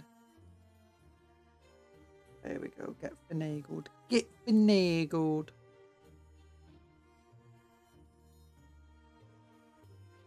Okay, another claw needed. 23, 24. Did 22. Did 19, did 20. Okay, so in theory, I want 21 now. And it should be enough Veritas. Should be another talent. Should go right in this slot here. Oh, and it fits perfect. Nice.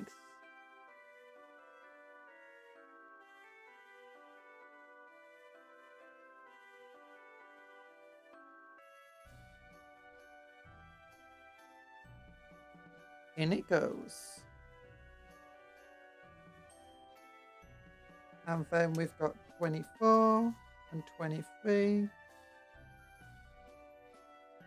Which go in these tiny holes down here.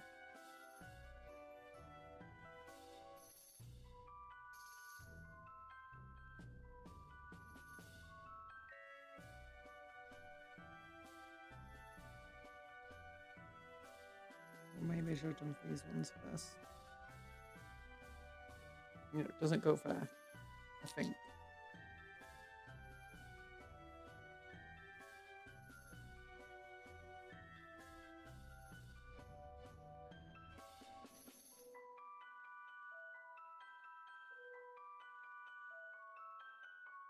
Okay, I think it does go in that other hole.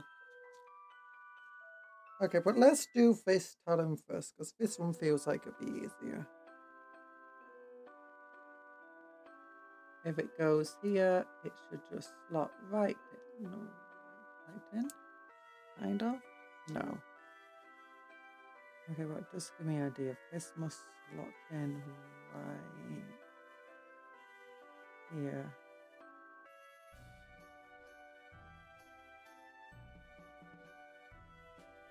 The only thing that could fit there, that's the issue. The other one definitely doesn't fit there. Doesn't have a peculiar shape. I think that's correct.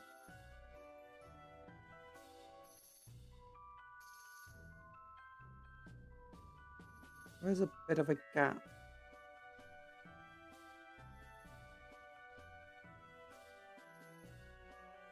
I put glow on before even trying this piece in here. But it fit right in. Did it? Maybe.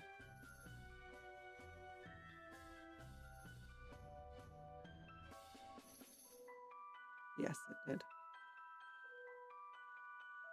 I think. Hard to tell. Got too much freedom.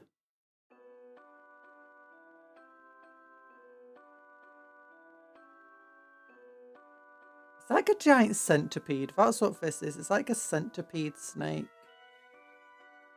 I think that's the best example because it's got these talons here which help it move along the ground, and with these ones which also help it move along the ground.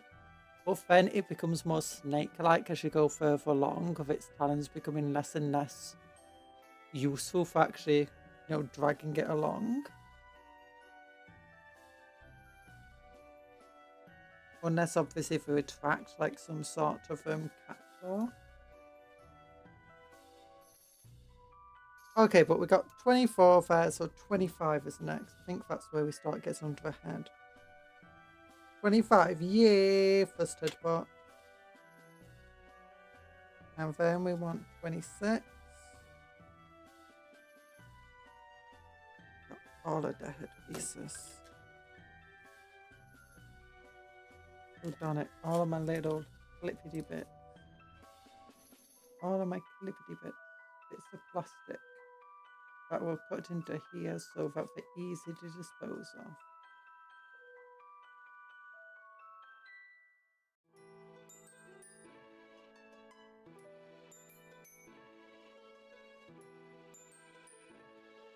Okay, 26 is the opposite head part.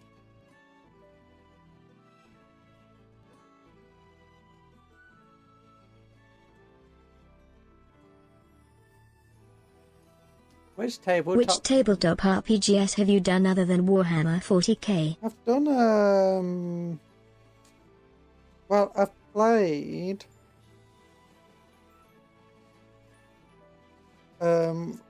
fantasy, Warhammer Fantasy, and now a bit of Old World. What else have I done? Dreadfleet, D&D,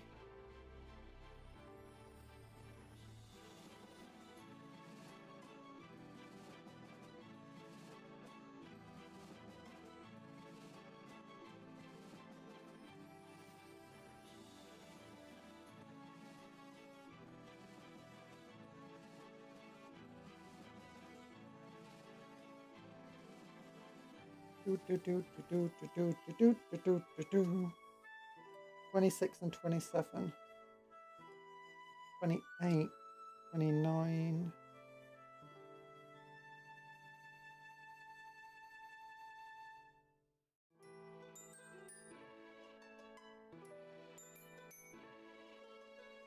But where's the actual 26? Or was that piece 26? It might have been. Yeah, it was piece 26. I'm crazy. Piece 27 is a weird pincer on top of its head, of all things.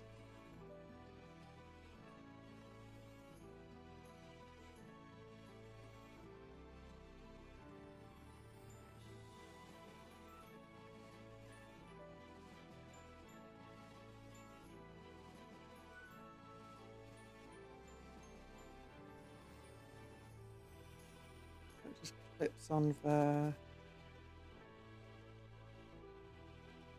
Moving that little bit of stuff there.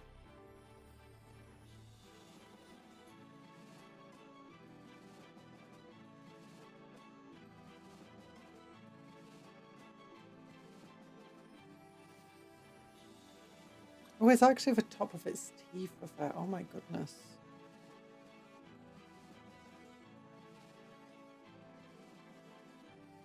Yeah. That's a... Could you imagine having teeth on the roof of your mouth? You'd cut your tongue so much. That's insane. Like, you don't, no, thank you. I don't want teeth on top of my mouth. I bite my tongue enough as it is because it's way too thick. Oh, wait a minute. Never mind. I think it's got teeth on its tongue too. Okay, never mind. I'll be fine if we've got a tough tongue tooth as well.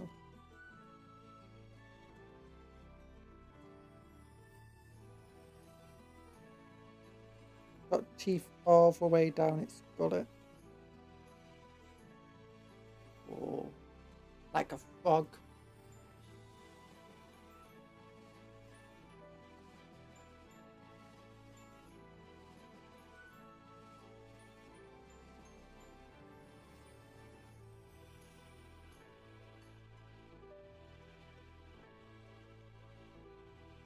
$28. Part of a neck, I think.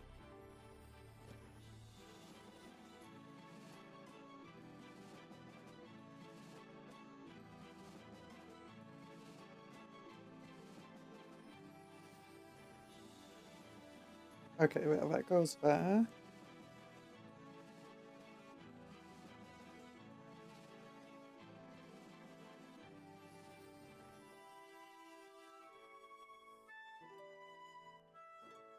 So what's this?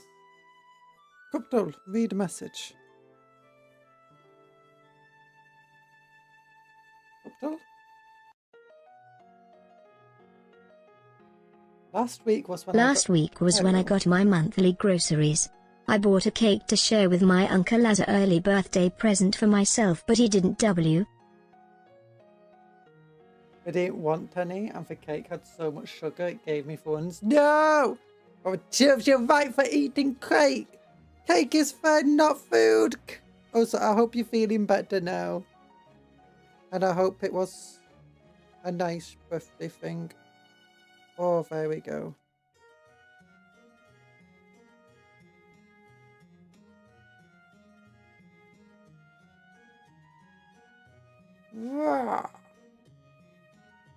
No! This is what happens when you eat an entire cake. Are you sure about that?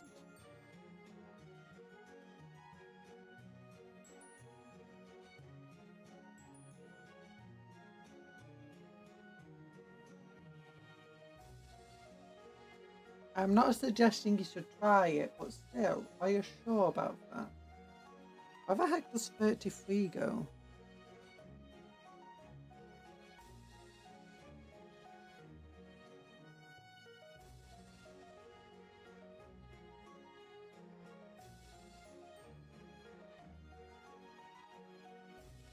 It's just a tiny organic looking bit. Or maybe it's a bit of stone. Oh, it's a head. There we go, it's the head of a statue.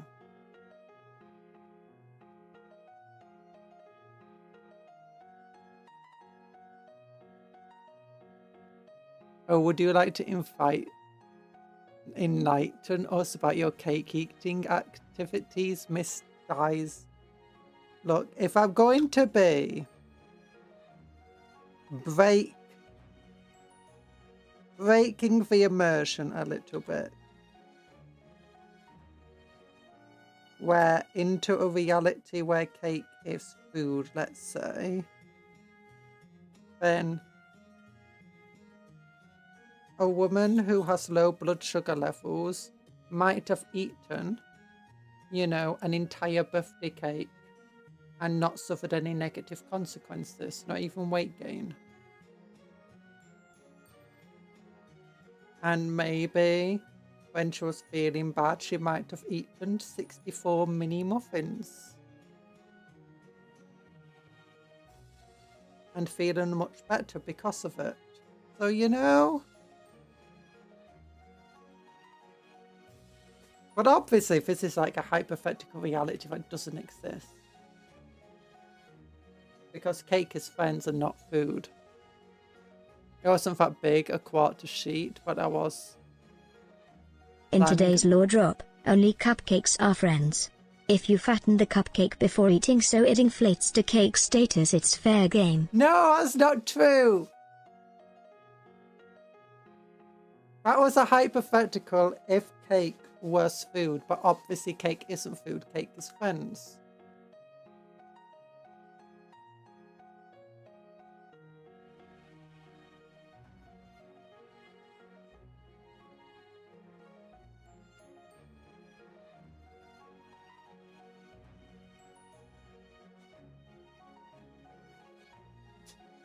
You're a phenomenon, conjurer.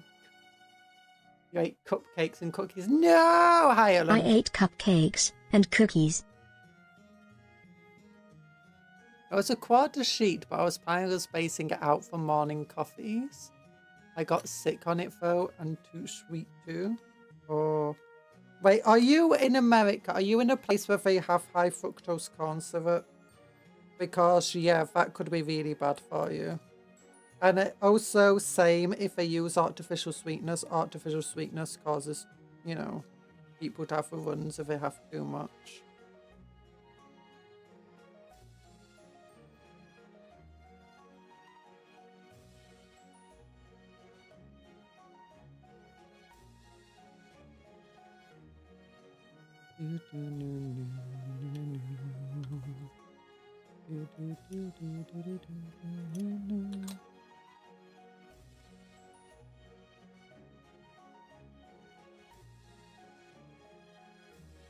Great big old tactical rock.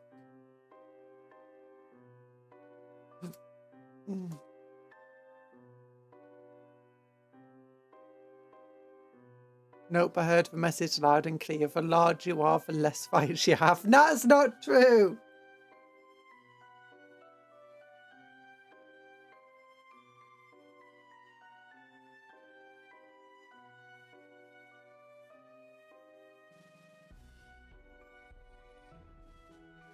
There we go. There we go. Oh, now Erlen's here. We should do something. We should do something fun for it. We've not really done much today. You know, Erland, everyone, you should like the stream so we can go to our favourite place. The website! Oh, the Bad to Report's free on Warhammer TV. Bad to Report for 11th edition. Oh. Oh, and it's on YouTube. It's on YouTube. Oh, no, that's a trailer. My eyes. Oh, watch now. Watch now. For free. Have a Gaskell Fracker profit of the Wah!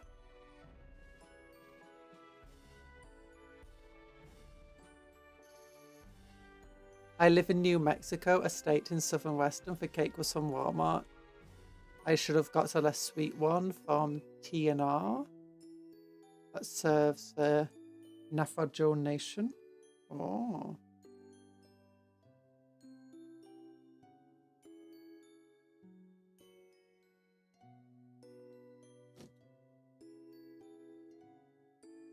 Walmart is evil, that's all I know. The evil company. Owned by evil cake eaters.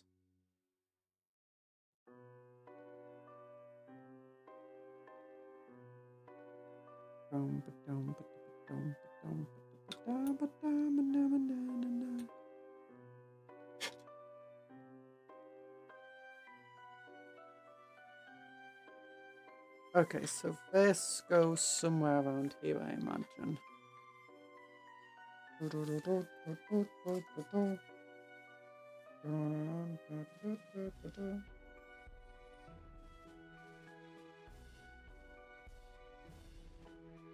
I actually have. I don't think you need the statue. I think you can just put this together without the statue.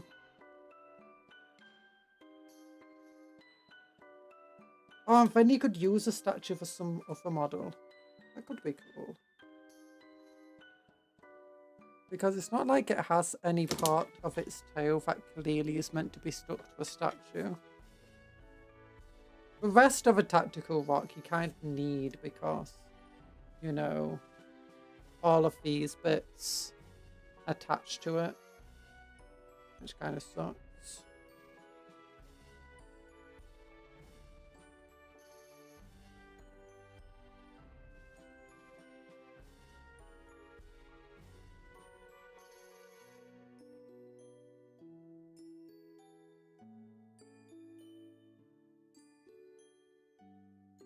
A minute, where does this piece go?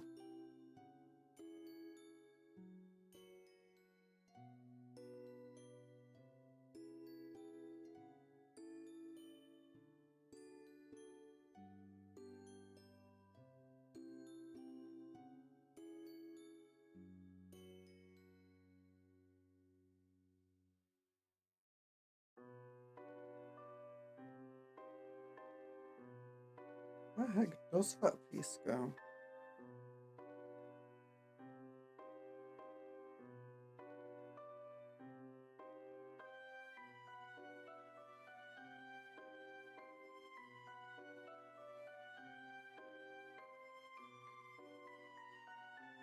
You wish your native area had a good supermarket or house Navajo. Navajo. It's from Spanish, and the source is up in the air with historians and why my tribe is called that. Oh.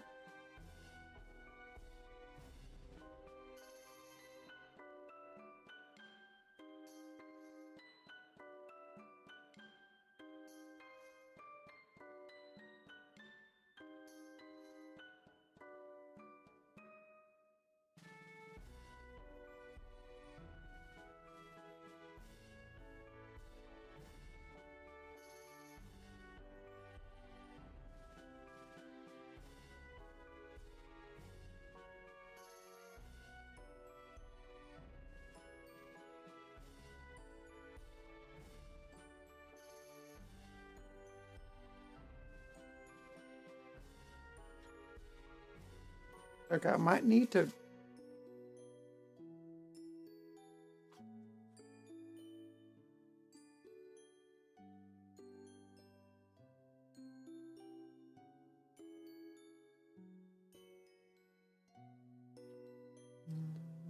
Yeah, that goes there.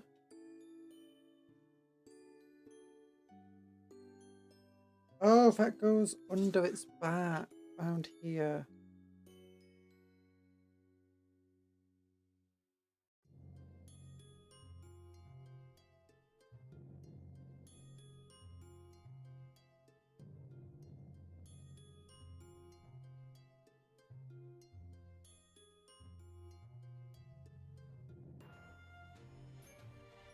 Oh no, never mind, it just goes on the ground. It just goes anywhere on the base of this piece. Nice.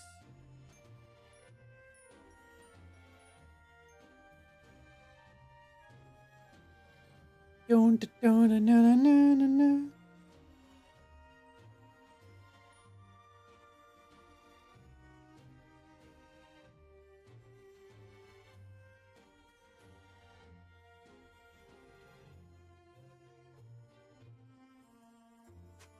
There we go.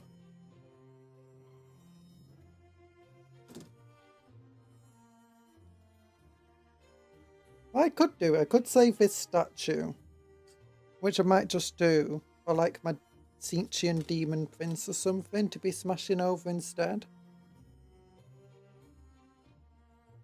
I think that could be super cool.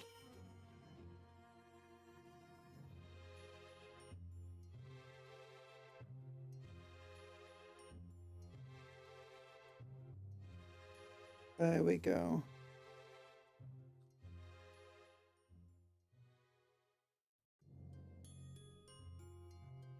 Wrong way.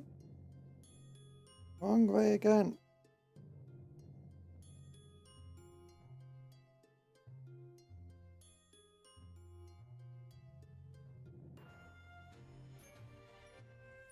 Not that very big statue of a person, this. In fact, it is very much on the smaller side.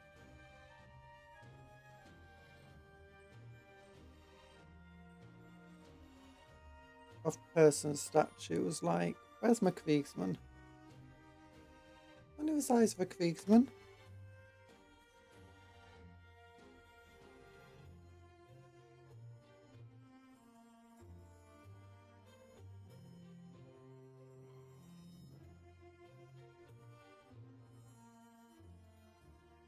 Yeah, and then we can just sit back to one side.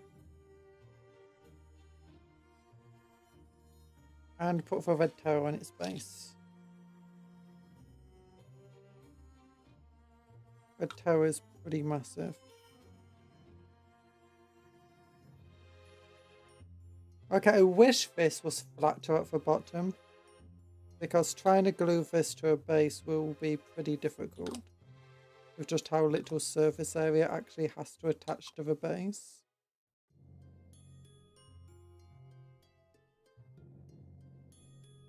Or at least had some purposely flattened areas to it. Let's probably put it as far back on its base as possible. So that way it has the most movement. Not the most movement, the most room when it's like next to other models and in the carrier case and stuff.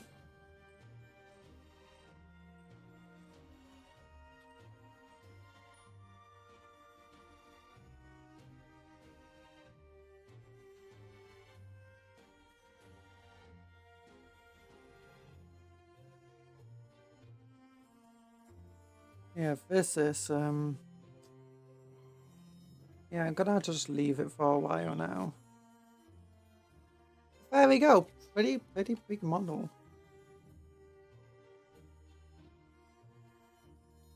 I mean, I guess it could swallow a full pair of soldering kit and stuff.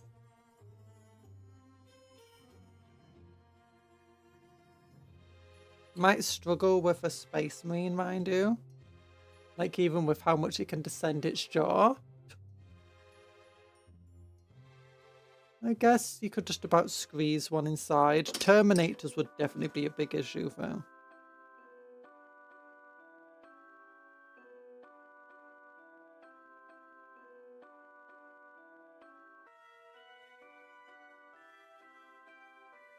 As you can see, it's got a pretty big footprint. It's a bit like the Screamer Killer in that regard. Pretty big footprint.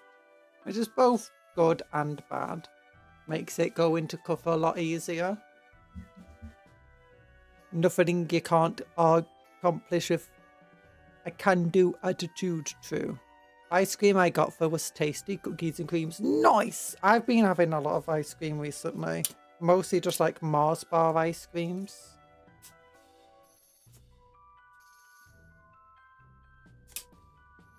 A lot of ice cream makes me ill, though.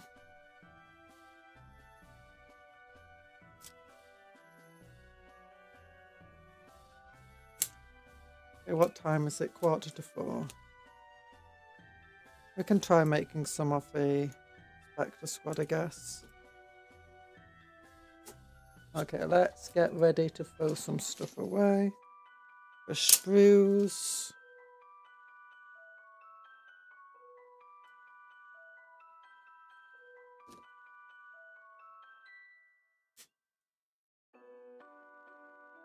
I think the Red Terror has a can-eat attitude, not a can-do attitude.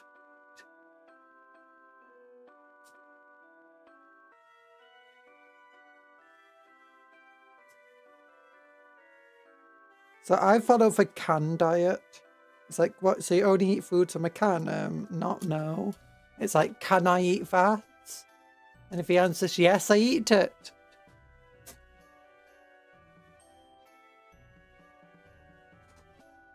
And if the answer's maybe, I also eat it. And if the answer's no, I'll probably still try. Okay, what do I have for my recon squad? This is a big question now. I think it's melter gun. Not plasma gun, but you never know. You never know. Acquisitor Surf Cavalry. Cadian Recon Squad has las gun, nas pistols, auto stubber, missile launcher, long last, motor gun. Yes, obviously motor gun.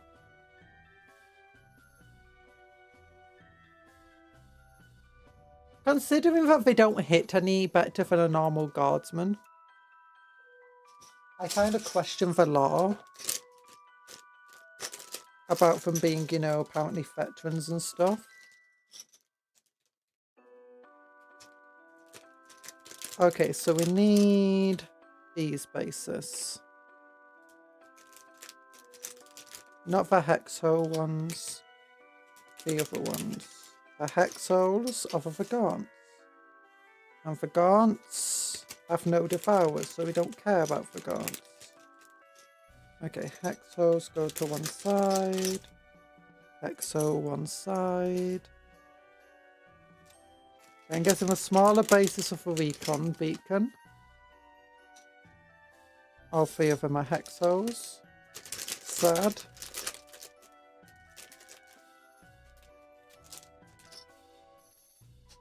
There we go.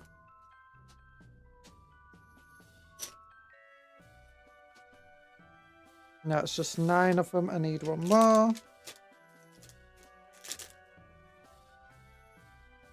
In the end, I still got every single base out.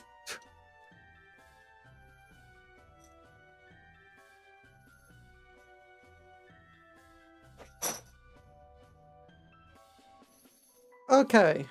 So it's pretty hefty sprue actually for the recon team. Okay, let's look.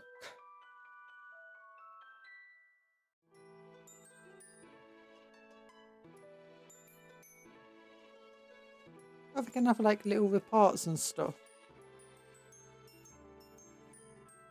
Definitely a lot of bits in here.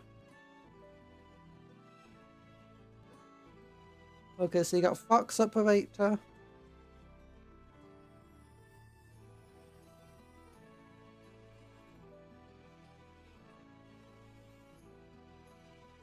Honestly, kind of intimidating, this guy.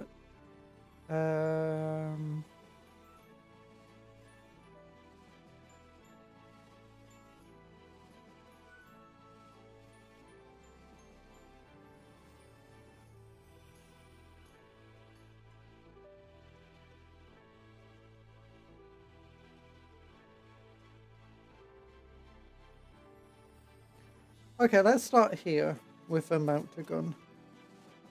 We got P60.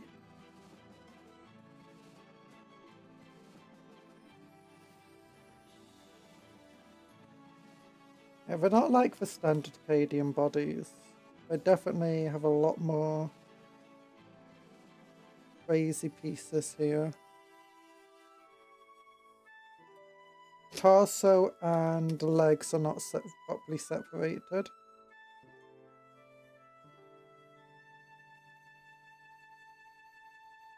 I think it has 2 chest parts though. That's interesting. Piece 58, piece 158. With this one. I'll go with 58.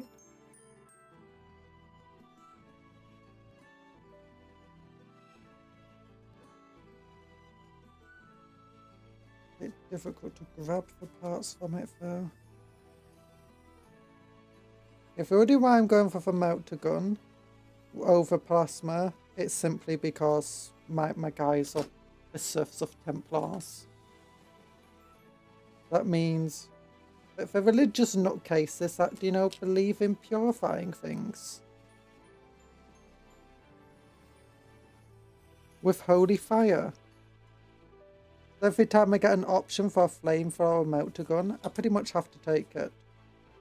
Not all the time, sometimes a holy bolter, you know, worthwhile.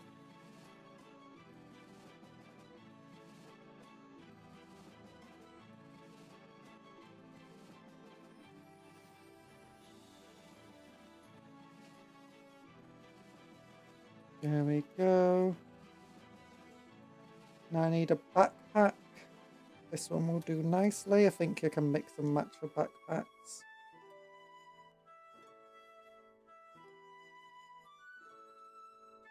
No, we'll just make the bodies first, I think. That might be good.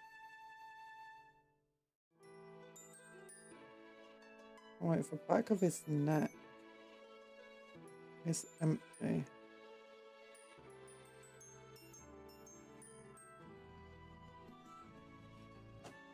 That means I'm missing something here. Is it the arms fill out the back of the neck? Might be that the arms fill out the back of the neck. Interesting. I think they do.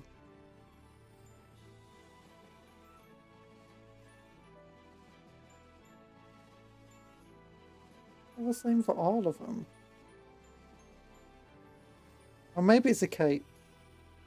So do they all have cape? There's one cape here for that's a fat body. There's one cape here for fat body. One cape here for fat body. One body for one cape.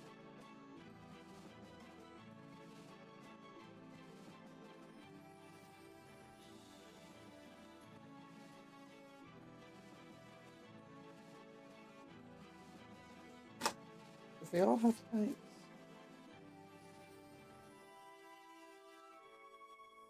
No, it's not for arms that fill it open.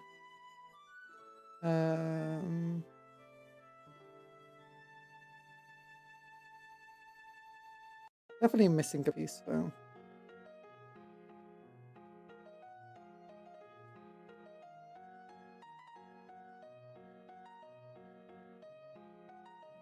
That one.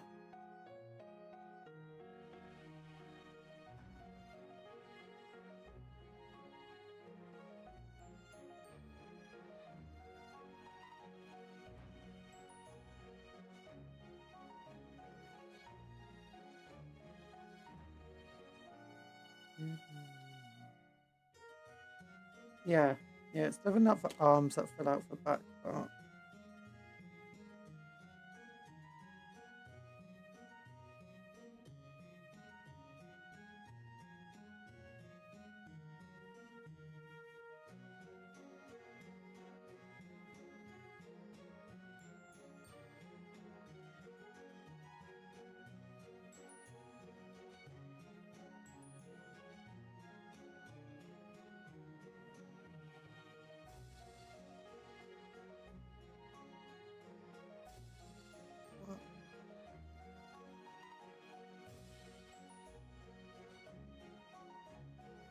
How many capes are there? 1, 2, 3, 4, 5, 6, 7, 8, 9, and 10. Okay, there are 10 capes.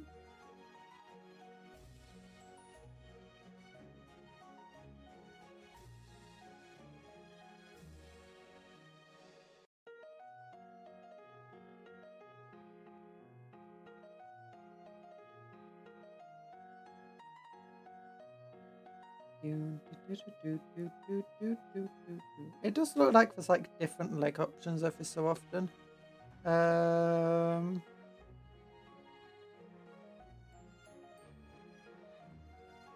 this cape goes with them specifically.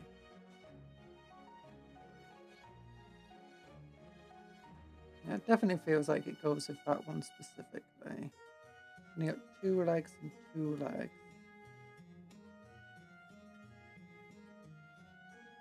One cape and one cape.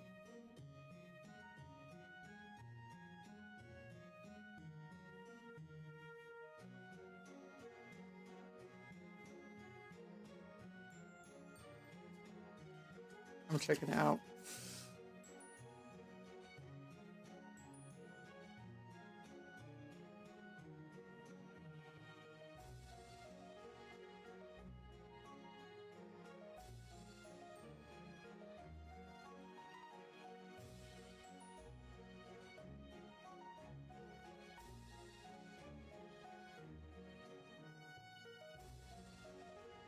Okay, A59, A60, A60. Where the heck's A61?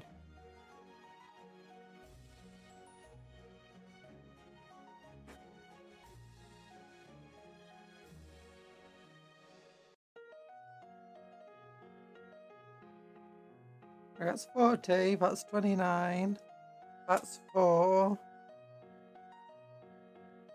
139, 172, 155, 122, 103. Oh, there's 61. Okay, I missed it.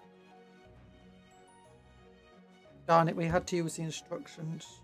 I now need to seek penitence. I now need to seek penitence from having used the instructions a little bit.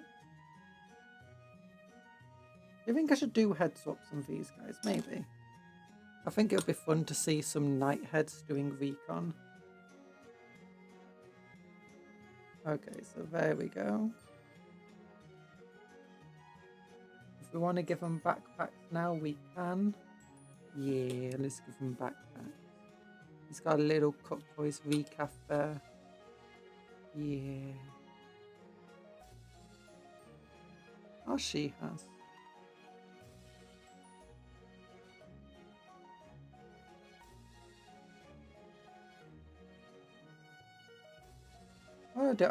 I'll make all of the bodies. Right, that's it. Get in the penitent engine. Actually, the penitent engine is too good for a sinner like you. Get in the mortifactor. No! I didn't do anything that bad. Look how camp that leg looks like. Oh! Okay, 38, 39, 40, and 37. Yeah, they cannot go together.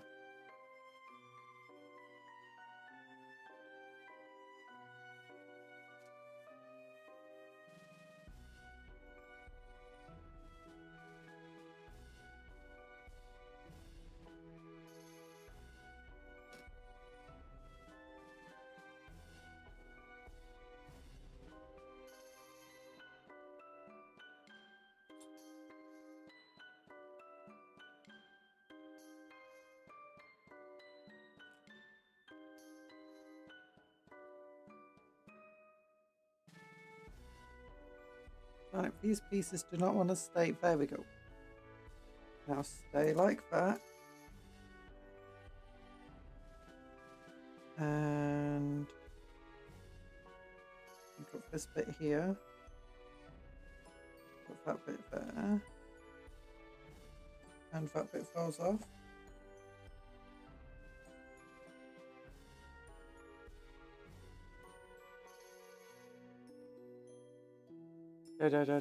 I wonder why YouTube keeps lagging me. I got you at 14p and still so fit. Potentially because my own internet might cut out every so often.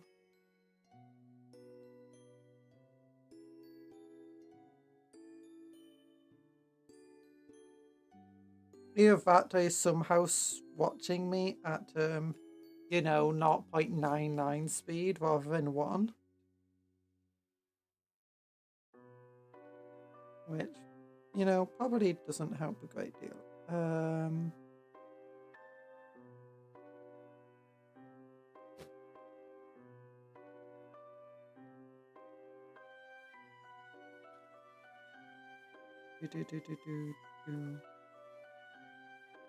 There we go. Oh, look how heroic this person looks. I got a nice rock.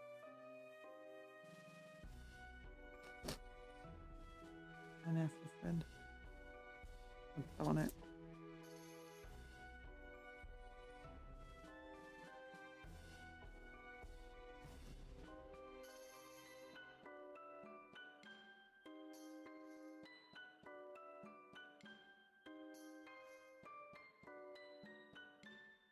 Give me the backpack.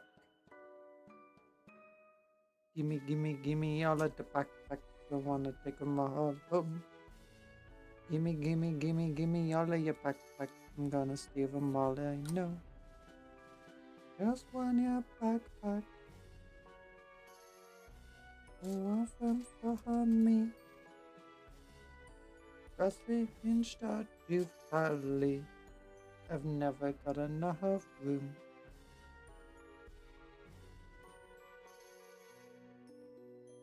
Gimme all your backpack. Gimme all of them. Gimme all your backpack. Let me tell you, friend. Okay, so what do we want next? 22, 21, 23. Those bodies can go together with piece number 20. Nice.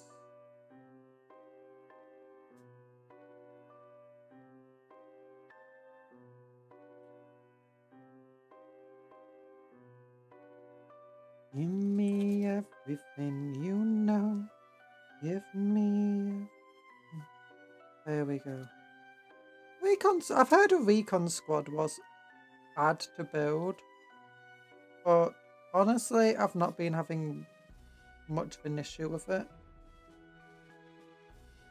There's a bit of points when, like, you know, maybe I need to look at the instructions here, but that's just me not wanting to use the instructions.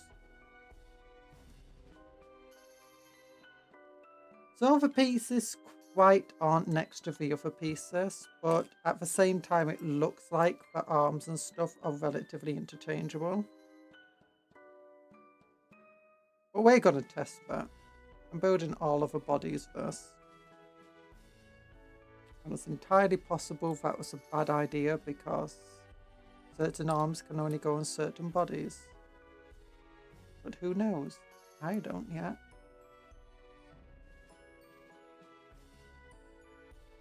Someone has to test this out.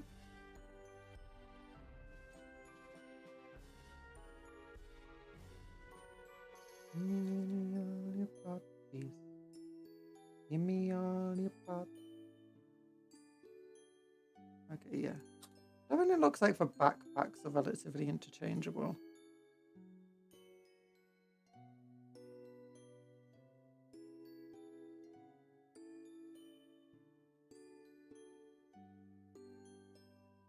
There we go, there's one more. We'll get all of the bodies done.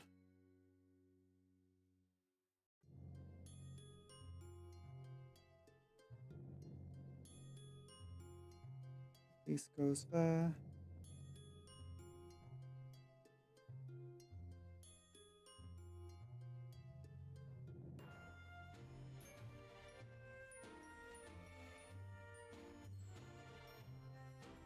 Does 2 kilos of fudge for 35 of our finest British schmeckles sound like a good deal? Personal, I think it sounds like a damn good deal.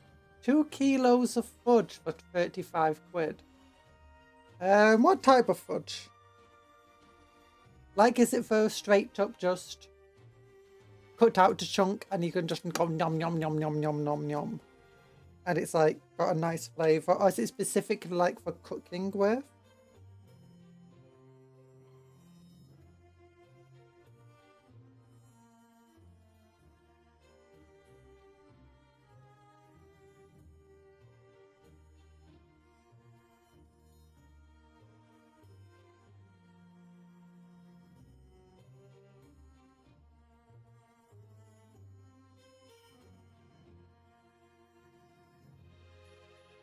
Five 40-kilogram flavoured slabs. Ooh, okay, that sounds like a good deal.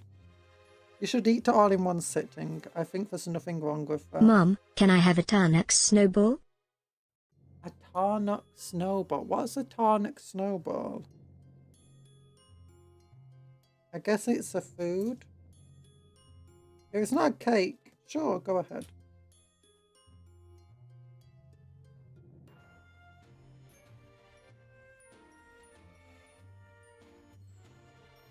There we go. McDonald's, conflicted in the pizza. McDonald's.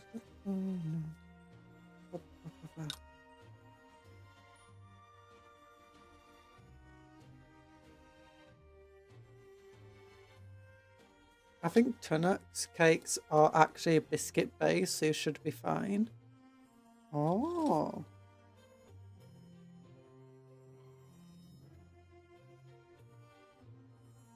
Luckily, Anthony knows what he's talking about.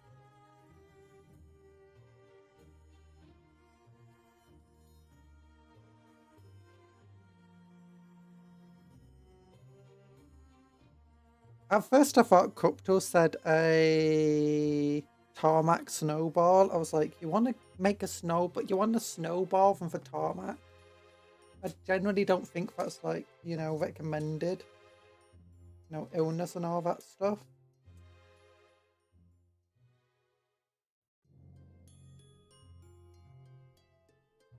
$79 and $80.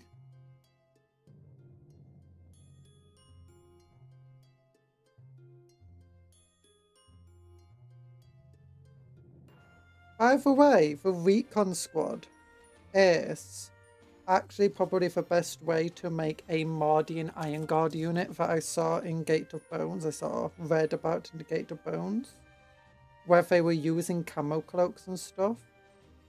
And they were actually doing recon there. It's like, ooh, Mardian Iron Guard recon unit. More likely than you think.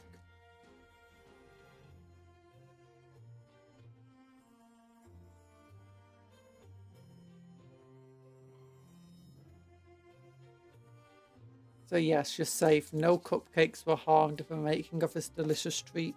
Good, good, good, good. I'm guessing, is a tonic snowball a bit like, I'm trying to think. Oh, one of those tea cakes where it's actually just marshmallow and biscuit. Oh, this is Scotland! Wait, why are you shouting Scotland?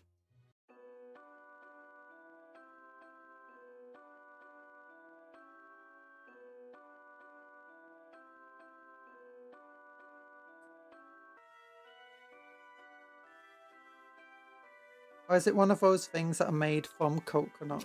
I can't stand coconut. Cake, biscuit, all the same to me. Get in my belly. No, it's not all the same. Biscuit food, cake friend.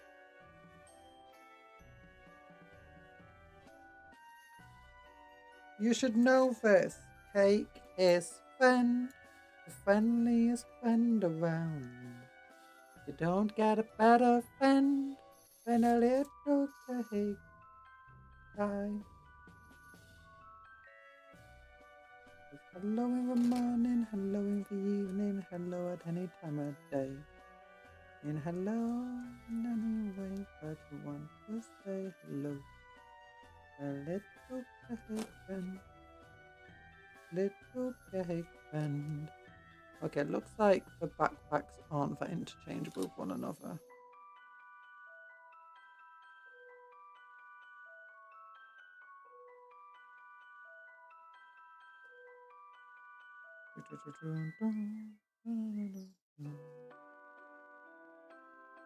Little cake friend.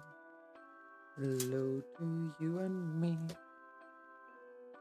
There we go.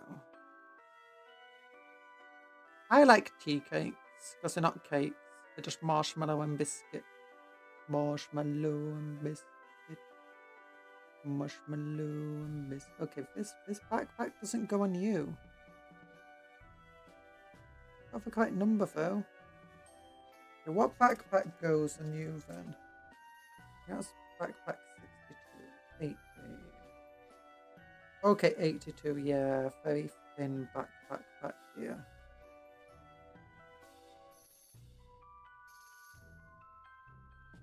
Hard to remember that Cupcons cannot read more than 2 messages back at one time.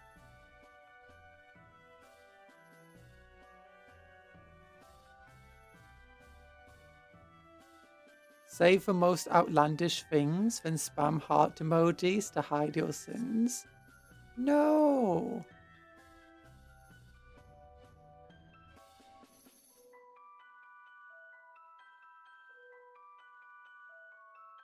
Oh, Turnip snowballs are classic Scottish treats. I missed that bit.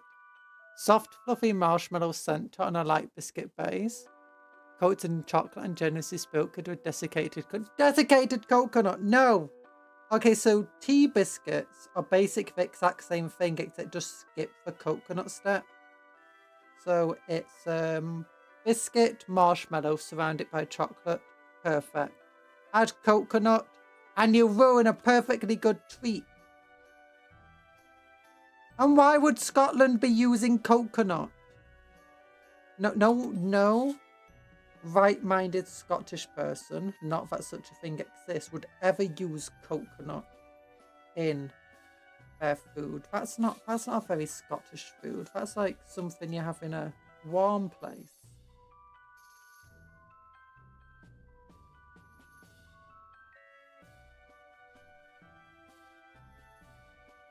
Okay, 120.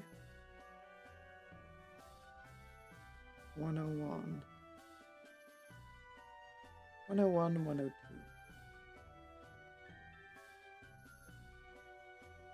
Mum, can I have some Tunnocks tea cakes?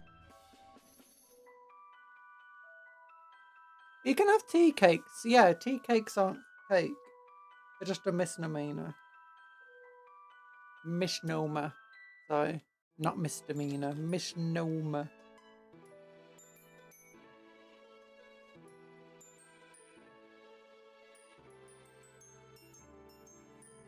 No, she's upset about the coconut. It's her stomach talking. Just ignore it. No, coconut sucks. I don't even know if it makes me ill or not. I just can't stand the taste.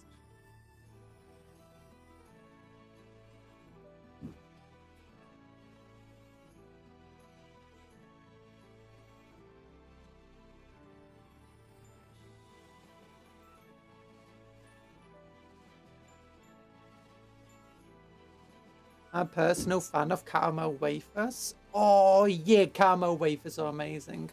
Oh wait, I know them. Is that the one that's wrapped in a gold and red foil? I say foil. It's more like a paper and foil. That's very amazing.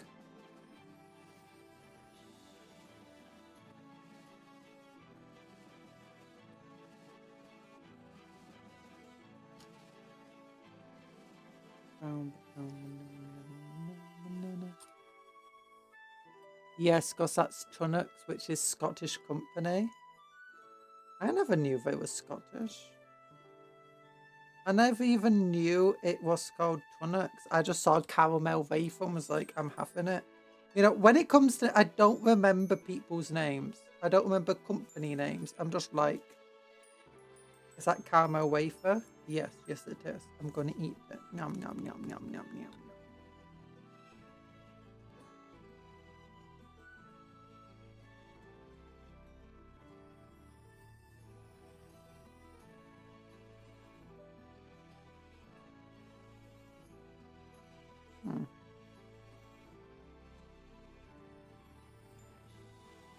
Yeah, I'm happy with that one.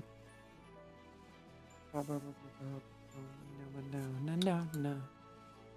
Hence the earliest Scotland. You're an earliest Scotland.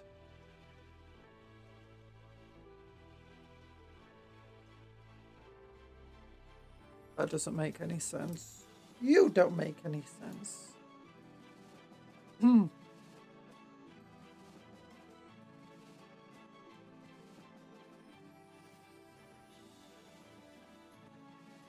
Yes, so shifty. You're just speaking to yourself now, Cuptle. Well, you're speaking to yourself, but he's speaking to me, and I'm you. But obviously, I'm speaking to myself too. I think that's an excuse.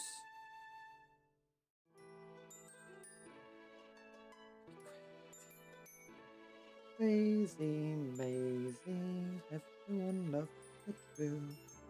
Crazy Daisy, no one likes her, it's true.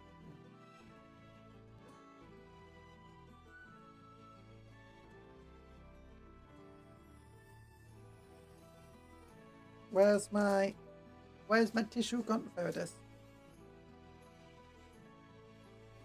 Nose is being mean. Burn bits of plastic. Put them down, trim them down. So, got an antenna. I guess leave it in 10 if it's on anyone else's back. That might be fun. $120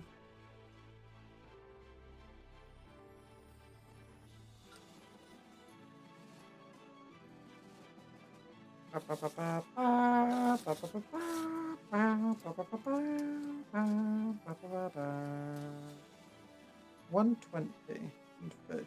Could they go together? Maybe.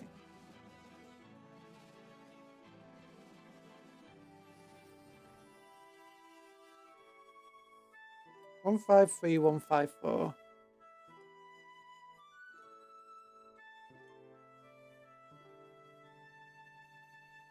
I don't like bounty bars. Bounty sucks. And, just cuss it would upset you.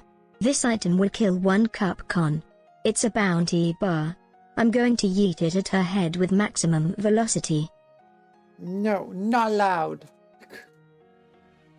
There's no bounty bars in existence. They're terrible. They're bad. No one knows they exist because they don't exist.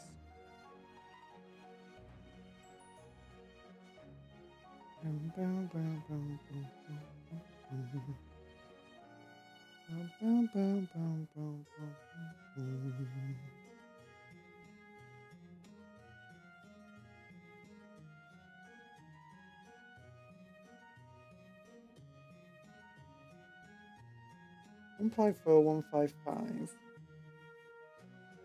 2, 136.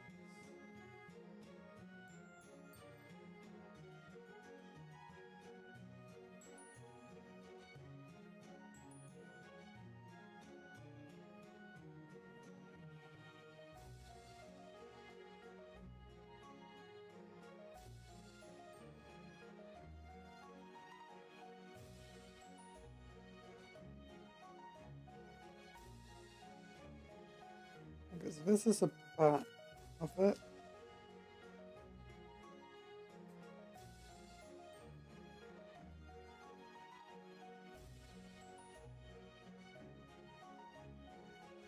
This piece goes next. Also, I don't think I'm like, you know, bounty bars are necessarily. Maybe coconut is bad for me. I don't know. I just know I don't like the taste. So bounty bars might not kill me. I might be safe.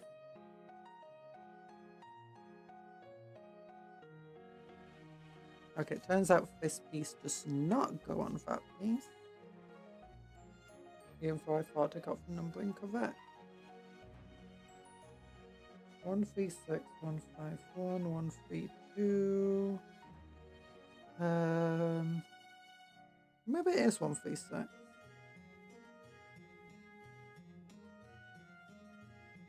I don't think so.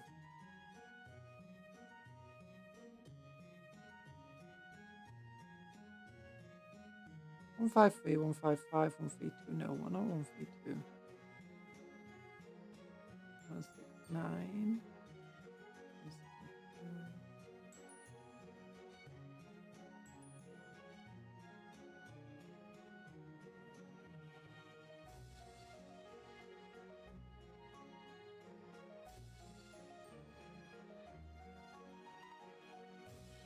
Okay, we'll try this piece. Coconut, cherry and chocolate sounds like my personal version of condensed heaven. I like, you know, cherry sweets. Cherry flavoured sweets are delicious. But cherry, like, you know, a jam sort of thing pushed into something. No, that's not very good. Don't like it.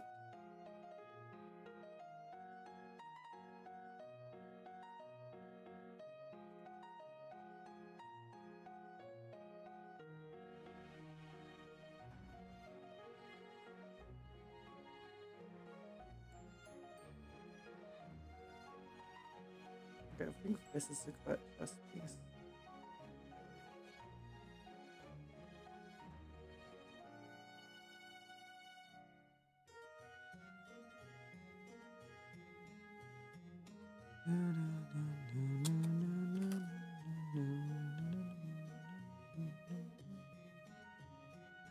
Yep, there we go. That is the correct chess piece.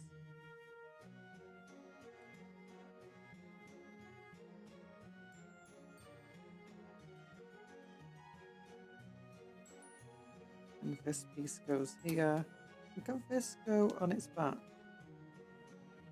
It can, perfectly. Nice.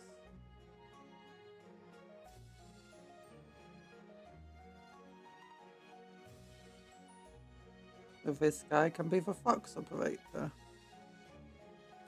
Nice.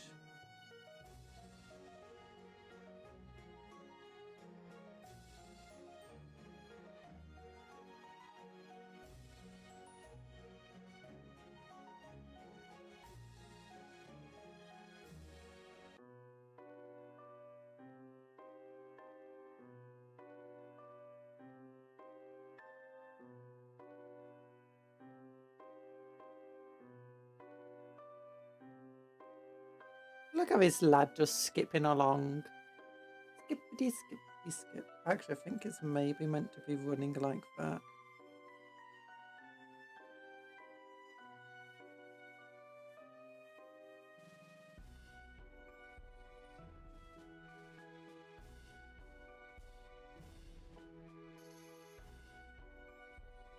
Don't know.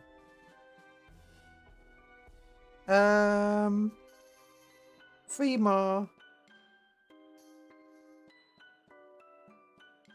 3 more bodies. Let the bodies hit the floor. Let the bodies hit the floor.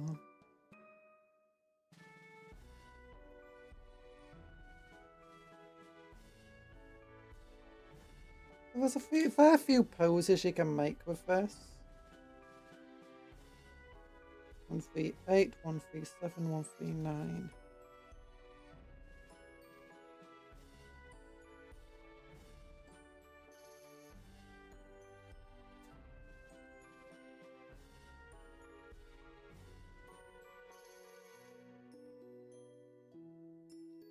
Okay, I think that piece goes here.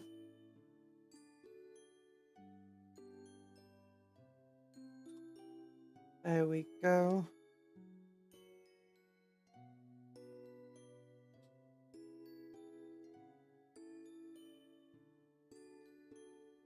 Oh, I don't know what my favorite treat is.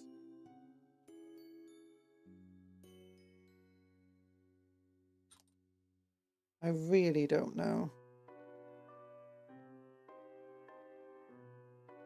There we go. Does this fit here nicely? No. How about this thing? Does this fit?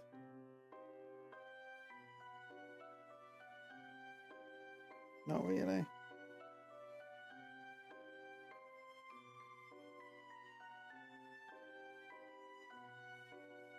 Okay, we got 140 here.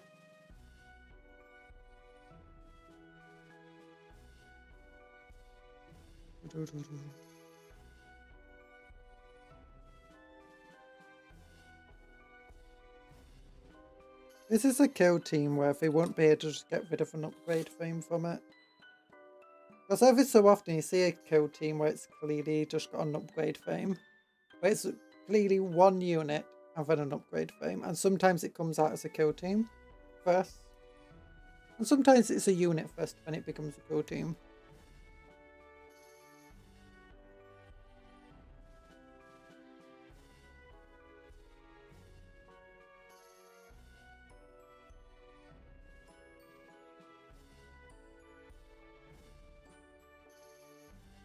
Okay, 170, 172, 178.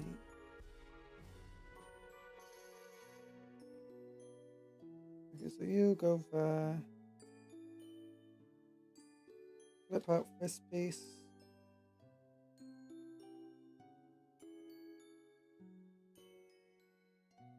And the other end.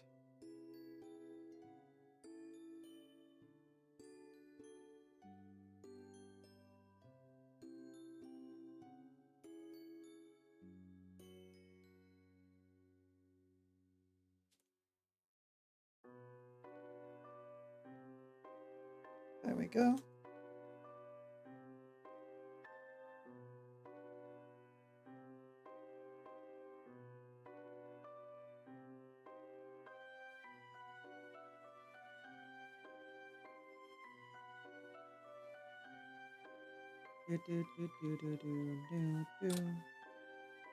Okay, so this guy sits here.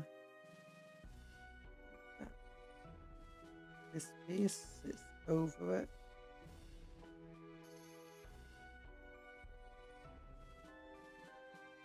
Like this, maybe.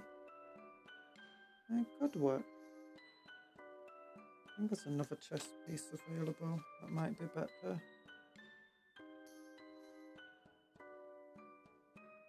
No, I think it goes with the other one. Never mind. So these two bits go together like that.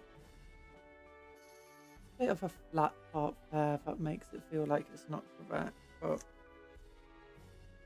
clearly the only piece I can go together with it. Then you come here.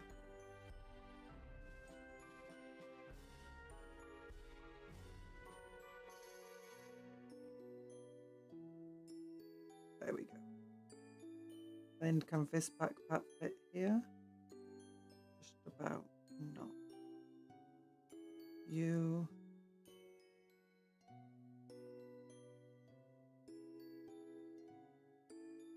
No, better just do a smoother fit one. No, I could make this guy for rocket launch in theory. That might work.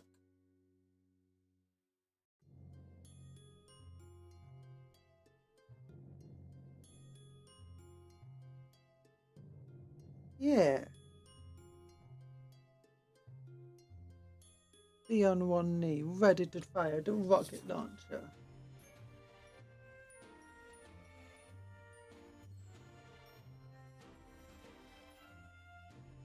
Okay, and then one last one. Okay, so 1, 2, 2 is the key. Give a 1-2 punch. What you need to do is give him a 1, 2, 2. Like, wait, what's a 1, 2, 2? Well, you know room 111. No, never heard of it. Oh. How about for 101? Nope. I'm gonna say I have no idea what for 1, 2 punch, what for 1, 2, 2 is. I just made it up.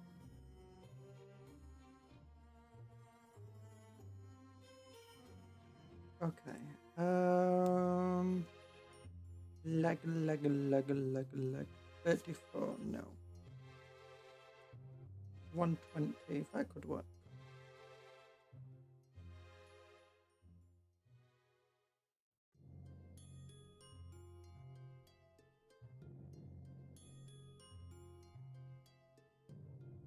Does it work? Close enough. At the moment, at least. Okay, 119. I don't want that. I want the 132. Yeah, all the grenades. Or the explosives. Remember, kids, always give one person all of the explosives. Nothing can possibly go wrong. I just ordered 2 kilos of fudge. Crunchy honeycomb, mint choc aero, tiramisu, biscoff, and maple syrup waffle flavour. Why did he order so much food?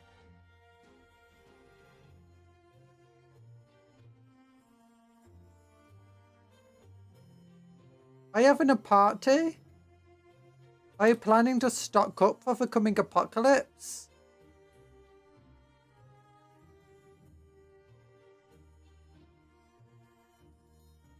Okay, where's the melter mines? Melter mine, no melter mine. Melter mine, no melter mine. Melter mine, I want the mine. Melts everything. Melter. Where's my melter mine? Seriously. Oh, there it is. Found it. Big old map. You can tell it's a melter mine because it's round. Actually, there's 2 types of melter mines, I believe. You got the round one, and then you've got the other one. The cylindrical one. That's like a lot longer than your typical melt to mine.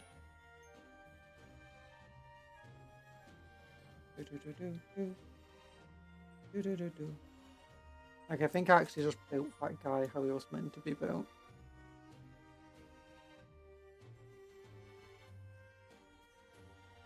Oh, what do I need now?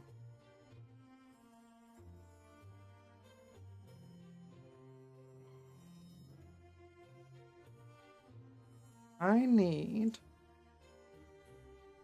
Well, oh, I need a backpack still for him. Yeah. Maybe this backpack. There's a lot of backpacks in here. You're imposed to buy Warhammer. I'm imposed to buy fudge. But it's not just fudge. Mint choco aero, tiramisu, Biscoff, maple syrup, waffle flavor. I mean, that's that's not just fudge. Unless they really significantly changed how mint choco aeros and maple syrup is made. Of a definition of fudge. That could also be a thing.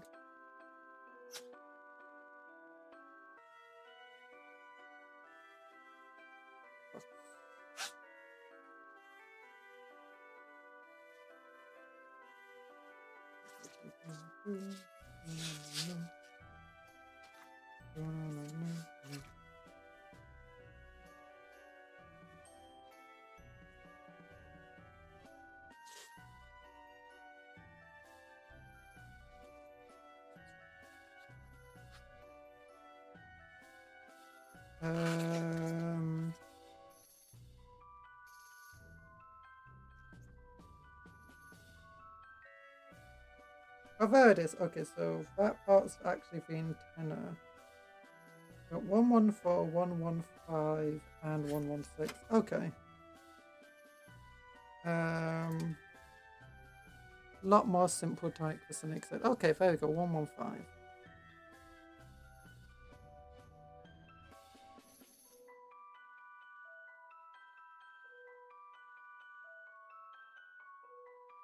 Don't eat it all at once, though, because you'll make yourself ill if you do that. Just ask a little Boris. Right. Where is the last piece I need? Not here. Might be here. There it is. Round part.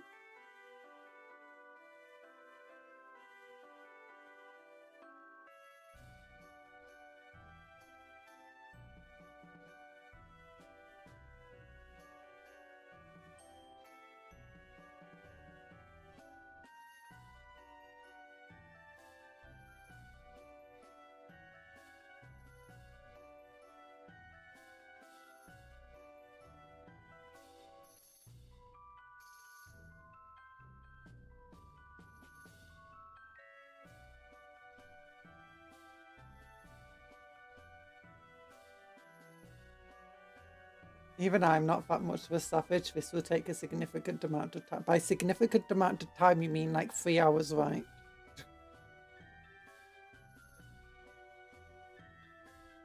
Oh, okay. These two bits are meant to go together, but it feels like I really don't want to.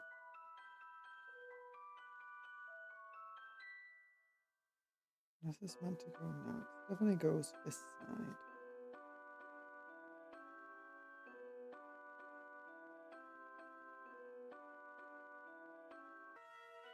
Oh my gosh, these two bits. This bit is meant to slot into this bit, but it's got all these fiddly little legs and stuff. So I'm trying to force them together. Like that little hole there goes with this little bit here. And you can see where it's kind of flat there, it goes against the flat here.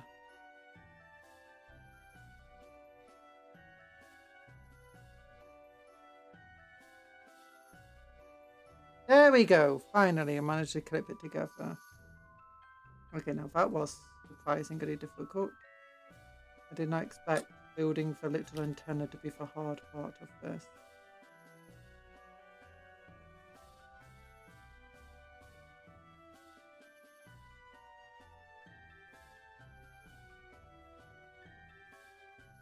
Fox relay.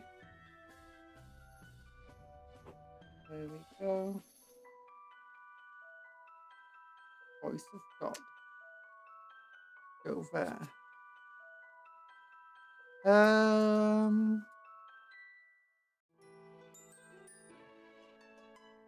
Now, I know I wanted you as a missile dude, so I'll make you the missile dude.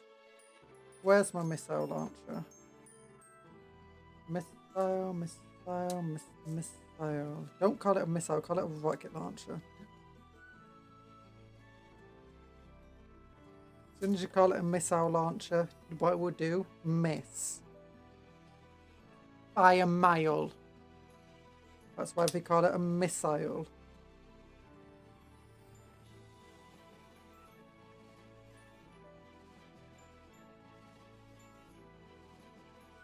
'92, '93.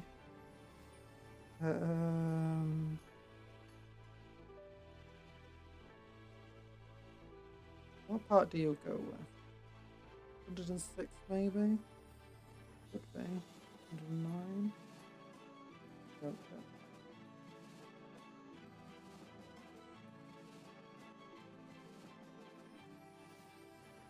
It's either got to be 91 or 94.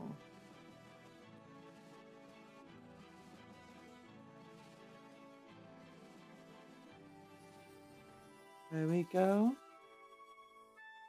Hi, Officer Buck Trud Russell. How are you doing?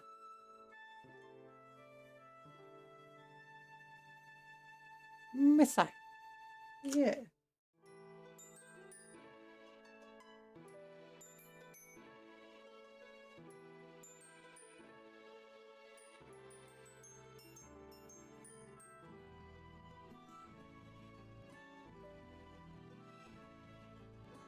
These rockets feel a bit too big for this tube.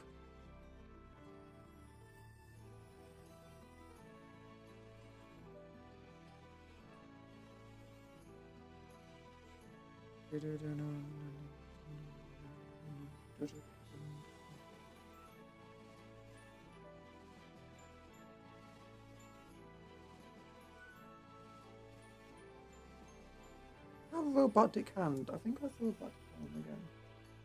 Maybe.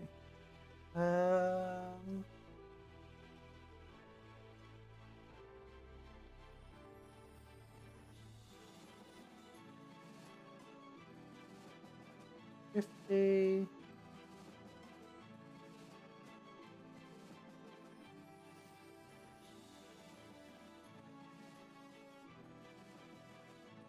Okay, missile launcher. So yeah, for 91. Where the heck is 91? Oh, the rest of the missile launcher pieces. 92, 93. Oh wait, no it was. It was directly under it and I somehow missed it multiple times and I looked for it.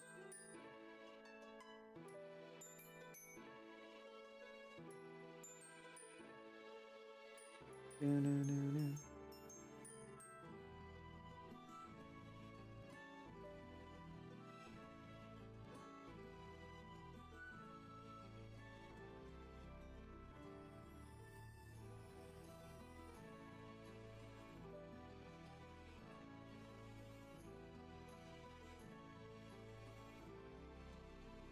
There you go, you're awake at 1:38 and feeling fine.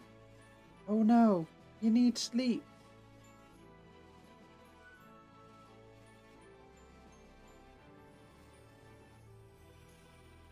Okay, you know what?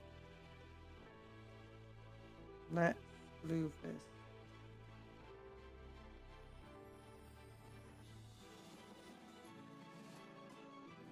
And then we can try.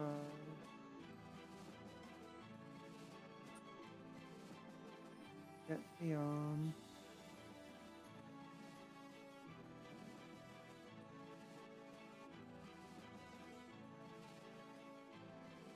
Yeah.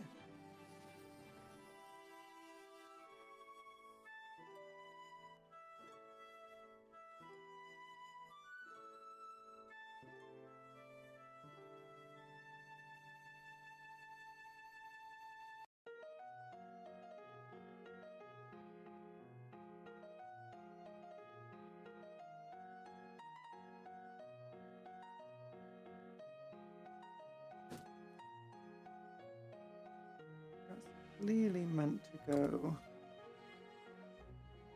here.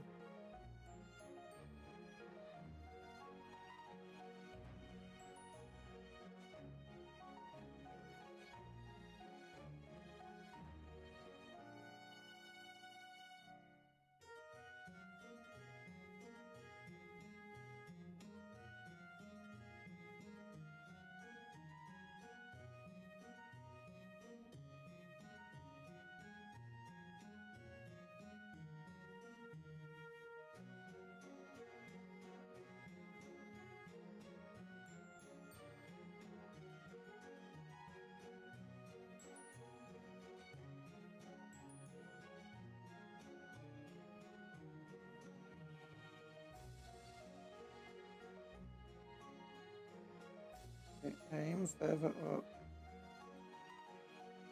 There we go. Falling off again.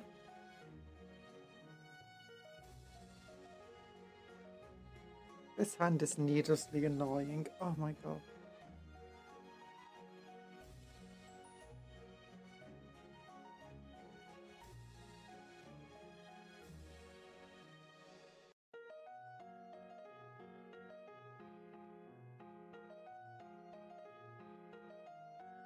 There we go.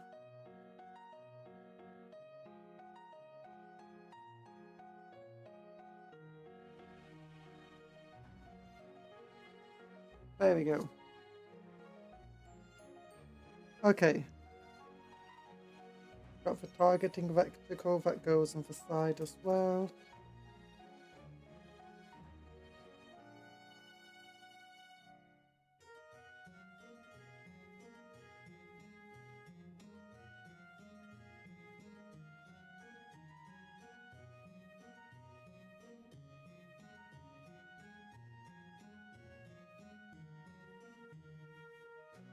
Just here.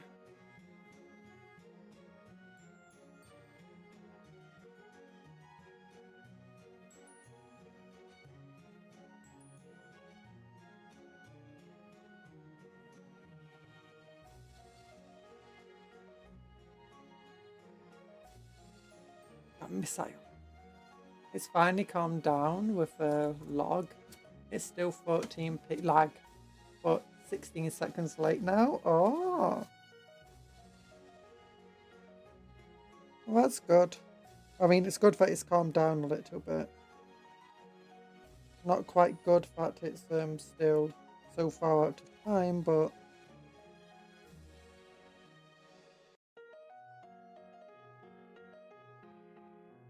better than nothing.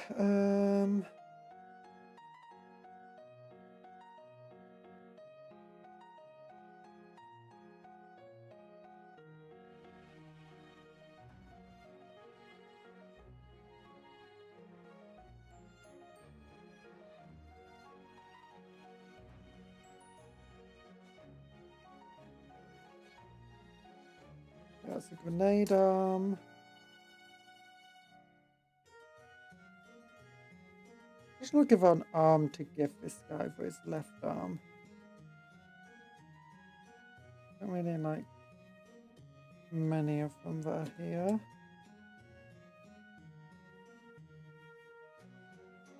There's one I saw earlier that looked cool. It was like in a fist shape. The one where I said I think it might be a bionic.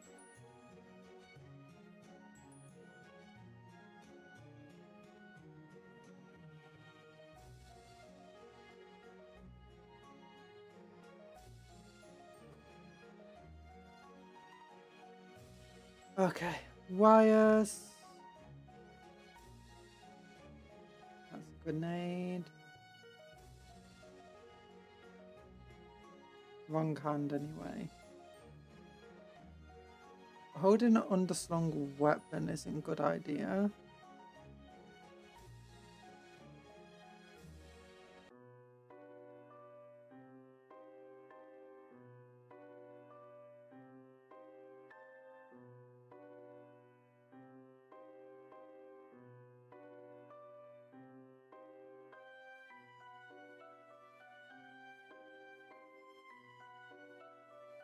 Okay, one that's raised might help.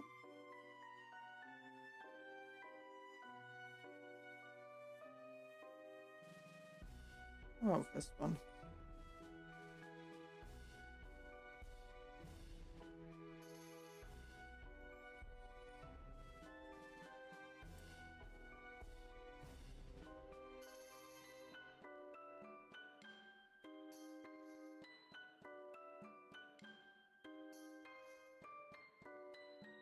Okay, that's not helping at all.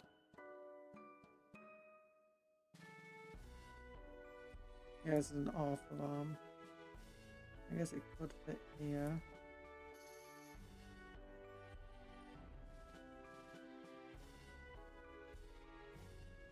But now, don't like the arm.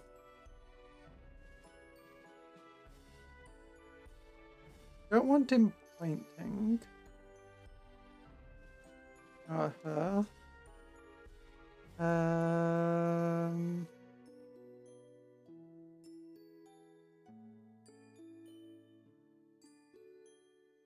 Oh, there's another arm I thought was cool. But then I was like, maybe not. And now I can't find it either. Like, there's one here. I think it might be this one.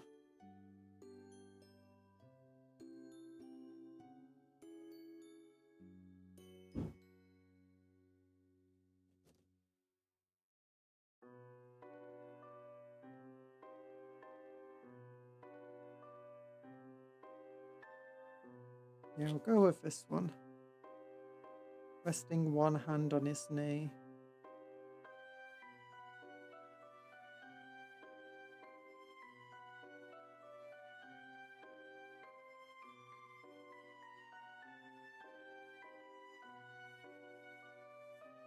So it's like, oh.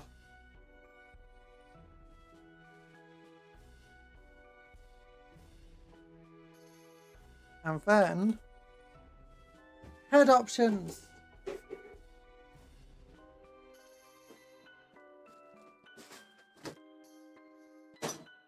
I like a box of heads in here.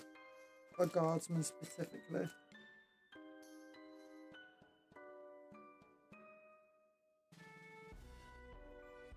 Bits. Here we go. Various guardsmen heads.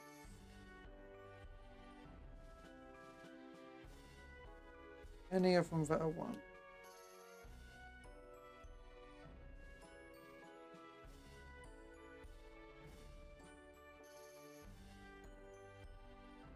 None I'm excited. Ooh, I like this one. The Tempestus head, I think. Not Tempestus. Solar Auxilia.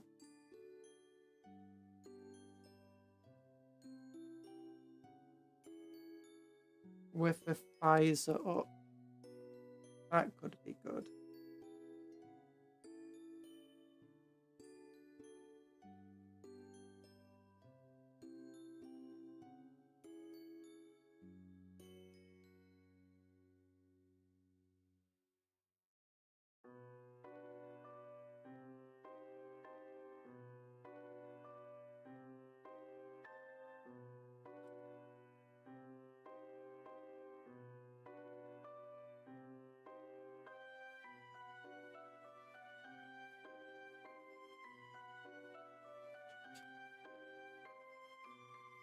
If it can stay on.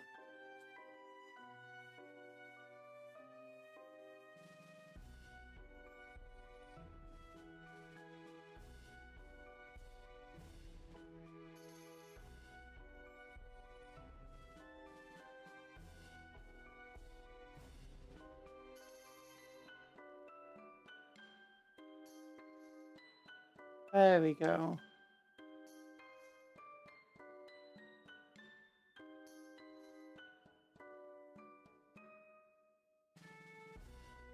Okay, I think actually having the loader be another person crouched down might be good.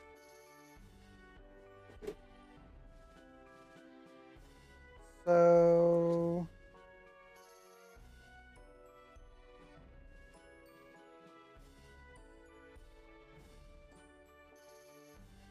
the loader has to have a last pistol. We know that much.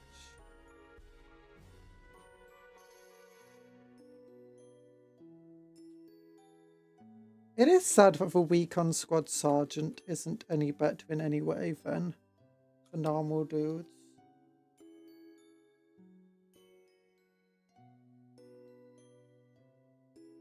For a second I thought they hired For a second there I thought they hired a rattling for a heavy weapons specialist. Hilarity would certainly ensue. Look, they're recoilless rockets. Don't worry about it. It's a recoilless rifle. That's what they call them.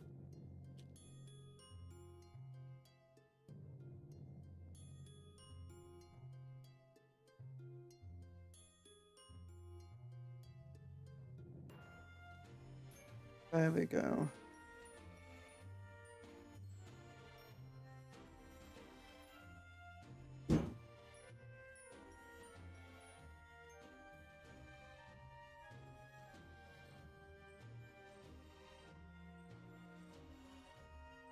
Yeah.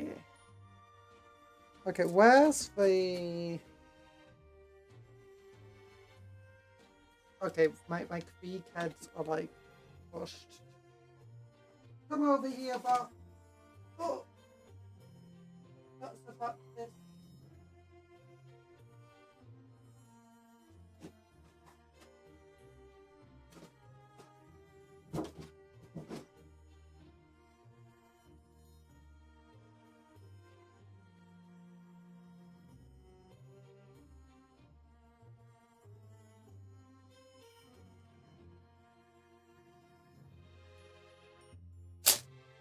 Oh gosh.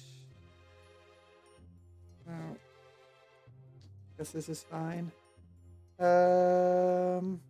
Let's break off one of these helmets.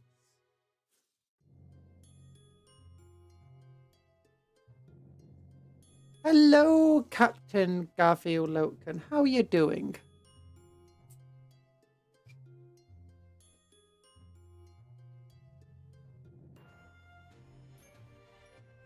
Let's go with...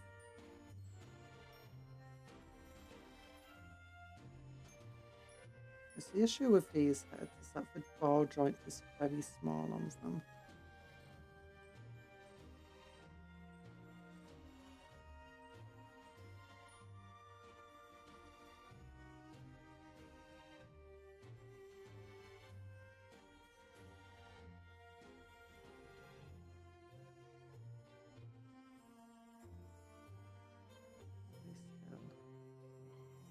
There we go.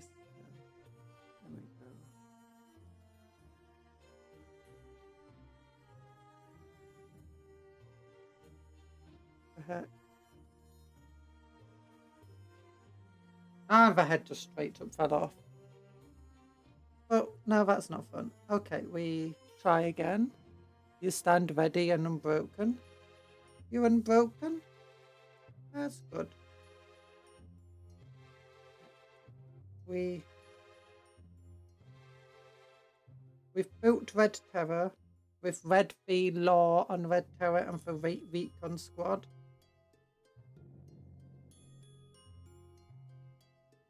Funnily, the law about the Recon Squad and stuff, it specifically mentioned other regiments also using Recon Squads, not just Fadia.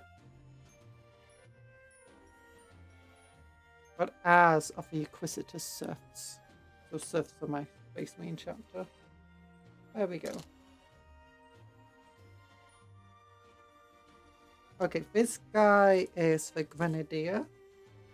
So we want any gun really.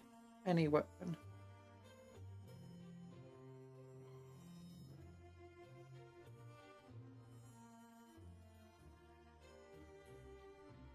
That's 158 and 159.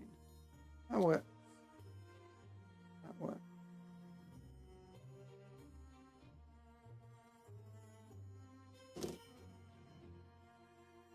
Yeah, Red Tower is absolutely massive.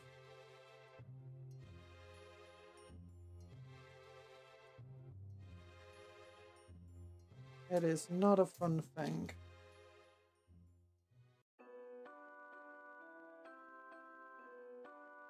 Look at the tower. Oh.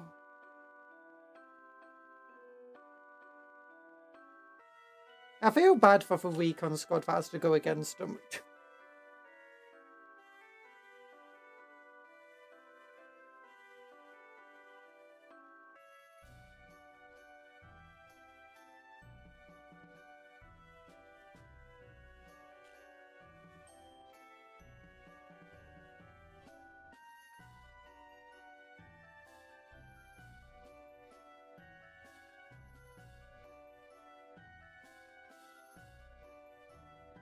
That being said, a recon squad in theory is more than capable of dealing with Red Terror.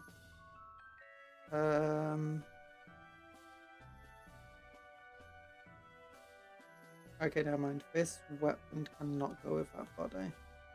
How about these two? Will these two go together?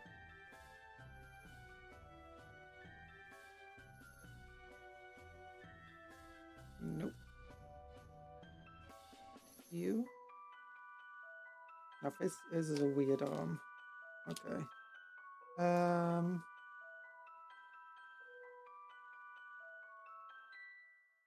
167. 176, sorry. With 175 or 177? 175. Okay. You speak as one who does not know my name, Captain Gabriel Loken. I do not know your name from the top of my head.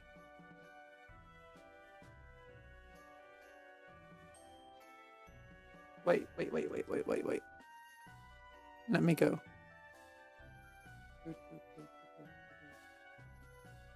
Premium edition hardback update. Oh, Leagues of Photon. Sagitars of Scout. Sagittar has mobile. Mobile. A unit can move horizontally through dangerous terrain. Okay. I have a hunt. +1 to hit rolls, plus speed detection range. Okay. Yeah.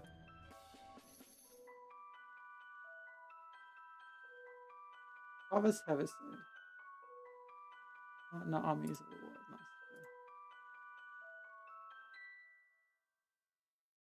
Nice. No.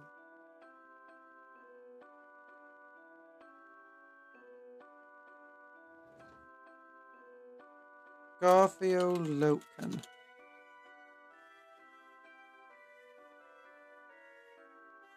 Oh, Luna Wolf Captain. I don't know a lot of Horus Heresy lore.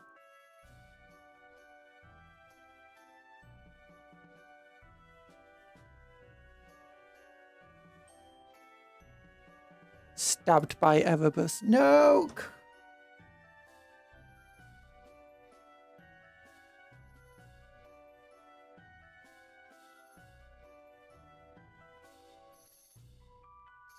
Loken, don't trust Erebus. Captain of the 10th Company of the Lunar Wolves. Yeah, don't trust Erebus though. I mean, no one should ever trust Erebus.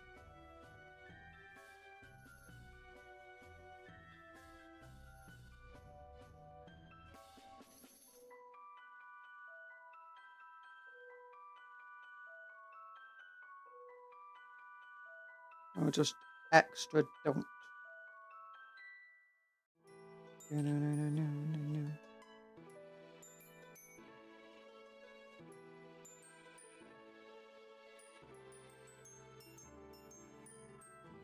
Okay, so we've got the Fox Operator. There.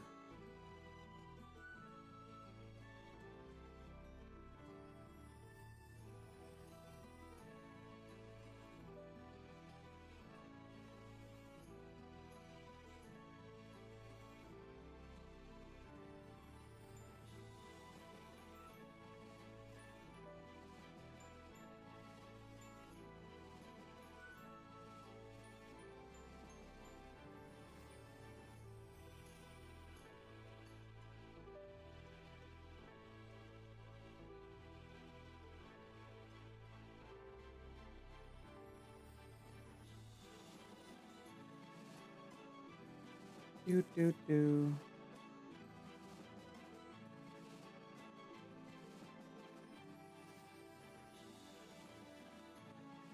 Okay, I want to go for a hooded head this time round. Where's a good hood? Nice head hood. Head hood, helmet, no. No, not that one. Don't like that one. Don't want that one. I like this one.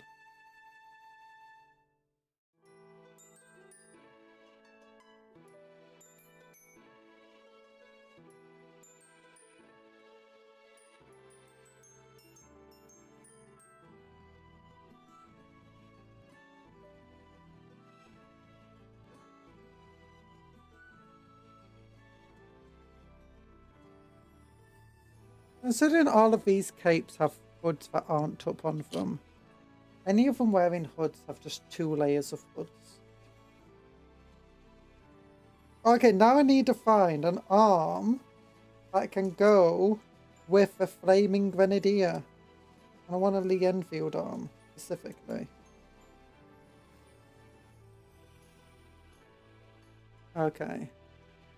There we go.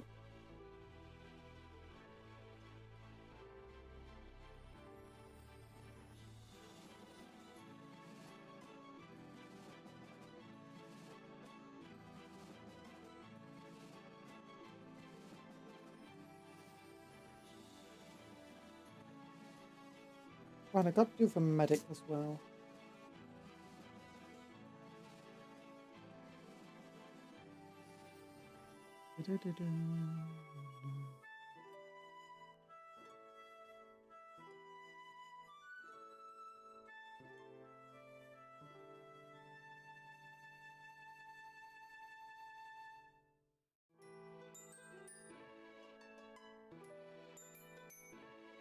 No, arm's not good. I guess this arm will be okay. No, it's not okay. The grenades and the chest get in the way. Oh my goodness, this body does not want to go with any of the arms.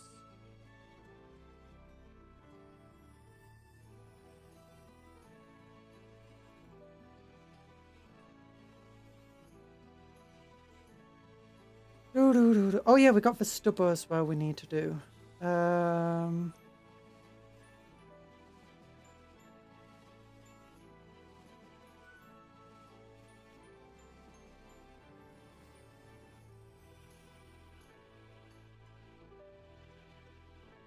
133.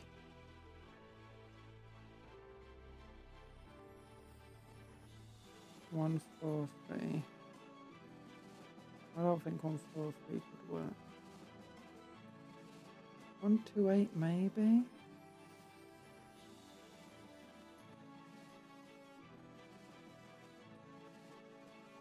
Surprised the submachine last isn't modelled after the stern gun.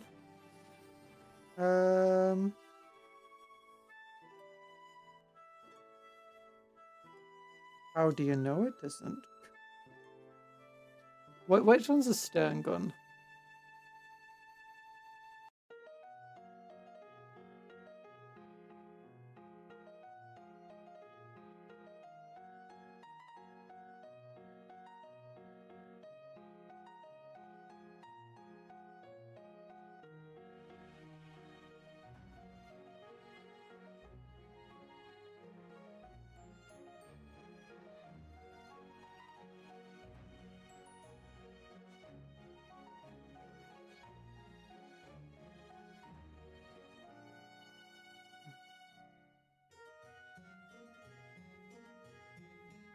Okay, that's good enough.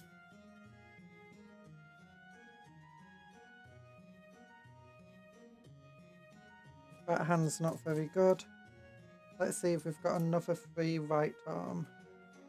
One's got wires.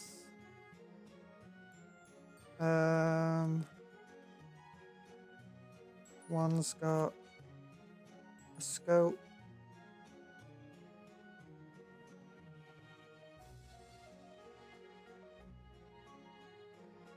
One's definitely a sergeant.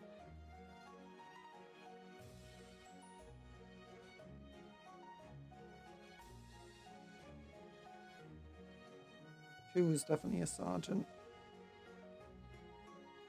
I'll go with this arm then. One with a scope in its hand. The Enfield. I think you mean Enfield pattern last gun. No, I can't remember what it was called. Wasn't Lucius. It was they specifically said they want a pattern of last gun. Kestrel, something like that.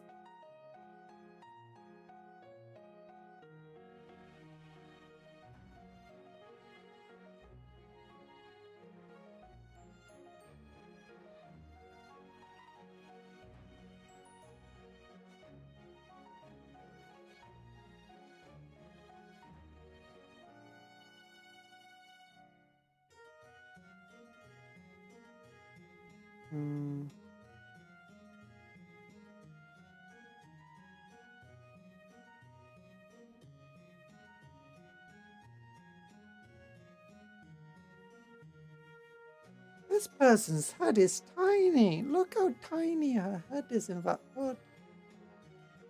Like, oh.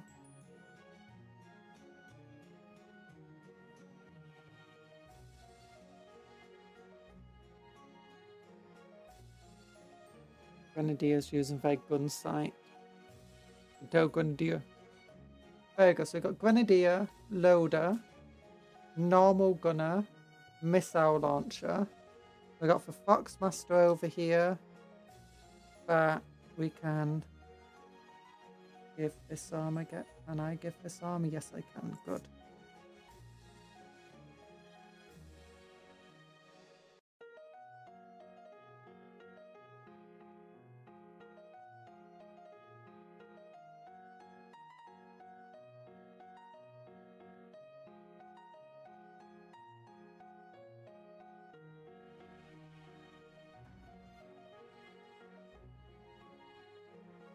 Like calling to the rest of the squad, I think.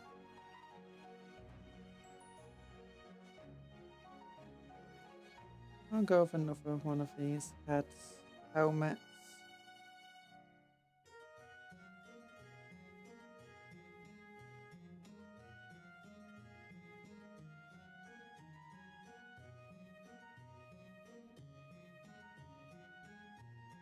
Now, the issue with these helmets is because the ball joint is so small on them, they always want to lean forward. I could put a bit of green stuff on, but that's a bit too much work.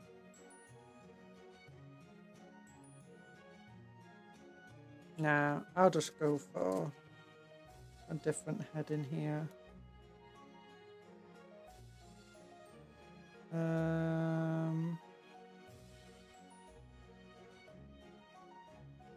Let's see if I can find a shouting one.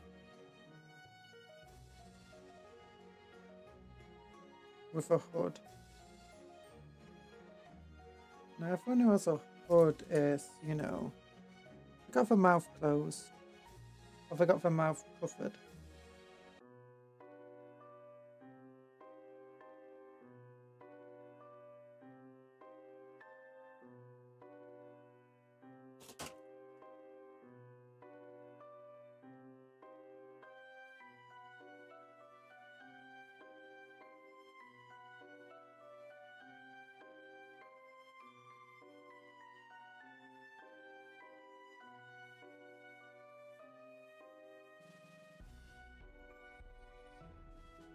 Okay, I'll go with this one.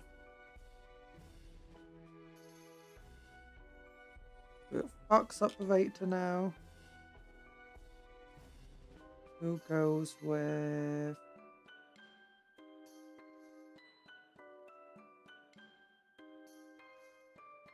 We still need the Melter Gun for Sergeant.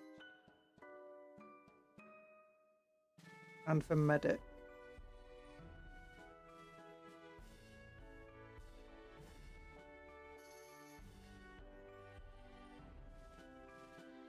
I don't want him to looking like he's picking his nose. That will be annoying.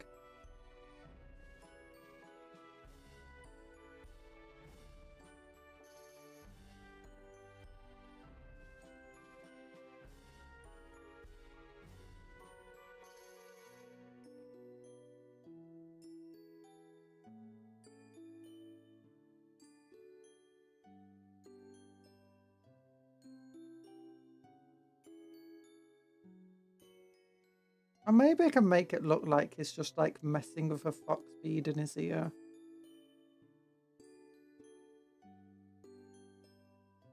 That could work.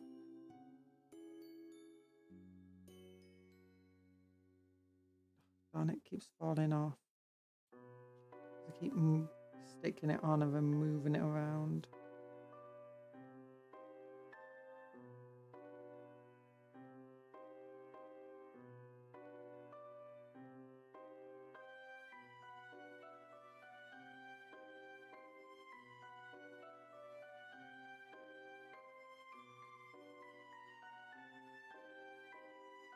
There he is. Fox dude. Briar raided! Hello, Briar and fans. Big love hearts to you all.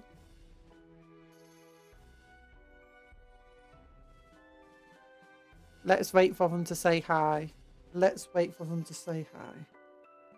And then we'll be like, hello. There we go. Dum-ba-dum. We're popping in at any moment now.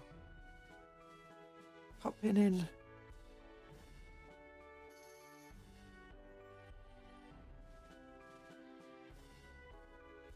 Okay, the medic kneeling down seems good, right?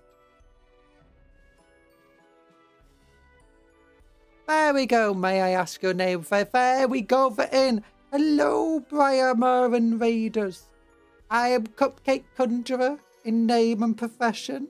And I conjure cupcakes, yeah. And today, we're making little models. We made this dude. Rawr, look at him. He's so happy. He's got his arms in the air like he just don't care. Do do do do do do do do do do do do. Yeah. He's called the Red Terror, and we're making some good dudes like this person with a who's all shooty, and this person who's shouting on a fox communique thing. Time to eat my spaghetti and meatballs. Spaghetti and meatballs. How was your stream though, Bay? I hope it went super well and you had lots of fun. Oh no, this guy's arm fell off.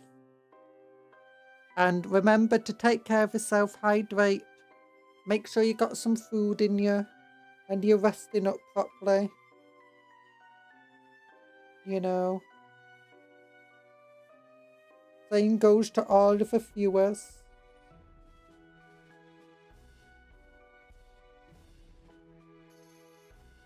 It's okay. I was editing a video and I've done like 10 minutes and there's 15 minutes left of already cut down footage. Oh no. Are you going to turn it into multiple videos? Multiple 10-minute videos. Oh, we also got this dude. He's got a big old rocket launcher. And this one who reloads the rocket launcher. And the most important model, a little fox communicator. Hello. Dreamer Raid. Dreamer Raid, welcome. We're currently putting together the medic.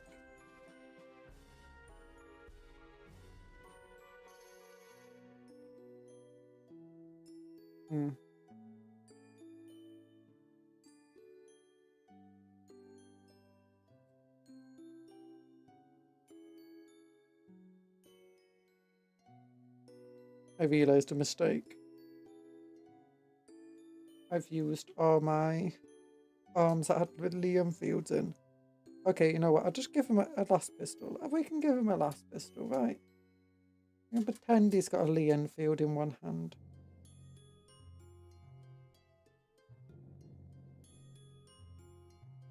No, that last pistol's in the wrong hand. That last pistol, that's the last carbine. That's the carbine, that's the carbine.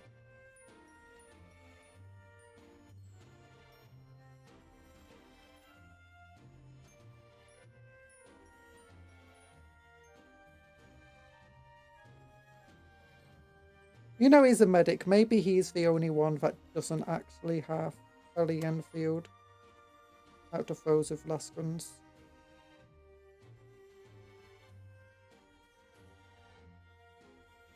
It's a big fid that the buyer's been working on. Ooh. So exciting. Exciting stuff. There we go. Raya's an amazing video editor though, so we know it will turn out amazingly. Look at that. Yeah. Yeah, it's a Tomodachi Life one. Ooh.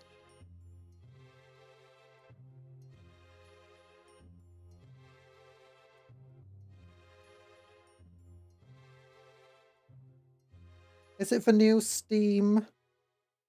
Not Steam. New Switch 2 Tomodachi Life? Not that I don't know. I know that for some for old Tomodachi Life because I played that one myself. Not on stream. But I've played it before I ever started streaming. There we go. Medic. Okay, we need a sniper. And we need a... Oh, a heavy stubber as well. And a melter gun. Yeah, it's a Tomodachi Life one. No, it's on the Switch one too. Oh, wait, I thought there's a new Tomodachi Life, wasn't there? On the Switch 2. I thought that's like a brand new version of it. Tomodachi Life game just ported over to the Switch 2.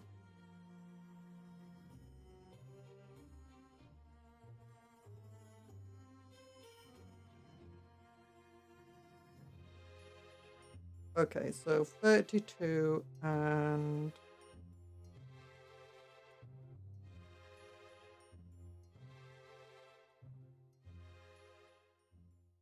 $44, 8.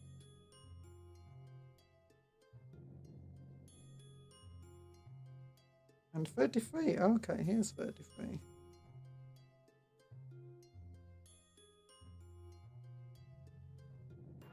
It's a Switch 1 and 2. Oh! Okay. That's cool.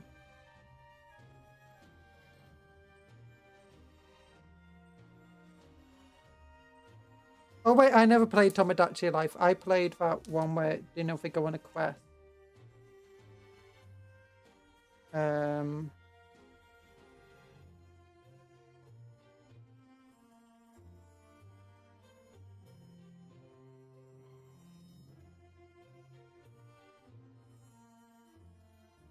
Oh, my tummy just bubbled.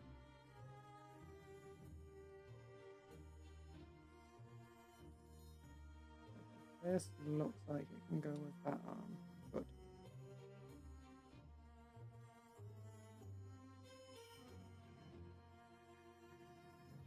Myopia, potentially.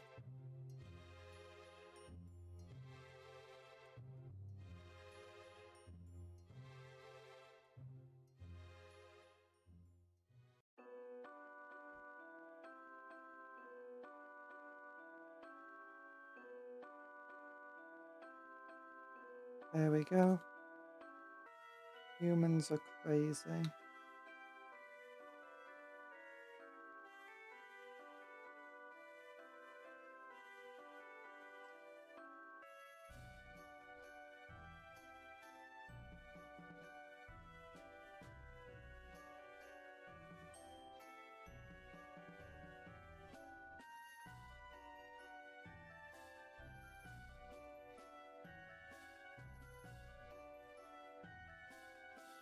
Oh yeah, I got a sniper. Okay, don't want to use a different head for ones available to us. Potentially.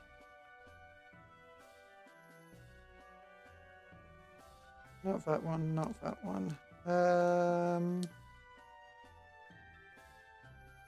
Oh, this is a cool looking head.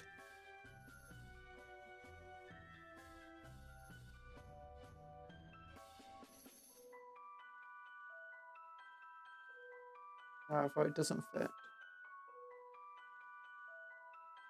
Let's see, can we find a different head that does fit? Oh, a servitor head. I like the servitor head. They got bionics.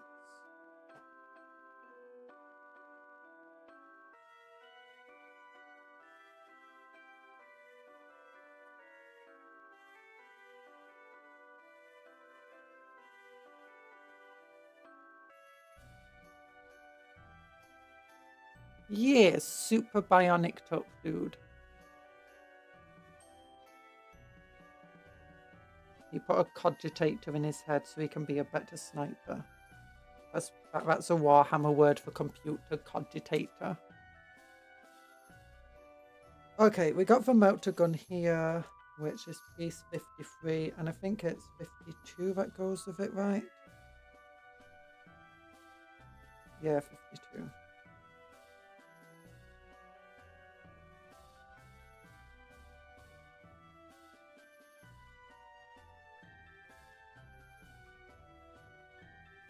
And,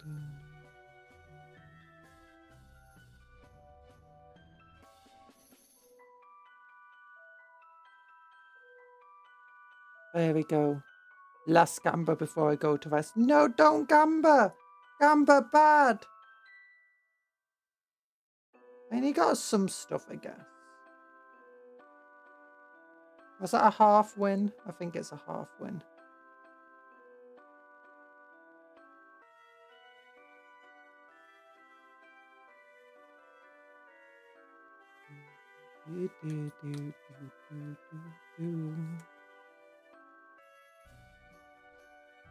Is it going to give you winnings? Team avatars, give her winnings. Okay, you have a good... We're not painting, we're just building stuff today. But yeah, you have a good rest. We'll have a good time building Warhammer.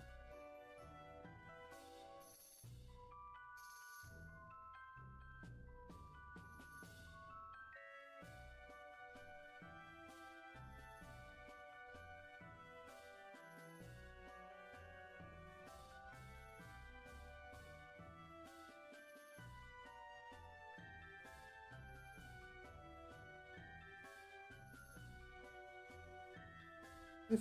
52.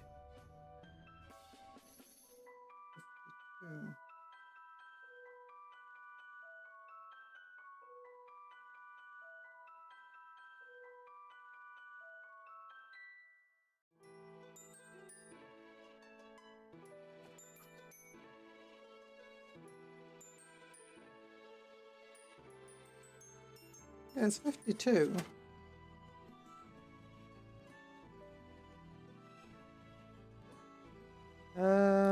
Really does not want to go together. Let's try on a different body then. Rock.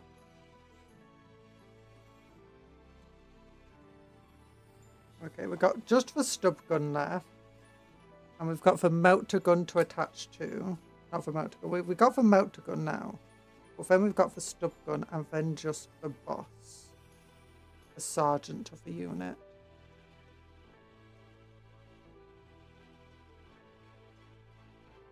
Who's always a cool dude.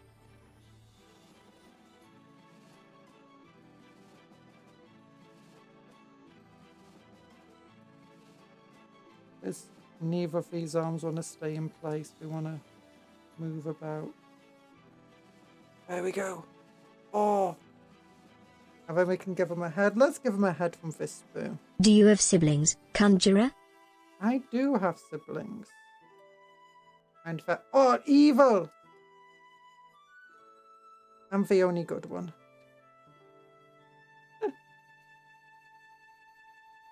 I say that, but, you know... Surprisingly, I might be right.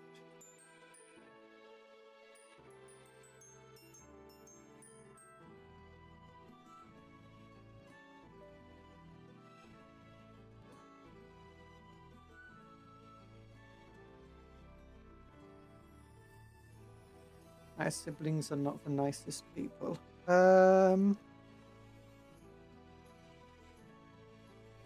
Down, down, down, down. Okay, stub gun. Stub gun. 181.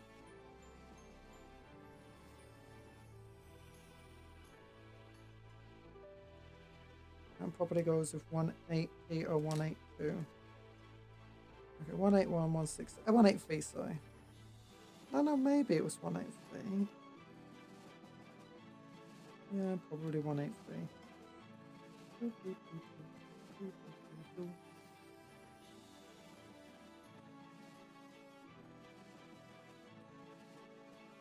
Stub gun. Dun dun dun dun dun dun dun dun.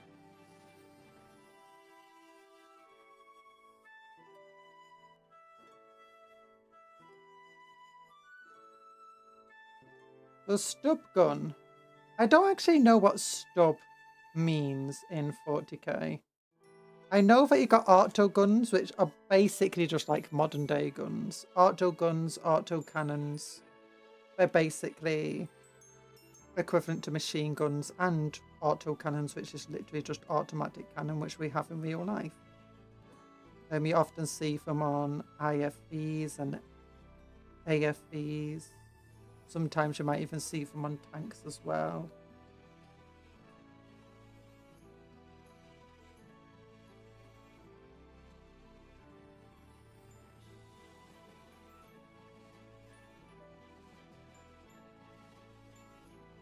Not a big fan of that head. Despite having a hood. Okay, let's me find a head option I like here.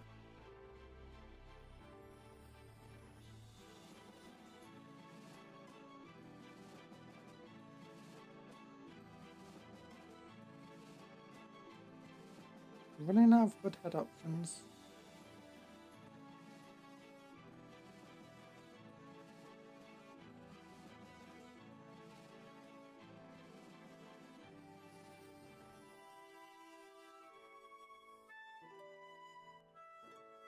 Let's go for this respirator one.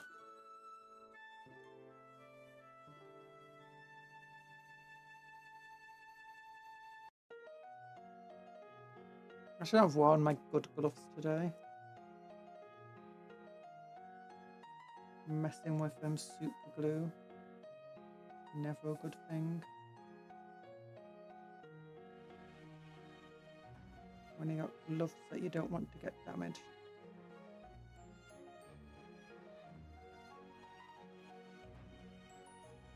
There we go. Machine gun. She's got a little respirator on. Okay, then this one is a sergeant. So let's look for arms we can use.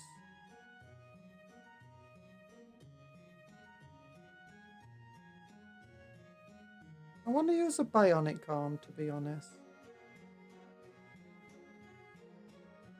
I like bionics.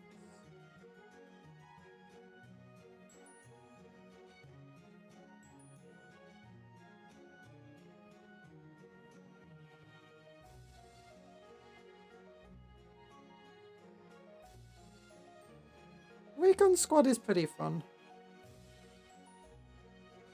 I guess I can see a little bit of what people mean by it being a bit hard. I don't think it's that bad.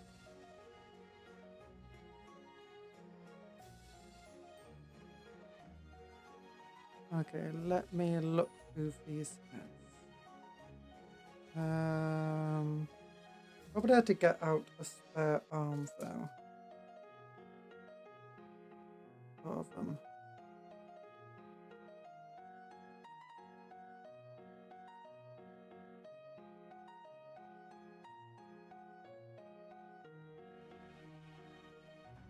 I like this bit. There's definitely a lot of like heads here that have eye patches and stuff. So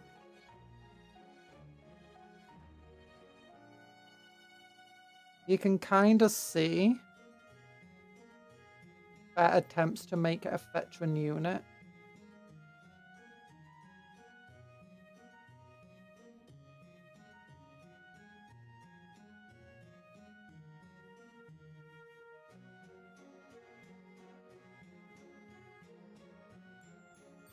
that survived. Well, it's made up of people who survived, like, for being in the first waves of forces and stuff. Like French regiments thrown into the meat grinder, those that survive get flung into with things like the recon squads, the spectre squads. Okay, where are the guardsman arms? This was it. Looks like it.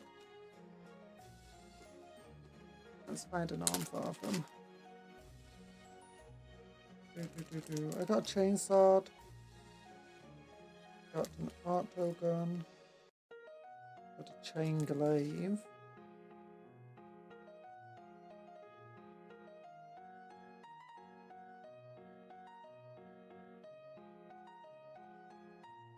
I saw something then.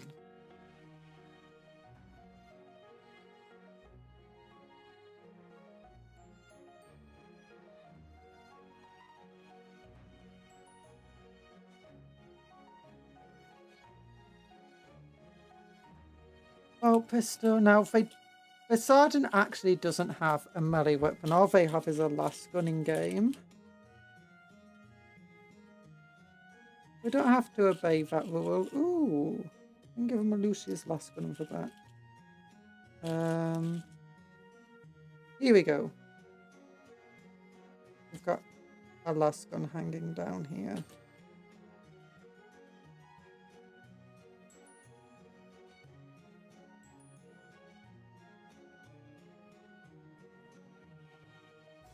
No, that's never gonna... Are your parents nice? My parents are fine. Definitely not the worst parents out there.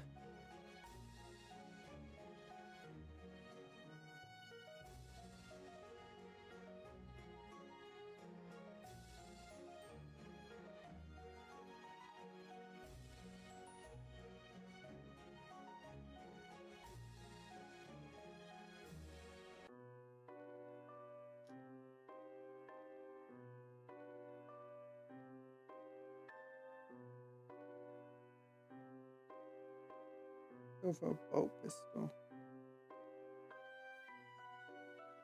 This is a really weird body.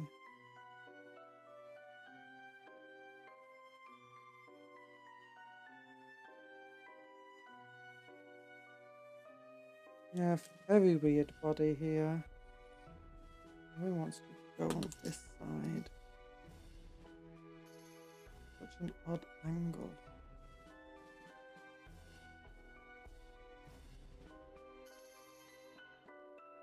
You know what, I don't like that arm being there in the end.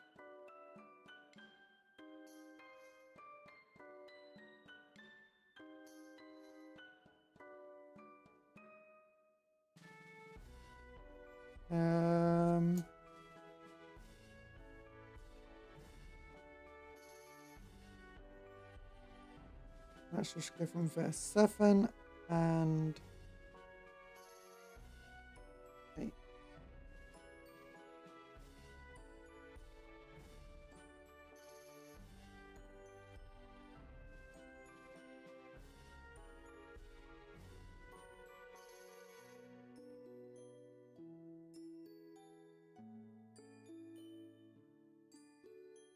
Yeah, that will work.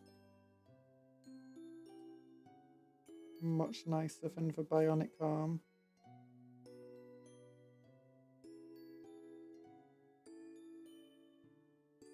Come on, don't fall off last one. I just got you on there.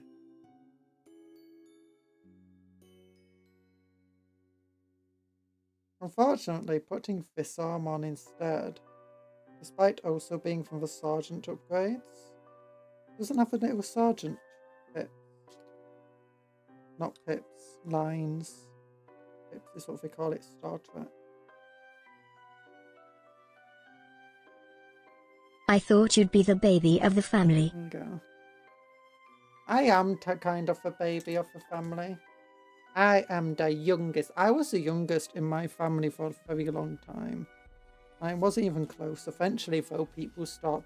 And by family, I mean extended family too.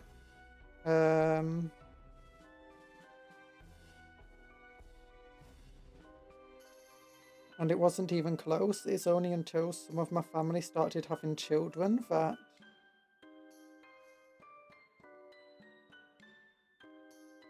Not my siblings, though. My siblings haven't had children.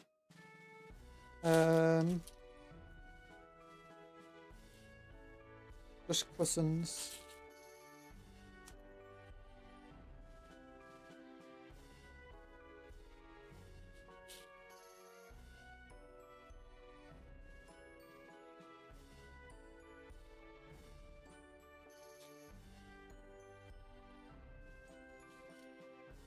So there we go, recon squad. We got sniper, missile launcher, couple of las guns, reloader, foxcaster or fox operator, melter gun, stubber, medic, lots and lots of people. Oh, there we go.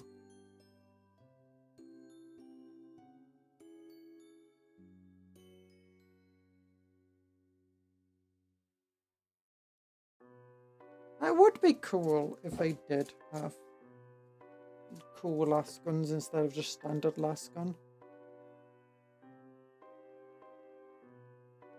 Like, imagine if the Krieger las gun was strength 4, but it didn't have rapid fire keyword. The Guardsman las gun was, the Cadian las gun was the standard las gun. What happens if they all had rapid fire? But the Cadian had rapid fire 2. Krieg was just strength 4.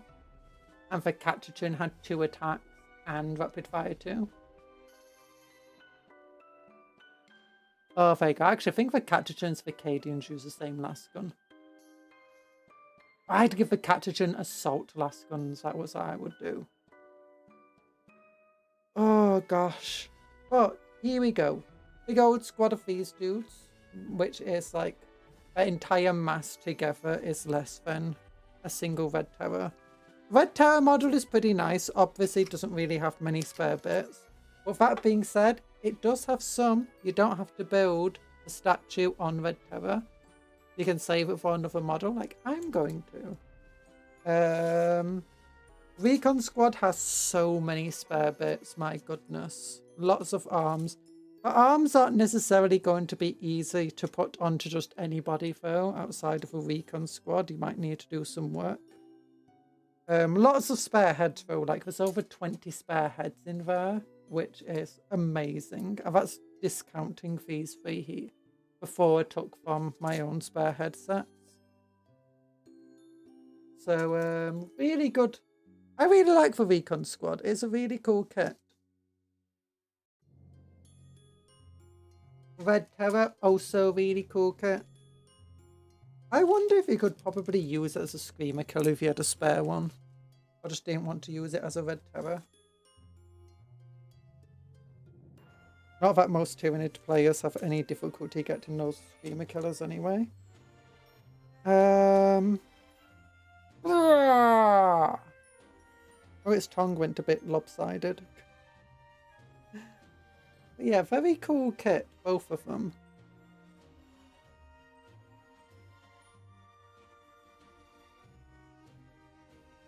To be honest, I'd prefer if it came with a little bit of terrain or, you know, something else other than 10 Termagants that don't even have the upgrade weapons.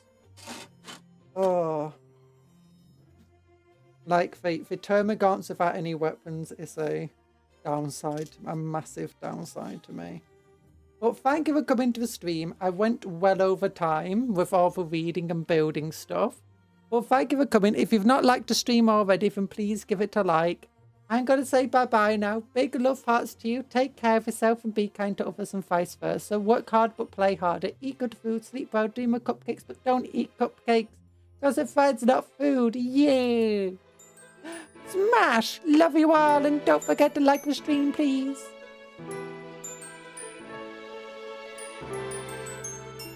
Not a cat!